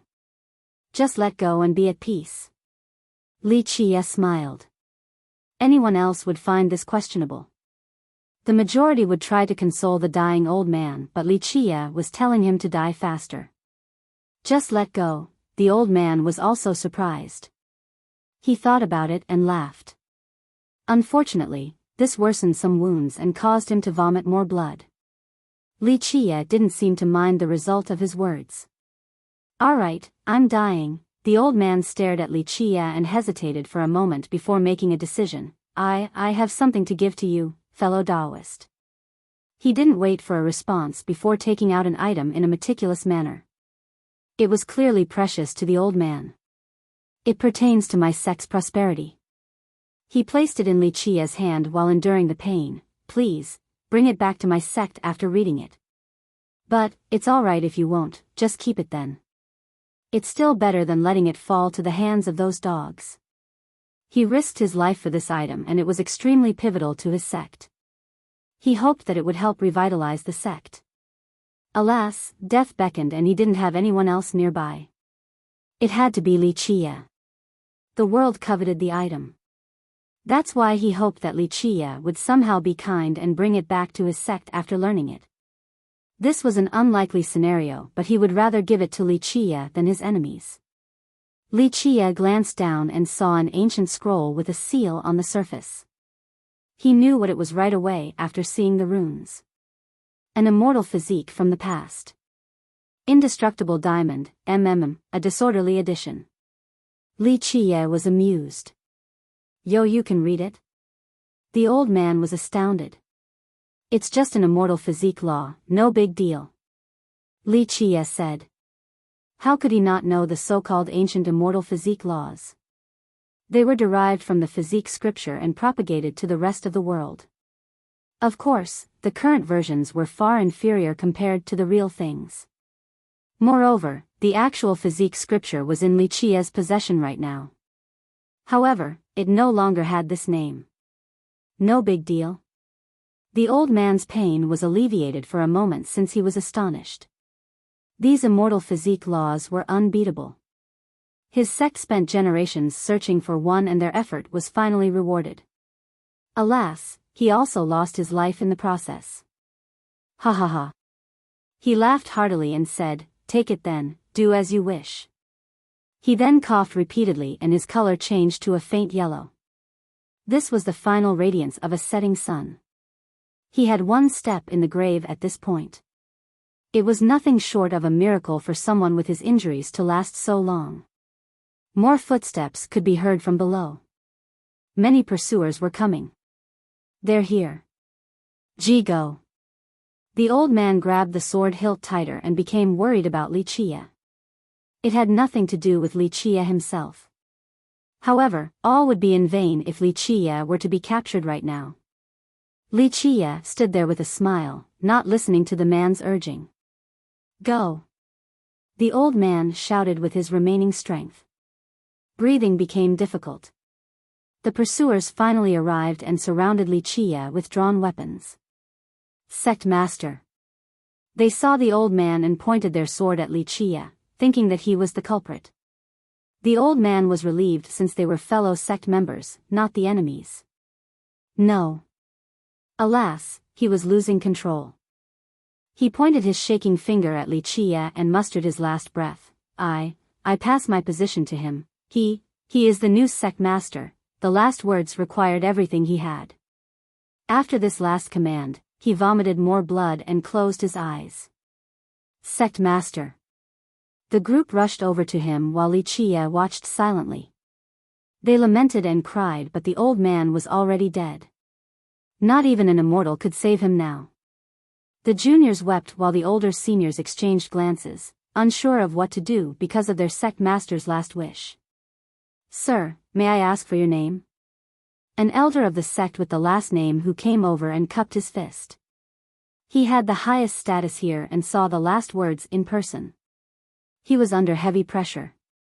Though their sect was small, they still had rules and principles regarding the succession process. Alas, their previous sect master broke the process by passing it to Li Chia. They needed to deal with this carefully or it might result in chaos. Li Chia. Li Chia wasn't too interested in this trivial matter. The sect members were at a loss due to this unexpected development. They had just lost their sect master and now, an outsider has become their new leader. Sir, may I ask how did you know our sect master? Elder Hu inquired. I don't, we've just met. Li Chia told the truth. This further perplexed the listeners. Their sect master gave his position to a complete stranger? Elder Hu was speechless. They were just a small and inexperienced sect, unequipped to deal with this situation. Take this. Li Chia handed a scroll over to Elder Hu. Your sect master traded his life for this merit law and gave it to me. You may have it. An ancient immortal physique law was considered priceless by many. Li Chia was one exception.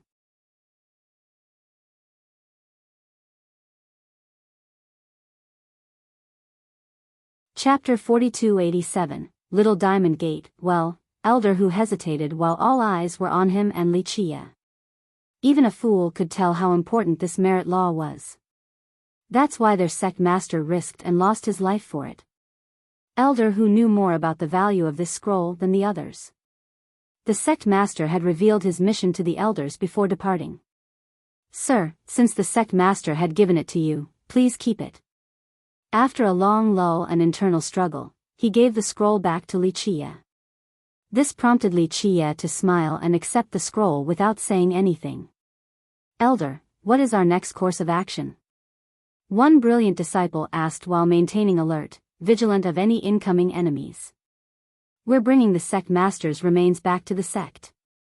Summon everyone back as well, be swift and discreet. Elder Hu ordered. The juniors respectfully picked up their sect master's corpse and were ready to retreat. Sir, please come back to Little Diamond Gate with me. Elder Hu bowed earnestly during the request.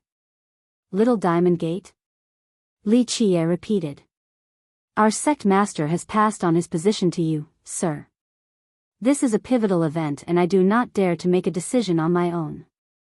Please come back to our sect first if that is okay with you. Elder Hu said. They respected their sect master's decision, but this was still an utterly ridiculous command, letting an outsider take over.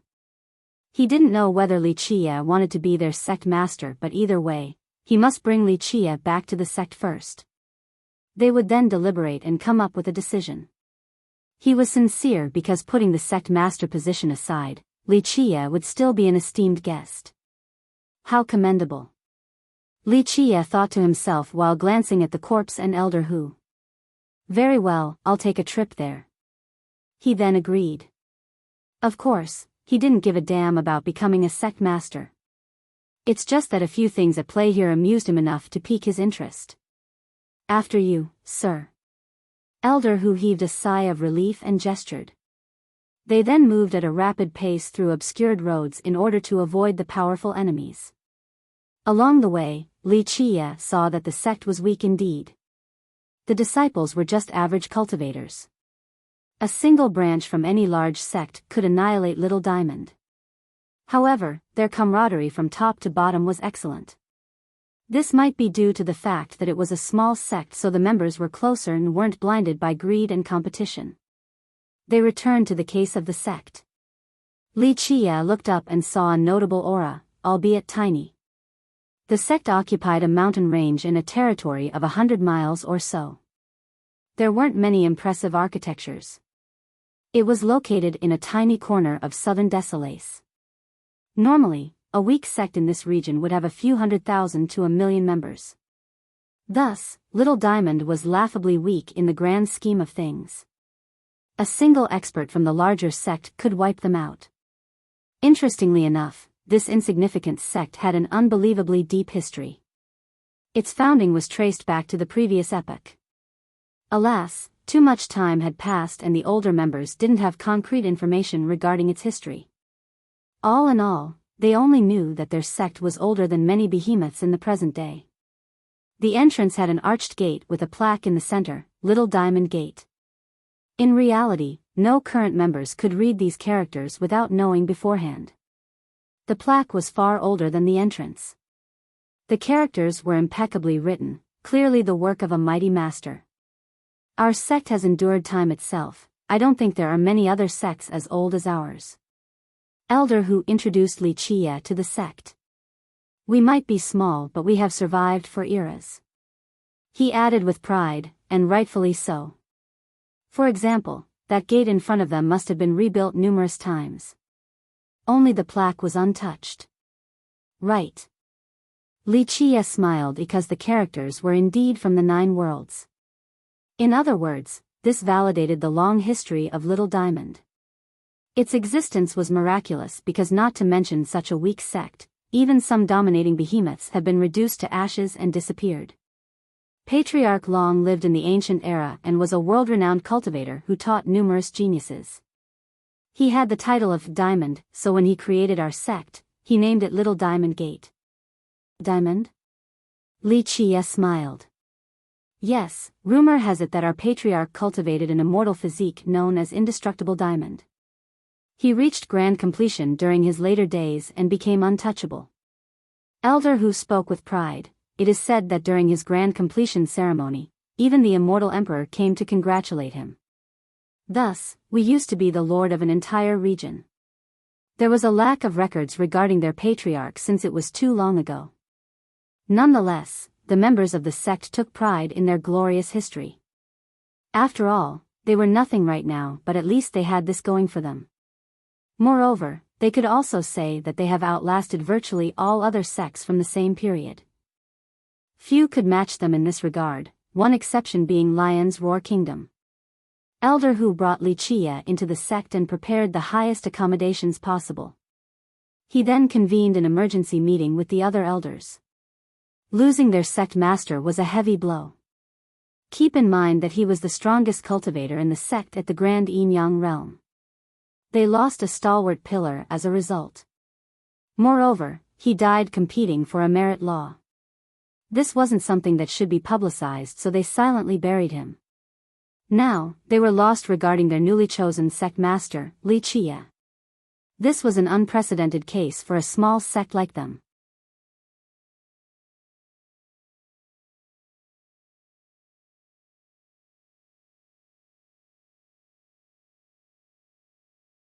Chapter 4288, Elder Assembly. After burying their sect master, an upper echelon assembly was held.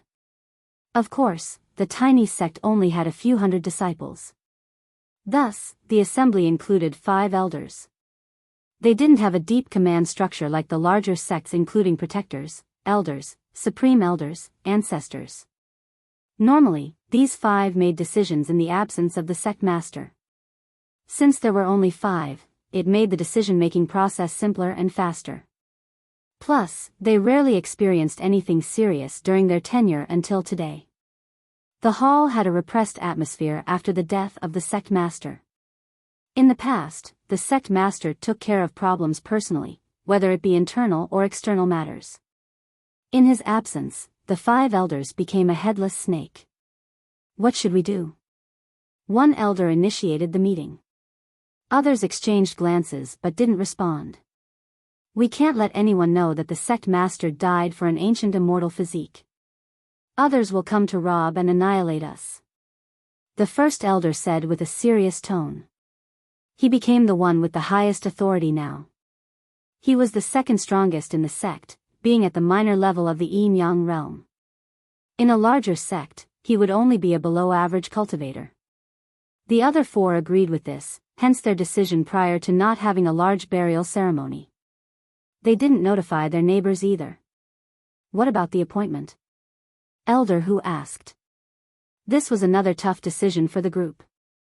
Their sect master gave the scroll and his position to a stranger before death. This left them in a difficult spot. A sect needs a leader. The second elder said, regardless of all else, we do need someone to step up so that the juniors can be at ease. The problem is that he's an outsider. We know nothing about him. Another replied. I wonder why the sect master picked him. One more said. I'm not sure, but this is confirmed. I and the others saw with our own eyes that he was still lucid. Elder Hu said. It was one thing if their sect master was hallucinating or confused during his last moment. Alas, his mind was still sound. Can an outsider really become our next sect master? One elder asked. The others thought that there was no precedence to this even in their long history. They didn't have a complicated system to pick a successor. One could be appointed by the current sect master or the elders. Thus, there was no rule prohibiting Li Qia from accepting this role. It depended on their decision. What kind of person is he? The first elder asked. All eyes turned towards Elder Hu because he was the only one who had interacted with Li Qia. Elder Hu smiled wryly and shook his head. Well, I also don't know anything about him. What is his cultivation? The first elder asked again. I'm not sure either. Elder Hu thought about it and answered, in my opinion, it should be higher than mine, most likely the yin-yang realm and above. If he was weaker, I would have been able to tell. The yin-yang realm would be perfectly acceptable. The fourth elder said, but there is no way he would be higher. Someone at a higher realm wouldn't agree to come here. After all, Little Diamond had no treasures and resources to speak of.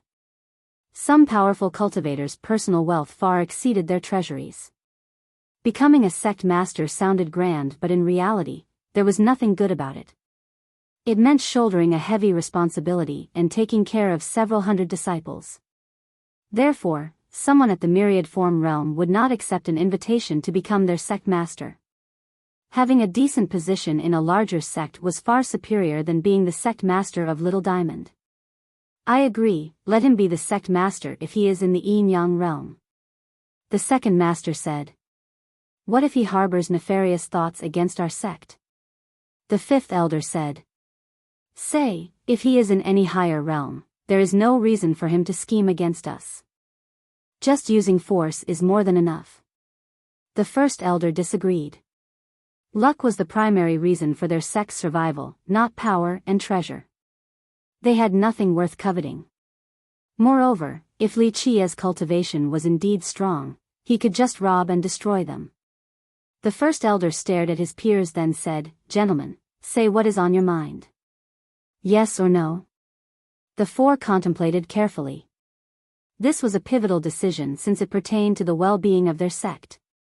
One wrong move might result in sect destruction. They would be too ashamed to meet the ancestors in the afterlife. In my opinion, we should follow the wish of the sect master. Elder Hu, the third elder, gritted his teeth and said. What is your reasoning? The second elder asked.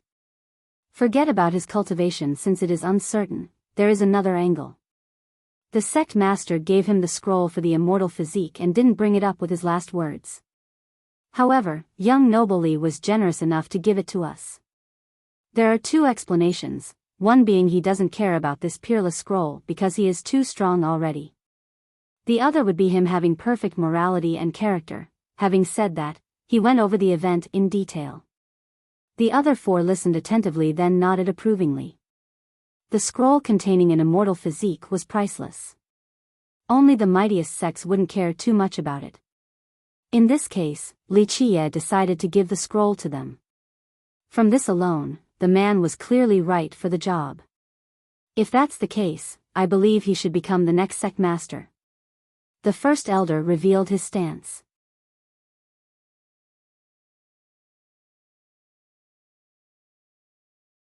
Chapter 4289, New Sect Master. The other four elders contemplated after hearing their leader.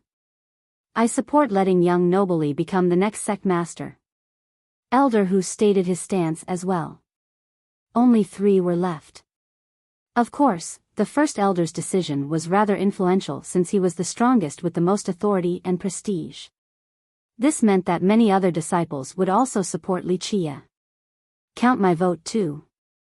The second elder also supported Li Qie, leaving the fourth and fifth elder. In other words, their choice didn't actually matter at all. Since everyone has decided, let him be the sect master. The fifth elder said. Refusing was meaningless. Plus, he had no ill will towards Li Qie and believed that the previous sect master must have had a reason. I support as well, it is decided then. The fourth elder was the last. Therefore, it was a unanimous decision to support Li Qie to become their sect master. This was a favorable development for the sect since the 5 were in solidarity. Little Diamond might be small now, but as long as their members had this level of camaraderie, flourishing was inevitable. This was a minor consolation after losing their leader. Let's prepare for the ceremony then. The first elder said. Should we invite guests? The fourth elder asked.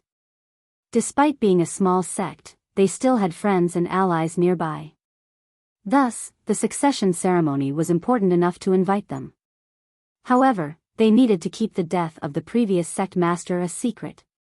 No, keep it low-key. The first elder decided. Yes, these are special circumstances. We'll inform them when the time is right. The second elder agreed that this wasn't the right time for fanfare. Very well, Brother Hu, you'll be responsible for talking with young Noble Li regarding this matter. The others decided and Elder Hu agreed. Elder Hu then personally came to visit Li Qie about this matter. The latter was looking at the blue sky. After a while, he stared at the elder and said, I see. Of course, this position didn't tempt him in the slightest. We 5 elders all agreed that you would be perfect as the next sect master, young Noble Li. Elder Hu said. That's fine, but what makes you think I'm interested? Li Qie smiled. Elder Hu hasn't thought of this yet. They didn't discuss this possibility in detail. It's not as if they could force him. Please think about it, young noble. Elder Gu smiled wryly. Our sect sincerely awaits your leadership. They trusted their previous sect master to know what he was doing. Elder Hu himself believed that Li Qie could bring a change to their sect. The elders knew that if Li Qie were to refuse, the first elder would become the sect master. Alas, they were also aware that nothing would come from this. He was already old and could be stuck at the minor level of the yin-yang realm.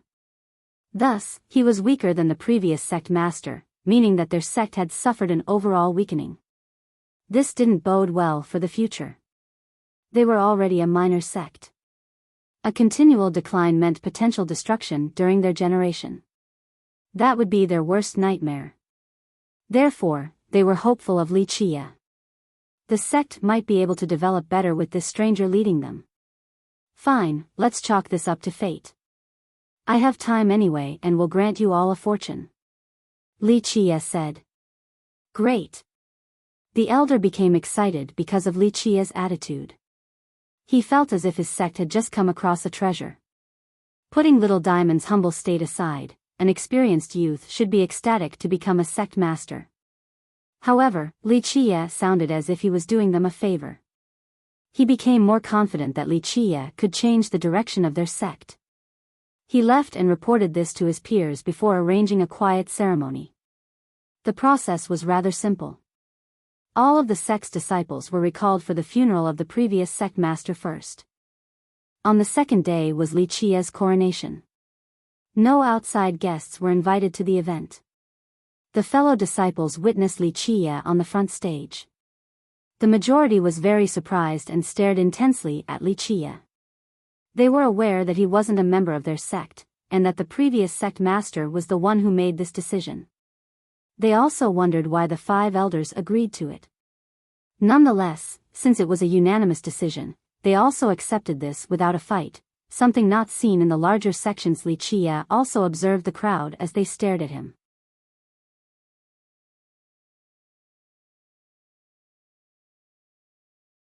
Chapter 4290. Poor. The majority of the disciples were weak, still stuck in the first 4 realms: mortal shell, iron skin, bronze tendon, and silver carapace. In larger sects and kingdoms, new disciples would pass through these realms in a matter of 2 or 3 years. In Little Diamond, the Conqueror vessel realm was considered the top already for the young generation. Thus, the first elder being at the Yin-Yang realm was virtually untouchable, a supreme existence in the youth's eyes. Li Qie didn't comment on their weak cultivation and accepted their bow. After the ceremony, Elder Hu gave him a tour of the sect. After all, the new sect master was qualified to know the in and out of his new domain. In reality, they only had a territory spanning 100 miles or so. There wasn't that much of note, only regular terrains, no special grounds and/or mines. Perhaps its impoverished state played a large part in its longevity.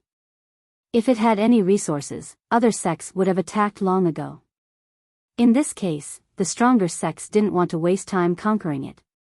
It would only require more manpower and resources to occupy. During its glory days, it was far stronger and had plenty of lands, going as far as being superior to most Dao Lord lineages. Later on, it became weaker and lost control. Eventually, Elder Hu led Li Qie to the ancestral peak, one of the most important locations. It served as the home for the sect's treasures and merit laws. There was a statue of their patriarch on this peak, depicting him as a middle-aged man with incredible divinity and prestige, clearly a big shot during his era. There were 2 ancient characters carved at the base. No one in the sect could read them. Here is our patriarch. Elder Hu elaborated, a grand completion immortal physique master, impervious to swords and sabers, none in the world could injure him back then. Others referred to him as Diamond Long. I see. Li Qie chuckled. He also recognized the 2 characters at the base, Zuntian. He had an impression of this person, they had absolutely met before. Fate indeed. He murmured. To think that he could come across the sect of an acquaintance from so long ago. Of course, the ties were gone now. He didn't say anything else as Elder Hu took him to see the treasury. Well, it would be more accurate to call this a storeroom. It was only guarded by a few exceptional disciples. The treasures and merit laws were stored in the same room. To be blunt, no treasures here could fetch a decent price. Once sold, they could only let the disciples live a humble life. The merit laws are all here, feel free to take a look, sect master. Elder Hu introduced the scrolls on a wooden rack. Little Diamond was too small to have rules and regulations regarding access to its merit laws. Some Dao Lord lineages had heaven-defying and secret merit laws, even the sect masters weren't qualified to see them. This wasn't the case here. Li Qie took a look and saw how simple and common they were. Some could actually be purchased from street vendors. Our patriarch had an immortal physique law before, but for some reason, it was never passed down. Our sect once had sacred physique laws and several heaven-level laws, but they're all gone now.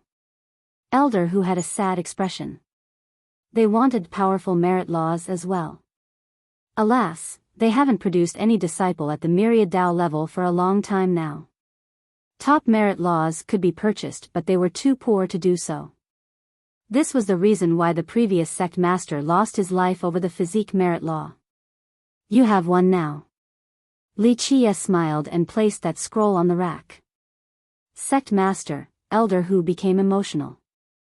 Am I not the sect master of Little Diamond? Now it belongs to the sect. Li Qie said. Your generosity puts me to shame. Elder Hu prostrated right away. It would have been perfectly acceptable for Li Qie to cultivate that physique law alone. He had both the right and authority to do so. However, he decided to share it with the rest of the sect. Such generosity moved the elder to tears. We are so fortunate to be under your leadership. Elder Hu said. No need to be so happy, I can't be your sect master for long. Li Qie chuckled. Elder Hu didn't know how to respond. Take me to see the other elders. Li Qie said since he wasn't interested in this treasury. Elder Hu arranged another meeting in the main hall. This time around, Li Qie sat in the main chair. The atmosphere was slightly awkward since Li Qie was a stranger. No one had talked to him previously outside of Elder Hu. What is your plan? Li Qie stared at them and asked. The 5 elders exchanged glances, not knowing how to answer right away. Eventually, the first elder spoke. We follow your command, sect master. The other 4 were astounded after listening to Elder Hu telling them about Li Qie's generosity. This made it apparent that Li Qie didn't want anything from their sect. After all, that scroll alone was countless times more valuable than all of Little Diamond. What is your goal then? To revitalize the sect or improve your own cultivation? Li Qie smiled. They haven't thought of this before. For the first elder, he knew that this was the end of the road for him. There was no way of breaking through to the next realm. This had nothing to do with a lack of confidence. He had a good grasp on his own talent and the lack of resources. Not long ago, the sect used all of its resources and still couldn't get the previous sect master to reach the next realm.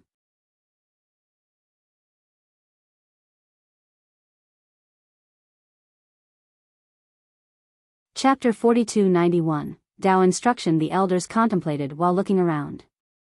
The first elder was still the first to break the silence. Sect master, our sect has no foundation to speak of. I don't think it's realistic to talk about revitalization right now. We seek to survive by storing more food and resources. That should be our aim. He was afraid of this young sect master being too ambitious and impetuous, wanting to go big from the start with a grand plan. He lacked experiences compared to others but still had a good idea of the sect's current situation. In his opinion, having an ambitious sect master might not be a good thing. First, they lacked resources and any grand scheme could result in bankruptcy. Worst of all, they might risk antagonizing a powerful enemy and that would be the end for them. The other 4 listened attentively and agreed with him. As long as we can survive and grow a little bit, that is enough to meet the ancestors without shame. We must maintain our long heritage. The second elder nodded. They believed that given their current power and resources, expanding was nothing more than a fantasy. Survival isn't difficult. Li Qie understood their viewpoint and said, you all just need to train harder, not to dominate the world but to protect Little Diamond in this tiny region. I'm afraid we're too old. The first elder said, Sect master, the truth is that this is our limit, we won't be able to go any further. The future of the sect relies on you. Yes, I believe our improvement will be negligible regardless of how hard we try. We should leave resources to the young ones. Elder Hu agreed. Improving their cultivation was easier said than done since they all had a bottleneck. Firstly, they lacked longevity. Secondly, they lacked talent. Thirdly, their sect couldn't support them. Reaching the next realm required immense resources, powerful merit laws, and ample pills. If they were to actually do this, they would take away the opportunities of the young ones who had more potential. Improving by several realms won't be an issue. Li Qie smiled. We appreciate your kind intent, Sect Master. Let's use me as an example. I would need numerous pills in order to surpass the yin-yang realm. It's a bottomless pit that can't be filled. The first elder smiled wryly. Right, the future is brightest as long as you can lead the young ones towards the right path. The fourth elder nodded. Who says cultivation requires natural resources and pills? Requiring external means is not the right way. Li Qia's response stunned the elders. Sect Master, could you elaborate? The fifth elder said with hesitation. Resources alone can't let one reach the apex, the arduous Tao will make sure of that. Li Qia said, one can only climb successfully while relying on themselves. Otherwise, it's akin to a fool climbing a tree to catch fish. Sect Master, do you mean? The first elder remained skeptical. It's not that he looked down on Li Qia, the guy simply seemed too young. You cultivate the Golden Bell Prison. Li Qia stared at the first elder and said, it has taken you to the yin-yang realm but your Tao has stagnated, you know that this is the end. Why, you can see it? The first elder became startled. The other four felt the same way. They naturally knew the first elder's condition. However, the juniors in the sect had no idea.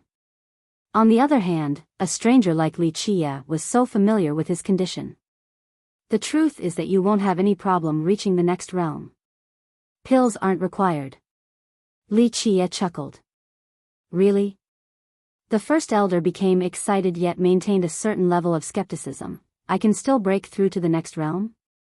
Ultimately, he still believed that he knew his own condition better than anyone.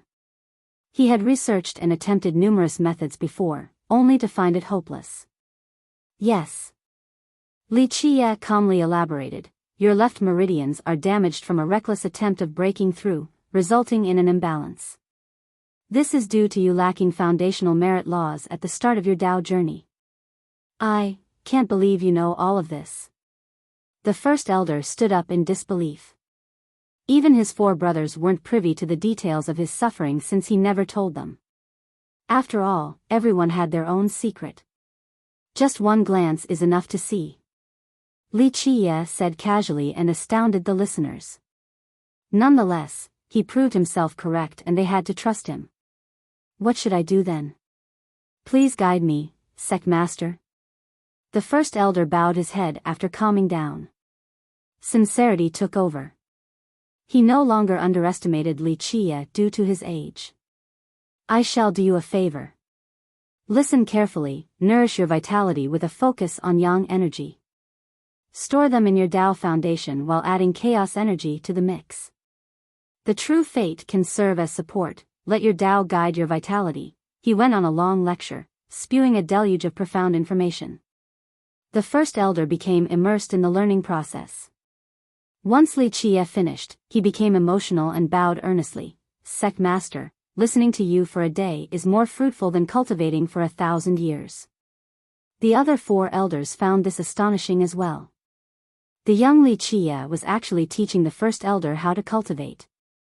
The lecture was seamless and logical in accordance with the Tao. This was unprecedented for them.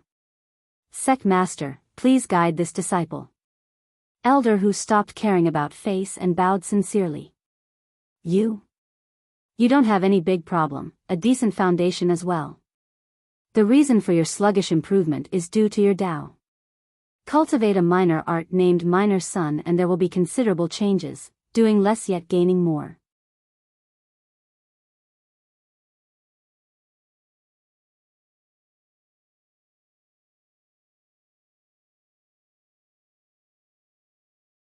Chapter 4292, Wang Weiqiao Li Qia, the new sect master of Little Diamond, began preaching the Tao and answering questions.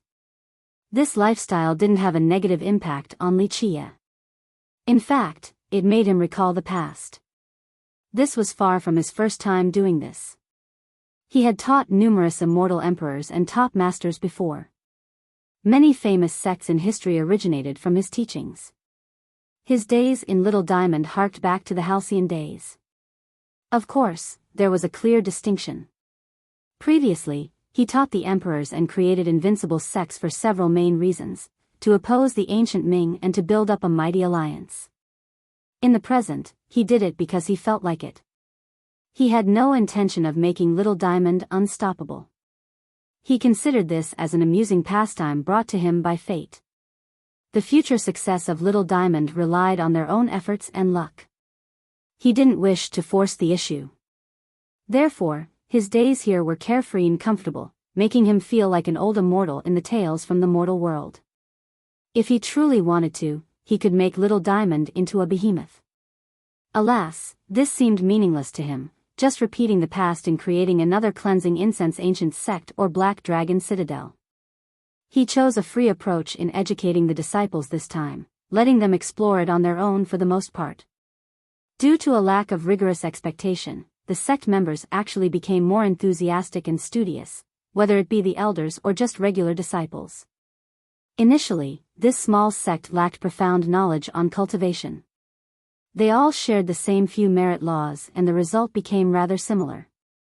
The top and weakest cultivators were cast from the same mold. But due to Li Qia's interference, all of them saw the door to an entirely new world. He casually answered their question regarding the Tao, making the path seem so simple and easy. Some of them spent days researching to no avail. On the other hand, just one sentence from him could enlighten with lucidity in no time at all. The clouds receded and they could see the bright sun. Many also realized that they have embarked on the wrong path in the past and misunderstood the profundities of certain merit laws. It became clear that listening to Li Qia was better than years of isolated training. Therefore, each of his Tao lectures was packed with disciples. The field was always filled to the limit. The older seniors and even the elders seemingly became young again, putting everything they got into cultivating. These elders lost hope before and thought that they have reached the limit. Deep in their heart, they had abandoned the pursuit of the grand Tao. Li Qia was the one who told them otherwise. Spring returned and rekindled their ambition. Their diligence was noted among the student body and the young ones didn't want to fall behind. Healthy and productive competitions permeated Little Diamond. They also relied on themselves without using pills and alchemy. Well, they didn't have access to any in the first place. Since most disciples were always cultivating, the sect became peaceful and quiet. Today, Li Qia took a stroll to kill time. When he came to the base of the sect where the workers lived, he saw an old man splitting firewood. Despite having gray hair, his body was rather muscular.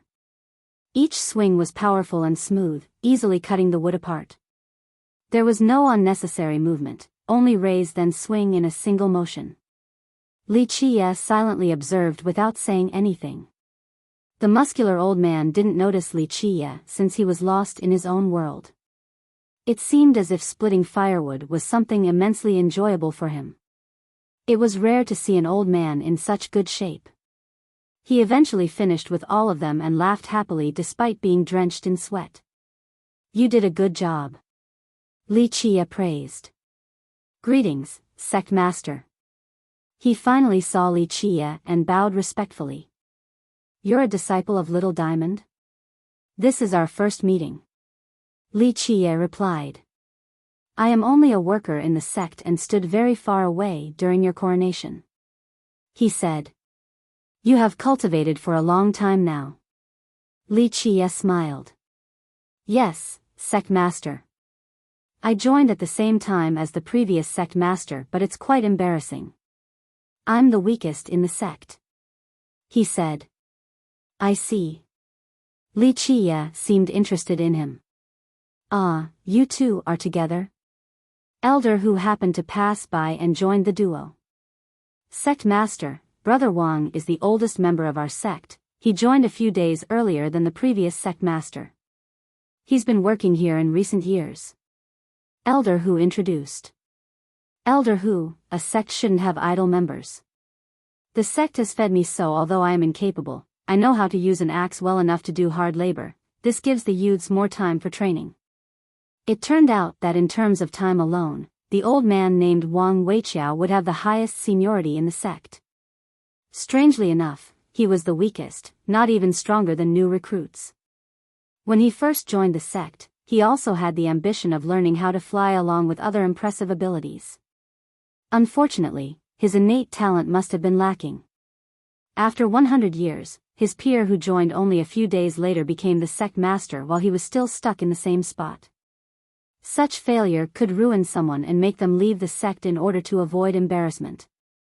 This didn't apply to Wang Weiqiao. He never gave up despite not seeing any improvement. He treated cultivation as a part of life. As long as he was breathing, he would continue to cultivate. Nonetheless, he didn't want to use the sect's resources needlessly either. Thus, though he couldn't do anything important, he chose to do menial labor in order to contribute.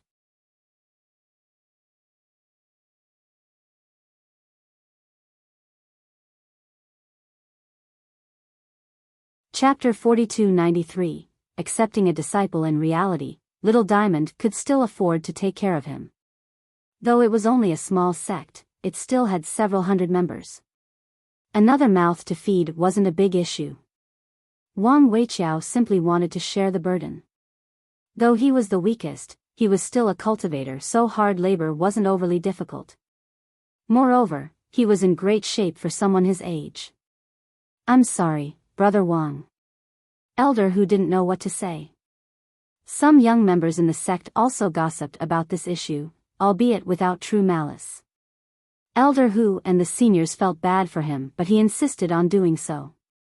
"This is no big deal, my old bones are still tough," Weiqiao said happily. In reality, he was no stranger to jeers and sneers. In his first decades as a cultivator, he had suffered numerous setbacks and torment. There was no fatal danger, but the psychological trauma could be too much for most. As time passed, he became steadier and more resolute, able to accept the reality of life. "Such a clean cut, well done." Li Chia picked up a block of firewood and took a look. The block was perfectly split down the middle. The surface was smooth as if it had been polished. From the gathering process to the split was a work of art, even distribution of power and flawless trajectory. "You're too kind, sect master. I'm merely used to it after 8 to 10 years, that's all." Weiqiao smiled. There was something about his physique that made it appear in tune with nature. "Well said, that's the same with cultivation as well, just have to get used to it." Li Chia nodded. "Get used to it?" Both the old men repeated. "But the Grand Tao requires comprehension. It's too profound and mysterious." Weiqiao disagreed.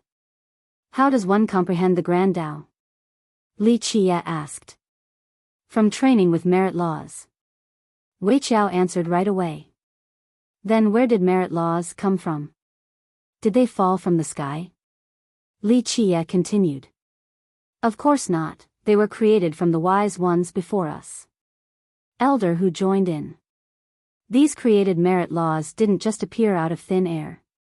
This required observing the mysteries of the world and feeling the rhythm of the earth and the cycles of reality. These are the sources of merit laws." Elder Hu and Weiqiao didn't understand yet and exchanged glances of confusion. "I don't quite comprehend what you are saying, sect master. Please enlighten me." Weiqiao bowed. "Tell me why you do such a good job at splitting firewood." Li Chia smiled. "Doing it often and getting familiar with the process." "Isn't this rather simple?" Weiqiao said. "When did it become so simple and easy?" Li Chia asked. "Well," Weiqiao thought about it before answering. "Wood has grain, I just have to aim at one of them and it'll split right away. The fundamental here is finding the grain pattern. Everything became easier after you realized this, a cleaner split with perfect firewood. It's more than just repetition, no?" Li Chia smiled. "Thank you for your guidance, sect master." Weiqiao felt something flashing in his head and immediately bowed. Li Chia accepted the gesture and continued, "You cultivate chaos. Your vision is second to none, sect master." Weiqiao stood up straight again and praised, "It's shameful, but the sect did try to give me a different merit law when I first joined. Alas, I was too foolish to comprehend it, so I had no choice but to cultivate the simplest mantra. Even then, what I've attained is negligible. Don't blame yourself, Brother Wang, no one was more diligent than you in the past. Your effort puts all the youths to shame, you've been a great role model for them all. Elder Hu hurriedly added. People say that the clumsy bird flies early. Unfortunately, my effort isn't enough to compensate for my limited abilities. Wei Qiao replied. He wasn't angry and frustrated at himself or anything. This was merely the truth. Chaos was one of the 7 mantras, as simple as can be. Every sect had access to a copy since it was widespread around the world. It was the cheapest merit law in terms of getting started with cultivation. The thing lacking was power. Wei Qiao spent decades training but had limited achievements. Others thought that he wasn't suitable for cultivation. Effort will always be rewarded. Li Qie said, "Do you wish to keep on cultivating?" Sect Master, I hated my talentless self once and even thought about giving up. However, I've gotten my foot into the door and can't give up. It doesn't matter how far I go, I'll keep on trying for the rest of my life. At the very least, I won't be letting myself down by giving up and can rest at peace when the time comes. Wei Qiao answered with a smile. Well said. Li Qie nodded, then stared straight at the old man to say, I rarely take in disciples. Kneel, worship me as your teacher. Wei Qiao was caught off guard by this suggestion. Elder Hu felt the same way, not expecting Li Qie's disciple recruitment attempt. There were several capable disciples in Little Diamond. They weren't supreme geniuses or anything, but a few weren't bad at all. However, Li Qie didn't take any of them in. This seemed like a rather strange choice due to Wei Qiao's lack of talent. There was a considerable age gap in the opposite direction as well. No one dares to question your understanding of the Tao, Sect Master. Unfortunately, I'm afraid I would only be wasting your time. There are several young ones that are worthy to be under your tutelage. Wei Qiao regained his wits and answered. He would rather Li Qie spend his time more productively guiding the youths with the most potential. I can grant others fortunes, but only a few are worthy of my tutelage. Kneel. Li Qie repeated in a cool manner.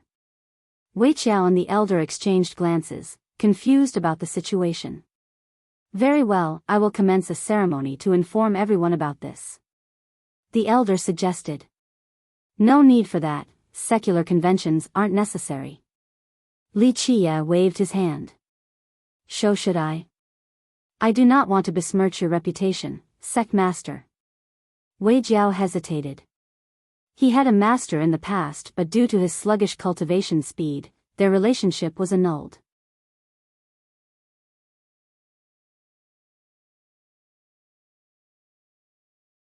Chapter 4294, Teaching Wei Qiao had no inferiority complex since he has come to terms with reality. It's just that he couldn't understand the logic behind Li Qie's decision. By this point, the entire sect understood Li Qie's potential and ability. They knew that following him would end with nothing but good results. Many would love to become his disciples, but he only had eyes for Wei Qiao. I have to kneel? Wei Qiao didn't know if this was a joke or not. Yes. Li Qie nodded. Wei Qiao took a deep breath and got on his knees, then bowed. His head touched the ground as he spoke, Honored Master, please accept my worship.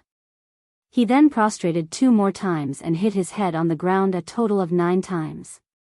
Li Qie stood there nonchalantly and accepted the grand gesture. Finally, Elder Hu helped him up and happily said, Congratulations, Brother Wang, this will be a new chapter for you. He considered it an honor to become Li Qie's disciple. Though he felt the same confusion as Wei Qiao, he was still happy for him. Congratulations, Sect Master, I'm sure your new disciple will contribute greatly to the sect. He then turned towards Li Qie, not aware of how true his words would be. Elder, don't flatter me now. I would be content with not embarrassing the sect. Wei Qiao chuckled awkwardly. Given his abilities, he wasn't worthy of being Li Qie's disciple, let alone revitalizing the sect. I will bestow you the way, whether you can learn it or not is up to you. Li Qie said. Which merit law will you teach me, Master? Wei Qiao became anxious. Chaos Mantra. Li Qie responded. Chaos? Both old men blurted out at the same time. Wuxiao was already learning chaos. Wouldn't this be unnecessary? I'm already training with chaos, master. Wuxiao respectfully said. Do you think you've done a good job? Li Qie gave him the side eye. You're right, master. Chaos might not be a supreme mantra, but I've let it down. Wuxiao admitted. He was aware of rumors regarding this mantra in the past eras, how it used to produce top cultivators. It didn't have the same negative reputation as it did now. Moreover, other disciples had better results with chaos after a similar period of time. Thus, he clearly didn't do a good job. We have an ancient immortal physique in the sect now. Brother Wang should learn that instead, since he is your disciple now, sect master. Elder Hu tried to smooth things over. Normally, Wuxiao shouldn't attempt to learn something so difficult, but since Li Qie was the one who brought the scroll back to the sect, he had the right to do so. You've misunderstood. Are you sure you have cultivated the right chaos mantra? Li Qie asked. Well, Wuxiao had no response. The chaos mantra in the sect right now is only a copy that can be bought from street vendors. This version has lost its original profundities and fundamentals. Thus, the fault isn't on you. It doesn't matter how hard you try, it's a fruitless endeavor in the first place. Li Qie elaborated. The two old men contemplated carefully and agreed. The 7 starting mantras have been around since the start of the epoch. After so many eras, they must have been changed and modified, no longer the same as before. The particular version in the sect was as cheap as can be. Little Diamond bought them back then only to fill up their treasury. Please guide me, master. Wuxiao bowed. I will first teach you how to chop wood with 3 movements. Li Qie smiled. Chopping wood? The two were surprised again. Elder Hu assumed that Li Qie would start by teaching Wuxiao the best possible merit laws that were available. This didn't seem to be the case. Is there a need to learn how to chop? Wuxiao asked. Do you think you have mastered this then? Li Qie answered with a question. Wuxiao didn't respond. In reality, he was quite good with this task and Li Qie had praised him before. But, he didn't know Li Qie's perceived ceiling. You don't want to teach him something else, sect master? Elder Hu thought that this was a great opportunity for Wuxiao. Becoming the sect master's disciple availed him to excellent merit laws. Alas, Li Qie wanted to teach him how to chop wood? This seemed rather ridiculous. Moreover, Wuxiao was trustworthy and had toiled for decades. He deserved better merit laws. I think stronger merit laws might be more suitable. He hurriedly added. Stronger merit laws? No merit laws are invincible, only the users. Li Qie stared at the elder. I see. Wuxiao became emotional and started fantasizing. Do you know any true invincible masters that rely on someone else's merit law?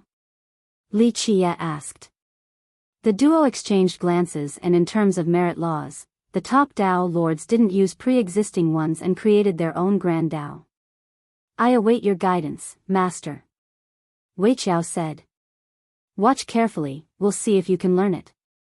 Li Qie ordered before grabbing Wuxiao's hatchet. Wuxiao immediately focused up and tried to observe all the little details in Li Qie's movement. Li Qie raised the hatchet, swung downward, and split the piece of wood.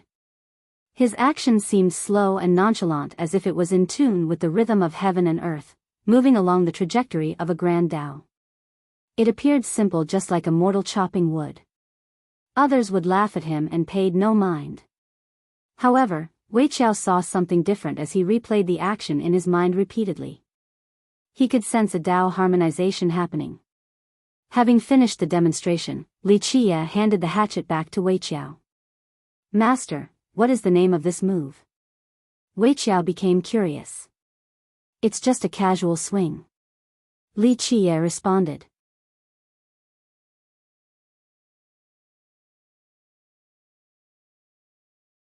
Chapter 4295, Arrival. Not bothering to name the technique astounded Elder Hu and Wang Wuxiao. Li Qiye didn't bother teaching his new disciple a new merit law, only a casual swing. Could this even be considered a technique? Why didn't he change chaos to something else or just a superior version? To be perfectly blunt, did Li Qiye really teach Weiqiao anything? Try your best now. Li Qiye said, don't bite more than one can chew.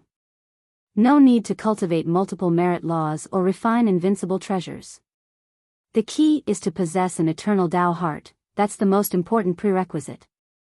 I shall obey, master. Though Weiqiao was still confused, he still remembered Li Qiye's movement earlier. Ask me if you have questions. Li Qiye wasn't a hands-on teacher and left afterward, letting Weiqiao figure it out on his own. Weiqiao bowed to show respect while thinking that this felt like a bizarre dream. Nonetheless, his resolute nature remained.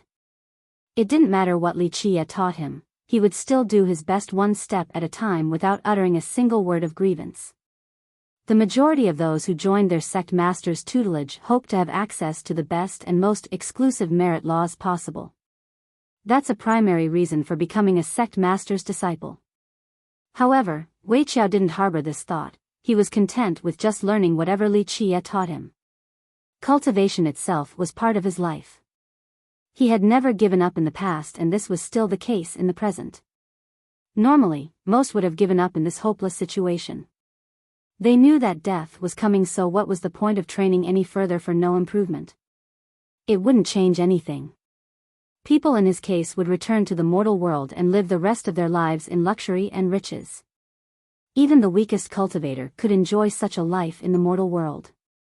Weiqiao's pursuit was the process of cultivation itself. He didn't view it as a means for another goal. He stayed true to his path and trained diligently. Whenever he had a question, he immediately went to ask Li Qiye. Though he didn't understand all of the teachings at first, he took his time learning in a meticulous manner. In the past, no one was there to guide him from his errors. Now, with Li Qiye's help, his path was brighter than ever before. This motivated him even further. Li Qiye wasn't a demanding master either, never telling the old man to reach a particular realm. Nonetheless, Weiqiao was still ambitious and spirited despite his age. His body was old, not his mind. This might be one of the reasons why Li Qiye picked him as a disciple. Few had this privilege in history. A tiny sect such as Little Diamond rarely had serious matters to deal with, only minor issues. The latter didn't need Li Qiye's attention since the 5 elders could take care of it. Li Qiye had no intention of taking charge either. Sect Master, young noble Du Weiwu insists on meeting you. Today, there was a matter that the first elder couldn't deal with. A young master of a noble clan. The clan itself isn't a big deal, but his first uncle is the master of 8 Demons Gate, his uncle-in-law is a member of Dragon Sect. The first elder elaborated. 8 Demons Gate was just a small sect in this region, only slightly stronger than Little Diamond and its neighbors. This wasn't the case for Dragon Sect. It was considered the strongest demon branch in southern Desolace. Many believed that it was only second to Lion's Roar Kingdom. Thus, Dragon was definitely a behemoth compared to Little Diamond, an unreachable true dragon. Just any expert from this sect could annihilate Little Diamond. Therefore, this Du Weiwu was nothing himself, but he had some strong backers. This was the reason why the first elder exercised caution. Not interested. Li Qiye replied. Sect Master, I think he is aiming for our ancient immortal physique after having heard some rumors like a shark smelling blood. He won't leave without meeting you. The elder said. In reality, the guy has been in Little Diamond for several days now. Initially, the elders wanted to politely send him away via gifts because he shouldn't be offended. Alas, he was hellbent on meeting their sect master. A shark smelling blood? Li Qiye smirked after hearing this. Fine, let's go take a look at this shark. The first elder shuddered after seeing his smile despite not being aware of its implication. It didn't take long before Du Weiwu was granted an audience with Li Qiye. He was around 20 years of age, a young deer demon with a small antler. He was rather handsome and wore an extravagantly embroidered robe, looking a bit haughty. He was only an average cultivator at best, but in this region, he considered himself to be a top dog. This was understandable due to having an uncle in Dragon sect. Just the name, Dragon, would intimate everyone. He indeed had heard some rumors and came to seek out more information, akin to an eagle not giving up after spotting a rabbit. My name is Du Weidu, the firstborn of the Du. Nice to meet you, sect master. He bowed towards Li Chia. The Du was only nobility in the mortal realm and barely had any reach in the cultivation world. Thus, he should be prostrating, not just bowing. Li Chia didn't mind and nodded in response. Weijia carefully scanned Li Chia. He knew about the death of Little Diamond's previous sect master but didn't expect the successor to be so young and ordinary. I'm here to congratulate Du Weidaput on a happy appearance. Don't hold your fart now, state your true intention. Li Chia waved his hand dismissively.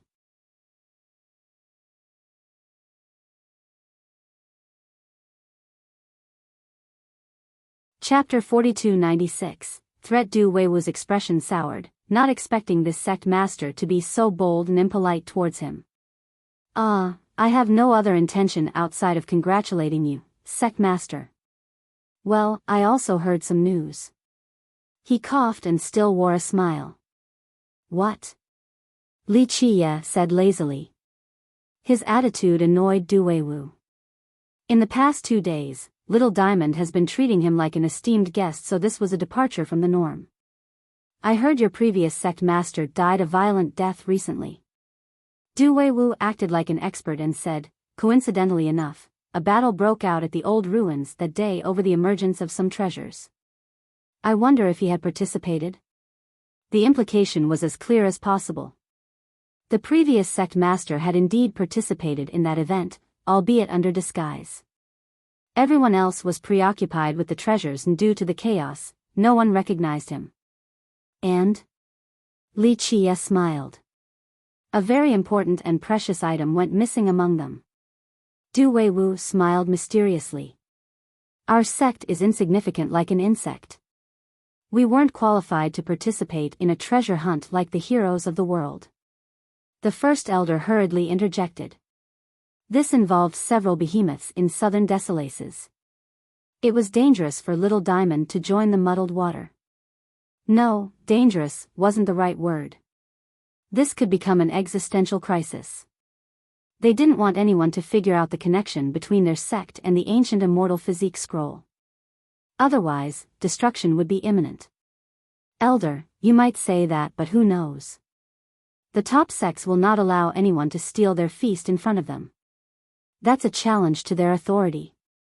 Du Weiwu smiled implicatively. The elder's expression changed after hearing this. He took a deep breath and said, true, but we have always been neutral. We know our place in the world. Well, you have to prove it. They have sent out investigators regarding this matter. If there's a sect that's actually audacious enough to do this, the top sects would have to destroy them to prove a point. Weiwu added. The elders secretly exchanged glances, aware of the consequence. Right, I wonder which impudent sect dared to do this. The first elder calmed down and said.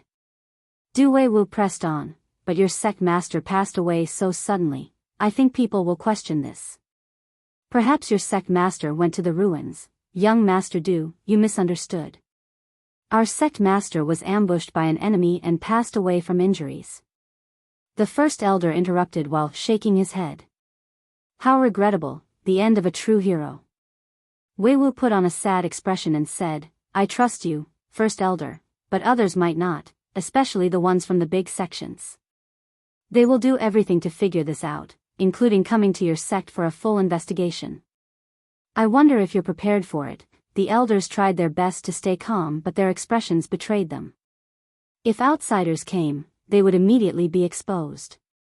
There would be no escaping then, since the immortal scroll was located in their treasury. An upright man has no slanted shadow. The elder said strongly. They must deny this at all costs. Your righteousness is commendable. Du Weiwu said, it's just that once they come, it won't be that easy getting them to leave. A single misstep might result in unimaginable consequences. Due revealed a smile that wasn't a smile.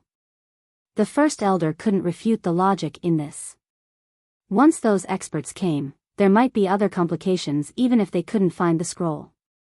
Powerful cultivators were temperamental and violent. As the saying goes, summoning a god is easy, getting one to leave is the hard part. It's not like there's no way around it. Wu coughed and said, "Our clan has been close to your sect for so long, so I am willing to help out. My uncle, dear monarch, is from Dragon Sect. I just need to say his title and no one will dare to trouble your sect, don't you think, elder?" Wu was right about this. His uncle had enough influence to stop others from investigating Little Diamond even if they were suspicious. "You came prepared, young Master Du," the first elder uttered coldly. "Don't be so harsh, elder, I'm just here to help out. However, getting my uncle involved requires some form of payment, no? There is no free lunch in this world." Wu chuckled. "Humph." The first elder scowled, his peers were unhappy as well. Wu wanted to extort them, who knows if the top sects were actually sending investigators. However, if the latter wasn't true, it could become true in the future. Without sufficient bribes, Wu might divulge this information to everyone else. "Okay, are you done farting now?" Li Chia finally jumped in.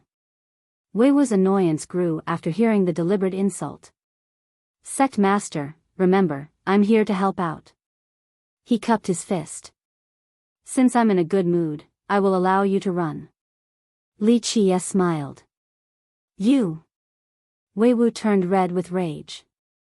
The elders exchanged glances.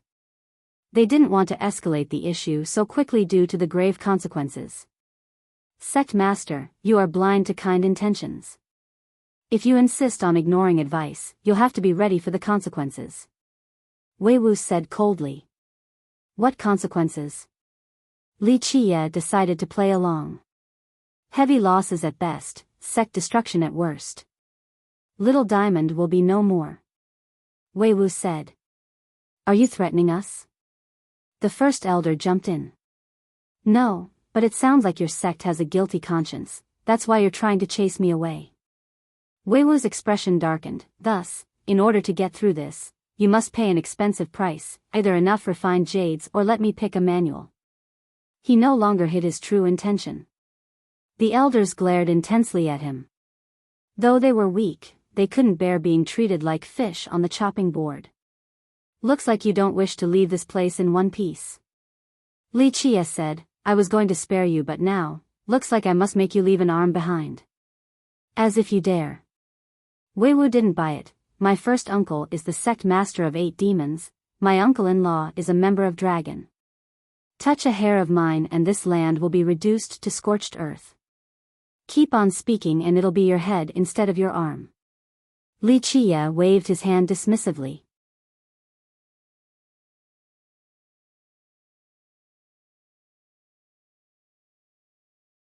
Chapter 4297, Reckless, Sect Master, I am a friend, not an enemy. Watch your words. Wu's expression soured. He had no idea that death was already knocking on his door. "Gotcha, I'll keep that in mind. Will you do it yourself or do we have to?" Li Chia smiled but didn't change his mind. Wu grimaced, realizing that Li Chia wasn't playing around. "If you do it yourself, I will go easy on you." Li Chia added. "Enough. Don't you know who I am?" Wu lost his cool and bellowed. "Don't know, don't care, but you're definitely a nobody." Li Chia said, "I'm in a good mood today so I'll toy with you." "Ha ha ha. I see, the puny diamond sect is so arrogant nowadays." Wu's rage made him burst out in uncontrollable laughter. The 5 elders became irate right away. If it was a big shot saying it, then they would have no choice but to endure. However, it was Wu. They had enough self-awareness to know how weak Little Diamond was. However, Wu was a nobody. It would be a different issue if it was his uncle from Dragon Sect. He himself wasn't qualified to stand before them and Wuxia. Little Diamond was actually stronger than his clan. He was just a junior speaking to elders and a sect master, yet he dared to call them puny. This blatant disrespect was unforgivable. Kill him, Wuxia nonchalantly ordered. Weiwu staggered backward after hearing this and shouted, "My first uncle is the sect master of 8 demons, my uncle-in-law is from Dragon." Never heard of them. Wuxia gently picked his ear. The elders naturally wanted to do this but had scruples. 8 demons was relatively the same as them in terms of power, so this was doable. Alas, dear king could crush them with a single stomp. Thus, they hesitated despite being livid at the arrogant youth. Should we? Elder Hu asked. Nothing more than insects, Wuxia replied. They exchanged glances and found that Wuxia never gave a damn about these cultivators, not even dear king. Sect master, I'm afraid people will speak ill of us if we kill a guest. The first elder chose his words carefully, but we also lose face if we let someone insult us without consequence. Let's have a proper punishment, just take one of his arms. He came up with a compromise because killing the youth might really be poking the beehive. Good point. Wuxia smiled, sever one arm then. The elder stepped forward with a serious expression and said, "Young Master Du, you should do it yourself, it'll be easier on everyone. Do you know what you're doing?" Even a fool knew that he was in trouble at this moment. "Cut off one arm and we'll help you down the mountain," the first elder said. Weiwu's expression became ugly while still retreating and shouting, Don't be foolish. Know who my uncles are. You're the fool." The first elder became impatient and shouted, "Let's go."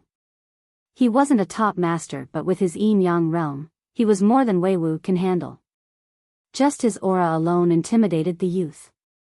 He only had the thought of escaping in his mind. He turned and immediately fled. A little character like him didn't care about prestige and reputation. Unfortunately, the first elder immediately blocked his path. He changed direction, but the elder was still faster. Die. He summoned a sword and thrust it towards the elder's neck. It traveled like a poisonous snake, but the elder easily swatted it away. Crack. He broke the youth's arm. Ah! The pain made Weiwu scream in agony. "Leave now." The first elder stopped and coldly uttered. The pale youth was both furious and afraid. Nonetheless, he still bellowed, "You all, just wait.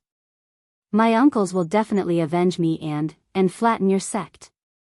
With that, he ran for his life out of the sect. What a brat. The fifth elder felt much better after seeing the youth being taught a lesson. This might be problematic though. The first elder had a worried expression instead of being satisfied. Right, the brat is nothing, the same with the Du. The problem is 8 demons. The second elder worried as well. "We can handle 8 demons, I'm just afraid of interference from dear king," the first elder replied. The elders exchanged glances. It was tragic being part of a weak sect. Destruction could happen whenever. "Sect master, what should we do?" The first elder saw Wuxia's indifferent attitude. "Don't pay no mind, this is trivial and will only serve as entertainment since I have free time," Wuxia casually responded. The elders had no response. It seemed plausible for Wuxia to look down on 8 demons. However, underestimating Dragon's sect was rather ignorant and arrogant. Recently, they had listened to Wuxia's Tao lectures and knew that he was extremely capable. Nonetheless, this was a behemoth they were talking about. Dragon's sect is true to its name, a dragon soaring in the horizon, not an entity we can afford to provoke. "We should exercise prudence, sect master," the first elder warned. "If they choose to be disobedient, I suppose I'll be tearing out dragon tendons and drinking dragon blood," Wuxia said. The elders smiled helplessly after hearing this. The sect master was beyond their control.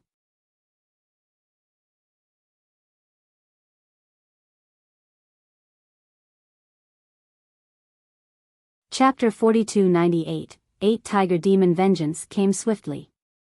In just 2 days, 8 demons came and surrounded Little Diamond. Clank. Clank. The latter's members became alarmed after hearing the warning gongs. They're here. The disciples guarding the base blew their horns. Those who heard the warning immediately dropped their current task and ran to their assigned post. The elders also moved with urgency. They had been assigned clear responsibilities. Some stayed in the sect while others went to command disciples. 8 demons' force consisted of several hundred disciples, looking rather aggressive and fierce. Close the gate. The 5th elder ordered. Creak, the arched gate at the base slowly closed. This gate had a rich history and served as one of the toughest defenses of Little Diamond. Meanwhile, hybrid demons lined up right outside, bulls, serpents, fiery crows. They already had weapons at the ready despite a lack of command, axes, spears, and pagodas. The two sects weren't far from each other, only several hundred miles or so. Thus, they arrived in no time at all after hearing about Du Weiwu's injury. Little Diamond, come accept your fate. He appeared among the demonic horde and roared. His face twisted with both rage and complacency, ready to exact his revenge. Boom! A massive figure appeared before them. Raw. Its demonic energy and murderous intent forced its own allies back. The members inside Little Diamond were frightened as well. Their legs trembled as their face turned pale. 8 Tiger Demon. Those from Little Diamond jolted in fear. This tiger demon had a tall and sturdy physique with the character, King, on his forehead. His eyes shone frighteningly. He was none other than the sect master of 8 demons and Du Weiwu's uncle. Strangely enough, Weiwu was a deer demon while his uncle was a tiger demon. Elder, the tiger demon himself is leading. A disciple from Little Diamond reported this to the first elder. Can we stop him? One elder asked. He is at the grand level of the Yin-Yang realm. The 4th elder became worried. When their previous sect master was alive, he was about as strong as this tiger demon. Now, only the 1st elder was in the Yin-Yang realm. Alas, he was only at the minor level. 8 Tiger, why are you here? The 5th elder was in charge of the gate and asked the aggressive demon. You already know the answer. You injured my nephew and insulted my clan. We need an answer or we'll flatten your sect. 8 Tiger barked back. The elders naturally knew that Du Weiwu must have embellished the stories to make himself the victim. Thus, this assault wasn't unexpected at all.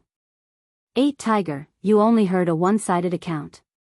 We might be a small sect but we know better than to bully a junior. Your nephew's greed and disrespectful attitude towards our sect master warranted the punishment. The 5th elder said. Lies. Du Weiwu jumped out and shouted, I came with sincerity to help your sect but you repaid kindness with malice, going as far as severing my arm. Today, I will have vengeance and watch the downfall of your sect. The truth cannot be hidden forever. The elder ignored him and spoke with the tiger demon instead. 8 Tiger, reconsider this, don't start a war over a junior. Ha ha ha, I'm afraid this won't be a war, only a one-sided massacre. This is the end for your sect. The tiger demon smiled coldly. Are you sure about that? The 5th elder's tone became serious. 5th, you can't scare me. Your sect master is dead so no one in your sect can take me on. I alone can sweep this place uncontested. Who's going to stop me? The demon said. Junior members of Little Diamond became anxious after hearing this. We'll see about that, 8 Tiger. The 1st elder finally appeared on top of a peak. The demon stared at him and burst out in laughter. Ha ha ha, long time no see, 1st elder. You're only at the minor level and can't last that long against me. It's over for your sect once I kill you. You are so sure of victory already. The elder coldly responded. Meanwhile, the disciples from Little Diamond crowded near the gate, ready to fight to the death. They were weaker but had no intention of retreating, ready to die protecting their sect. Thus, Little Diamond had several advantages: defensive position and morale. 80 to 90%. The demon said, "But I do not want needless bloodshed. There is an easy way to make me retreat." "We're listening," the first elder said with a sarcastic tone. "Firstly, hand your new sect master over so I can avenge my nephew. Secondly, hand over your merit laws, including the recently obtained one. Lastly, half of your territories will belong to us." The demon revealed. The side of Little Diamond trembled with rage. Their hands shook violently since these conditions were too humiliating. They would rather die fighting. Ultimately, the last two conditions were akin to a complete takeover. Their sect would only exist in name afterward. "Your demand is ridiculous. We're not that easily bullied. The outcome is still to be decided." The first elder shouted back. "Is that so? I guess since you all are courting death, I will lend you a hand. Well, since I'm so merciful, I will give you 3/4 of an hour first to deliberate." "Humph, if you still won't concede then, we will attack," the demon decided. "Rah!" The demons at the base of the mountain roared after hearing this. "Sect Master, what should we do?" Elder Hu asked Li Chia, who was only looking at the sky, not caring about the demons. He finally looked down after being asked for a command.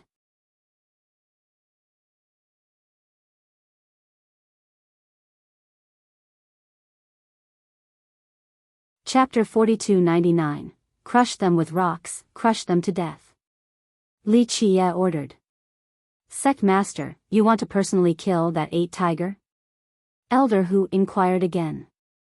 "No, that little demon isn't worth my time. Just throw rocks at them." Li Chia smiled. Throw rocks at them?" Elder Hu thought that he misheard. "Yes." Li Chia confirmed. Elder Hu stared at him in confusion. Was this a joke? 8 Tiger Demon was a yin-yang cultivator.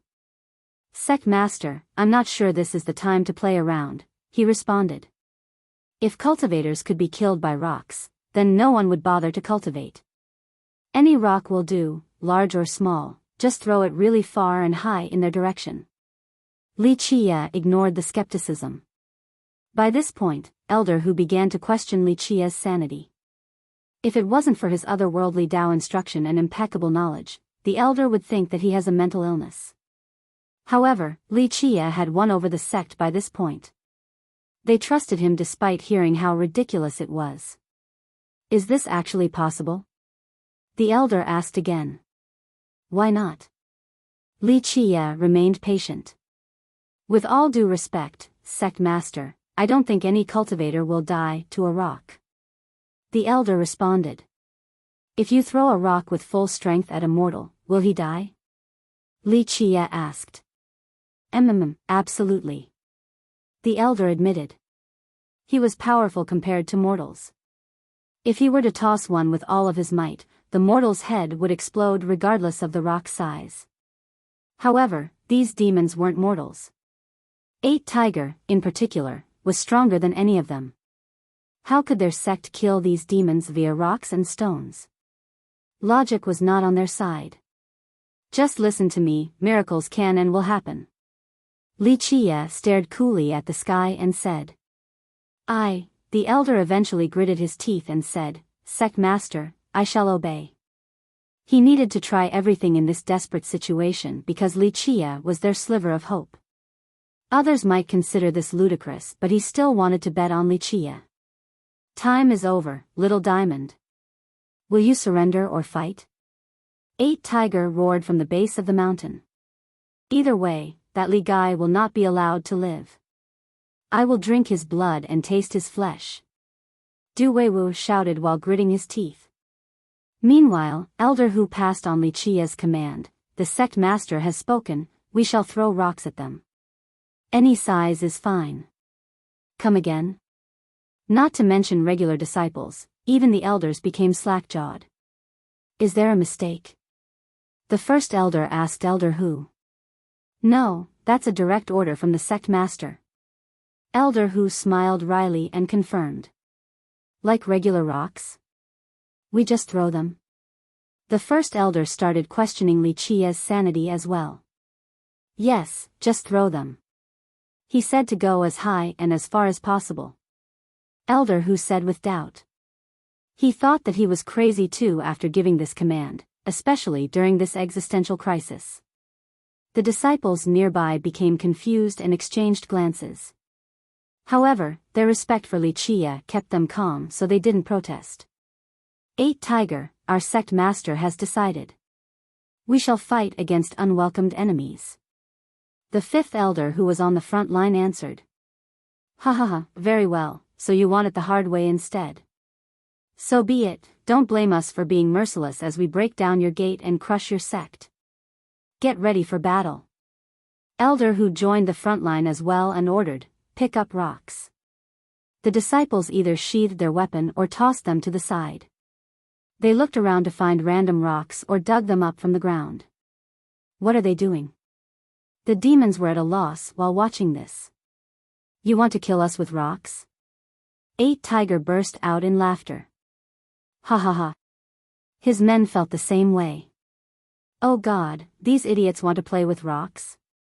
If rocks can kill us, we all might as well commit suicide. One of them joked. There's something wrong with your new sect master's brain. I know, they're trying to make us laugh to death, ha ha ha. I didn't expect him to be this stupid, looks like even the heaven wishes for your sect's demise, Du Weiwu laughed heartily. As he was laughing, Li Qia, who was standing on the peak, casually picked up a stone and threw it down. Boom! The stone struck and smashed the youth's head. Fleshy bits and blood splattered everywhere. He didn't even have the chance to scream before falling backward on the ground. The waves of laughter in the demon horde subsided instantly. Throw! The first elder shouted and led by example, being the second to throw. Throw! Fellow sect members did the same. Whoosh! Whoosh! Whoosh! Though they mustered all of their might, the offensive power was still limited. Humph, no way these rocks can kill us. 8 Tiger sneered and was prepared, unlike Du Weiwu. However, once the rocks got high enough, the air suddenly changed. There seemed to be a power manifesting out of nowhere and blessing all the rocks. Or, it might be that they have reached an elevation high enough to touch a mysterious force and gain its blessing.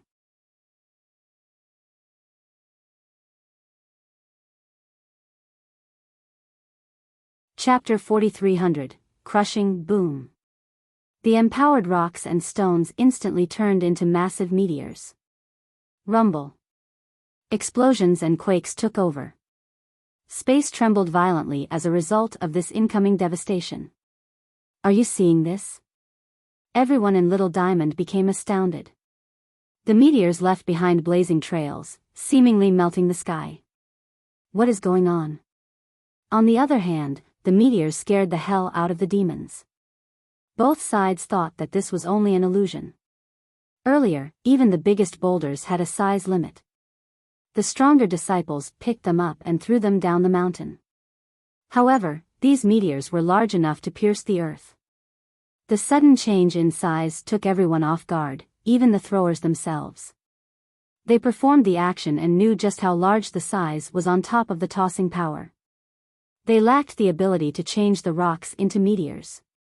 There was no explanation for this. Activate!